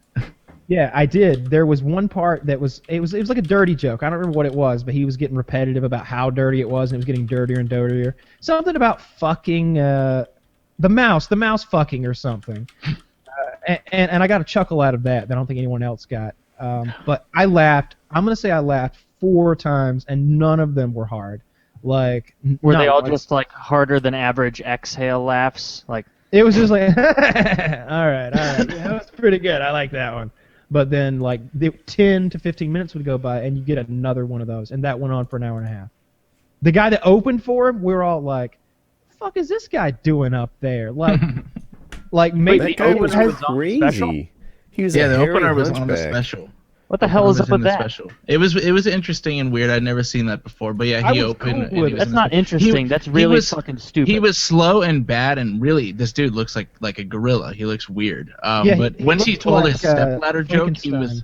when he told the stepladder joke, he was on a roll from that point forward. Do you know what his name was? No, I don't even think he got an introduction. He didn't have a routine. The guy had, like, I'll say 20 one-liners that he just told back to back to back to back that didn't flow. There was no, like, storytelling. Even normal comedians, you know, one joke leads into another and it kind of builds and it's related. There's a couple laughs along the way to his point. This guy was just like a bunch of Seinfeld jokes or something. You know, ever notice this? Was How it about something that? like not Mitch something like Hedberg? He was like, my Like mother a- married a ladder. Now he's my stepladder. He's a Well, pretty good guy, though, very supportive. Wants support it. He's just like going through all these. That's just a chuckle. That was his Yeah, highlight. so it sounds like a bad Mitch Hedberg. Yes. Yeah, No, he I was should just a say bad that. Jerry Seinfeld. He was a bad Jerry very. Seinfeld. He had a bit of a Mitch what's his name? I can't pronounce Mitch it. Hedberg. Hedgeberg. No, I like that guy.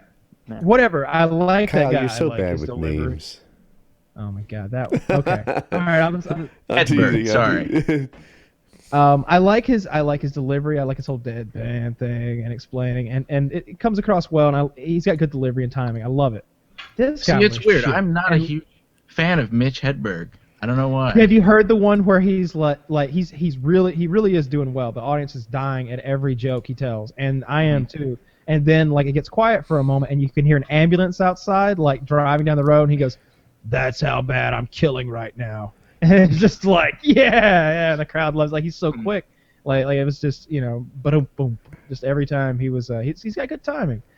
The Louis C.K. thing was. It was a 1-star comedy show. 0 stars.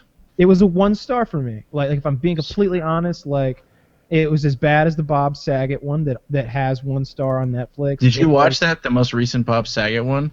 I gave it 15 minutes. I'll give them 15 or 20 minutes, and if they can't make me laugh by then, I'm out. Like It's hard, man. Like that thing is probably the worst comedy special I've watched because he plays off the whole thing is playing off the crowd, and he's just acting like a 12-year-old. That is a piece of shit as well. They're neck and neck on the 1-star totem pole. Really bad material. I've never thought Bob Saget was a good comedian. So do you think this is actually going to damage Louis C.K.'s reputation? Oh, I think it definitely will. After the last special not being up to snuff, and then this one just being a bomb, I think he's losing his star I mean, if this special is worse than the last one, then I probably Undoubtedly. will not. It's not even more a than twice debate. because- Yeah, the last one I did not think was funny at all. His Maybe so like- his setups were so amateur. His setups were bad. They were predictable and cliche, and he didn't even have the common courage to stop and make fun of his own failed segues. It felt bumbling and rushed. Like when you do a new special, at least you should have been spending the last 10 or 12 months polishing it all over the country in front of crowds until you know whether the farmer's daughter was wearing a blue dress or a red dress, because it matters, because the red dress always gets bigger laughs. You tell a different way over and over until the whole act is polished. This was not that. The voices bothered me because that's not his comedy, and he did so many fucking voices and impressions. I mean, one joke is like, so the noise I make when I pee is now the voice I make, or the noise I make when I come, and he goes oh, and groans for a while, and he's like, oh, you're wondering what noise I make when I come, and I was like, it is done. The circle is complete. Have the baby. I got a chuckle out of the circle has been completed. I remember that. But remember, so many voices. Remember what he opened with? He opened with, "Hey there, guys. Welcome to the show. This is how I talk now." And he kept that up for another 40 It's a bad seconds. stereotype about Mexicans. It's like, that's not even funny. You were doing, obviously, a white girl, dumb blonde type of voice. I thought he was and you doing a said it was gay guy. Mexican. Yeah, gay guy. You really thought gay guy? Yeah, it I'm was gay curious guy. what Taylor said. It sounded like a dumb white girl stereotype. That's just what I'm getting from what your guys' impersonations of his impersonation, because I need to watch this now. Quite That's lame. really disappointing that he made a shitty special again. It felt like it wasn't even. It shouldn't be a special. I disagree It's with 'cause he's Taylor. trying- it's 'cause he's I trying don't to do say the the Carlin second. thing. The second to last one was not shitty. It was just not up to snuff. That's the best. It It wasn't wasn't up good. to snuff. It's like, let's say you've got some baseball player who hits 70 home runs every year, and this time he hits 50. He's still good. He's still among the best. He just didn't have a Mark McGwire year. Well, I felt like Bill Burr's last special. It wasn't his best. Yeah, it wasn't his best. Back on Louis C.K., his second to most recent one was still good. It was still among the best specials you'll see released. It just wasn't Louis C.K. best on the planet, prior to that one. Yeah, this one was flat out bad. Yeah, this one, like, if he was an up-and-coming guy, then this one wouldn't get him another special. I feel like the crowd was drunk and they were just giving sympathy laughs, and I feel like even if I was there, I'd be kind of obligated Well, to was laugh. there a laugh track? We didn't see the crowd. I mean, laughing. no, you saw the crowd. I paid attention to the crowd. They did. What you got to chuckle keep and in whatnot. mind is when they film a lot of By guys. the way, he was doing that in a venue of probably 100 people. That was a very small venue. I don't know how telling that is, but usually the bigger you get, the bigger you're doing concert halls and stuff like that. People do it different ways. I've seen some of them like to do a small room, and some of them will do a big one, and some will do a huge one. Like you saw, what's his name? Dane Cook would do this huge fucking arena. Oh yeah, stuff. arenas. So, but one thing to keep in mind is like they're pumping. They let the crowd know, hey, we're filming a special tonight. They go through some rules. They're like, don't get up. There shouldn't be any empty seats while we're filming. And it's clearly edited. If you pay attention to a special, you'll see there's edits in there. There's cuts. It's not a live performance. You're not seeing the raw performance that the crowd saw. You're bad jokes. Then they edit in him telling a joke from a different night and just make 2 or 3 performances one special seemingly through editing magic. Yeah. This didn't feel like that. Yeah, this was bad. Bill Burr's most recent was good, but it definitely wasn't. He kept ratcheting it up, and now he's just kind of leveled off right there. It didn't beat the other ones. I think it was good. Christopher Titus's most recent special wasn't as good as the previous ones. I'll go back and watch the old ones dozens of times, but this one You want to know what I think is going to trigger Bill Burr's best work? His divorce. His divorce. His divorce. When Yeah. Wilbur gets divorced, it's going to be his most hilarious special. Hey there, guys! Wait. Why is he gonna get divorced? It's just an assumption. Because of it. I'm just saying that He's if a he comedian. does, it would spur a really funny special. Oh yes. Yeah. Yeah. Oh yeah. If he had that. Oh man. And then she took the dog. He left with her. He looked at me one last time like, see you later. Well, sir." she's gone now, so I bought a whole bunch of fucking guns. I got AR-15s mounted on my wall now for this. My gun right here. Like, yeah, he could totally have some fun. If his wife divorced him, I feel like the gloves would be off big time, and he'd have a great, a great special in his hands. That's what you need to be able to do that great stuff. Chris Rock just divorced his wife. Yep. Yeah, maybe that'll trigger some new work from him. That's good. I don't know. I don't know, that Adam Sandler money train is keeping him busy. He's been married for a very long time. Long ass time. Like Yeah. 20 plus years. Like, he's been married since he's been famous, basically. Like, he never had any, like, famous person pussy. So, like, you saw him, like, right away on a fucking yacht with Leonardo DiCaprio and a bunch of models and shit. And then, like Stern was discussing the whole thing. He's like, how many of those girls you think he fucked? And they're all like, I bet he fucked a bunch of them. And they're just discussing this whole thing. And I was thinking about Dennis and their boat and the implication. And I'm like, yeah, man, you go out on a yacht with Leonardo DiCaprio. There's some implication. There's a heavy implication right there. Who are your favorite comedians, Kyle? We went through a list of ours. What are yours? I'm not good at coming up with comedians' names. If I had a list laid out in front of me, I like it. I've seen a lot of stuff lately, but I can't remember their names. I really can't. I'm sorry. I like Bill Burr, of course. I really like him. But everybody knows that. I can't think of any of the new people I've been watching that I really like. How many Jim Jeffries specials have you seen? Oh, I've seen all of those. Jim Jeffries is great. I've seen it. I've seen the first season of his TV show. And I need to get the second season of it. I'm just gonna torrent it though, if I'm being honest, because on You should. It's pretty funny. On fucking Amazon, it's I'm trying to think how much each episode is on Amazon. It's like $2, $2 or $3. No, it's more than It's that. like $4. I think it's $3.99 for HD for Yeah. each episode, and they're like 20-minute episodes at the most. You'd be surprised though what they call SD.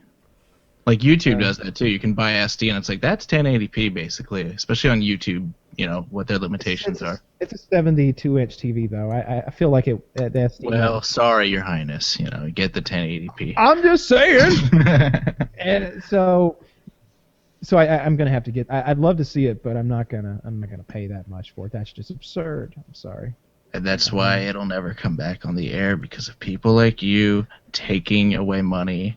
Look, Whereas if he on the needs other, to fund his next round of fucking episodes, then maybe it's what just wasn't that funny. Because quite honestly, the first season goes downhill from episode 1. well, you say that, but Breaking Bad had that issue. You know, Breaking Bad was supposed to get cut, but because everybody watched on Netflix. It's apples and oranges, big time. Jim Jeffries isn't a Bryan Cranston leading an all-star cast or a great director and a huge amount of money behind him. He's Jim Jeffries. Very funny guy. I like his sense of humor. I like his stand-up comedy, and I think I like his acting. But he's not going to carry a drama or anything. He's just funny. Well, of course not. You couldn't take him seriously. No, I don't think you ever could. After that whole egg vibrator in his butthole thing, and the chopsticks, Or the jerking off for 4 hours with Coke's whiskey dick. It's at this point when I thought to myself, I should have done this in the bathroom. Oh, that's horrible. That was his first one. His second one is based on, I don't know if you've seen the second one. You can't find it on Netflix. The second special he did, though, is the basis of that whole entire show. He talks about the story about taking his friend with MS or whatever to a brothel.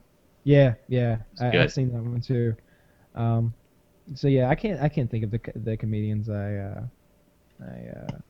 like because I never retained their names. I can't think of them. I used to listen to Comedy Central Radio a ton until I got those fucking Game of Thrones discs. I keep circling around to that, but that's really been a big part of my life lately. Every time I drive, I got those playing. I got it, or inside I've got it playing on my. Dude, that's gonna be all you're doing. It's gonna be in your headphones. It's gonna be on your sound system in your car. You're just gonna have Roy Dotrice talking in your ear constantly until you get through it.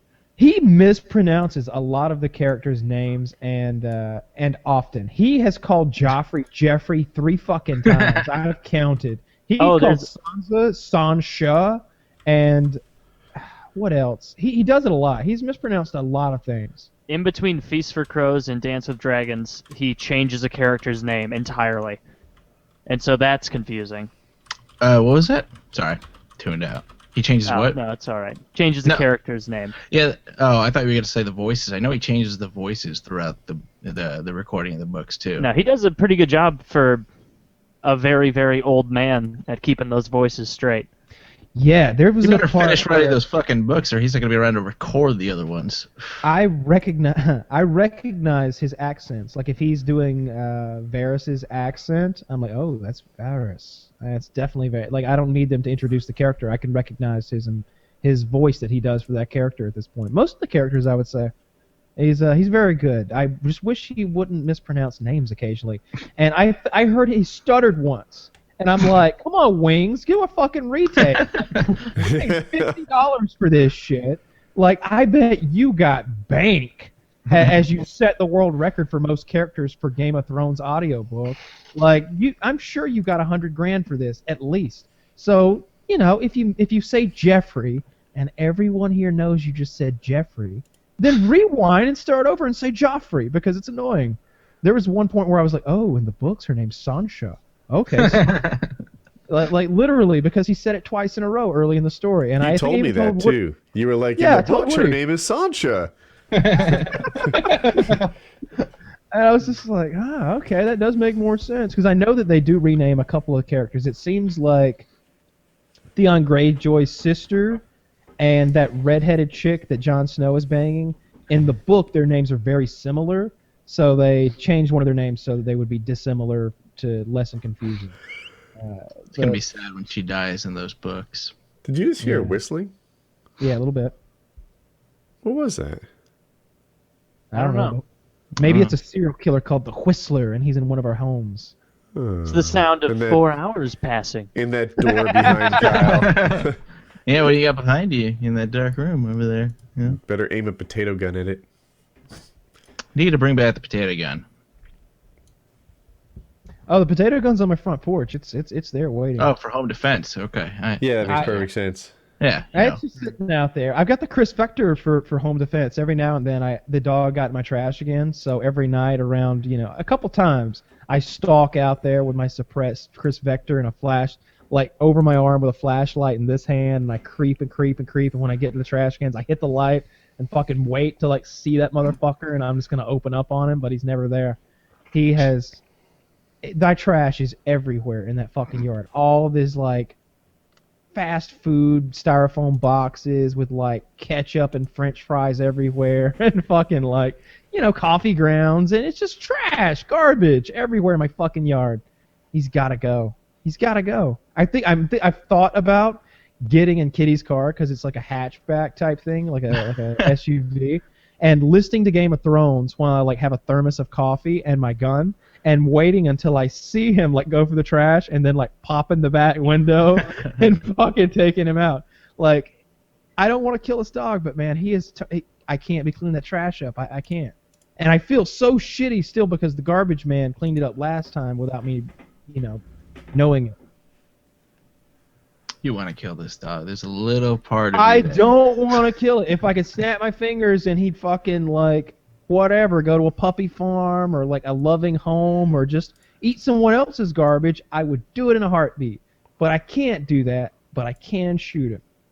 And I'm pretty sure that's legal anyway. He's on my property, tearing up my trash. I'm pretty sure I'm allowed to shoot that dog. Yeah, Yeah, I'm like Those 95. old rights. Yeah. You staked your claim. He walked into your claim. You go ahead and shoot him. I Light was him up. standing my ground, and he came up here. Could have been rabid. You don't know. He was foaming at the mouth. Or that was whipped cream. You don't want to take that chance. It was a dark furred dog. It was, I couldn't really make out what he might have been holding. So I stood my ground. Castle. He had a hood on. I stood Suspicious activity. Skittles in his trash. Arizona iced tea around iced his tea. collar. Uh-huh. Yeah. That's a horrible reference. But yeah, I may have to. And like for a moment, my head went to poison, but I'm like, no, that's a terrible thing to do to the dog. No, that's a slow, painful death. Yeah, It's excruciating. But I feel like if I shoot him, like he probably wouldn't even. I don't think. But a tripwire bomb, that would be quick. Well, that's just insane. But you don't even have to be there. You don't have to be there. You're just gonna hear boom in the night, and and problem there's solved. my garbage man splattered all over the fucking house, like his grandson screaming in horror from the truck, like.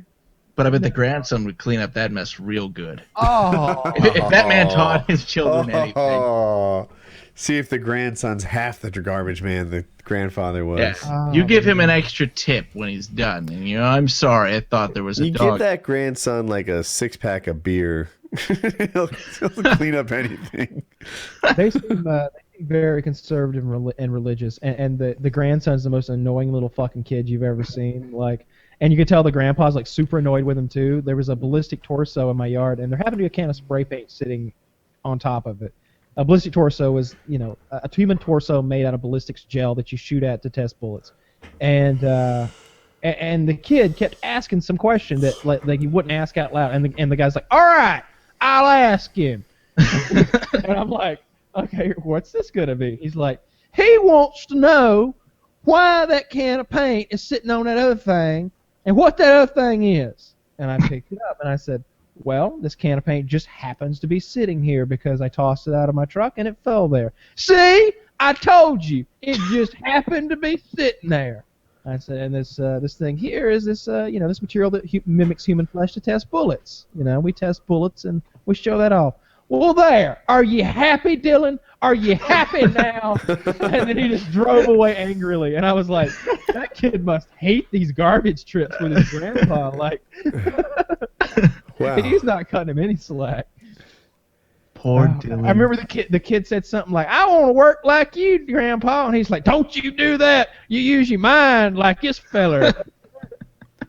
It's a real dark ride with that trash man, but he's a hell of a trash man. I swear to God, I can't believe he cleaned that garbage up.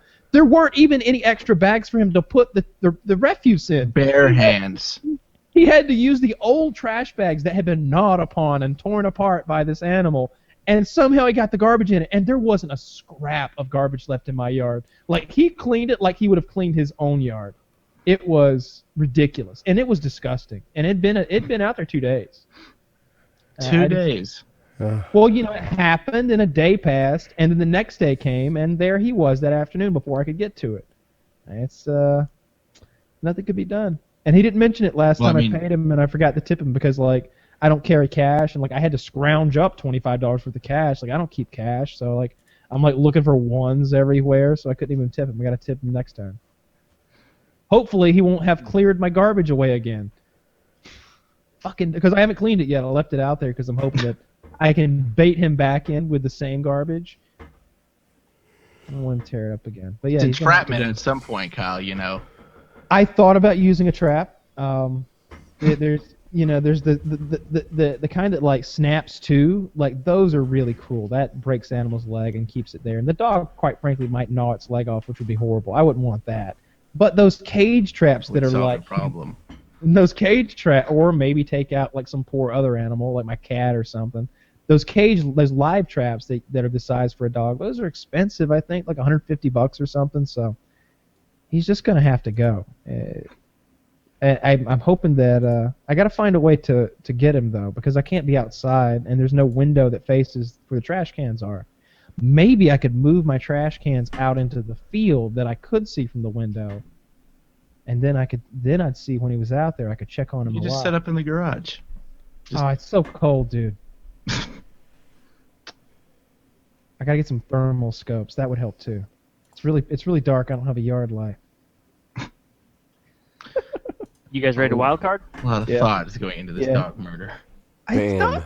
Wild card. Good show, guys. Yep. Yeah. Wild card.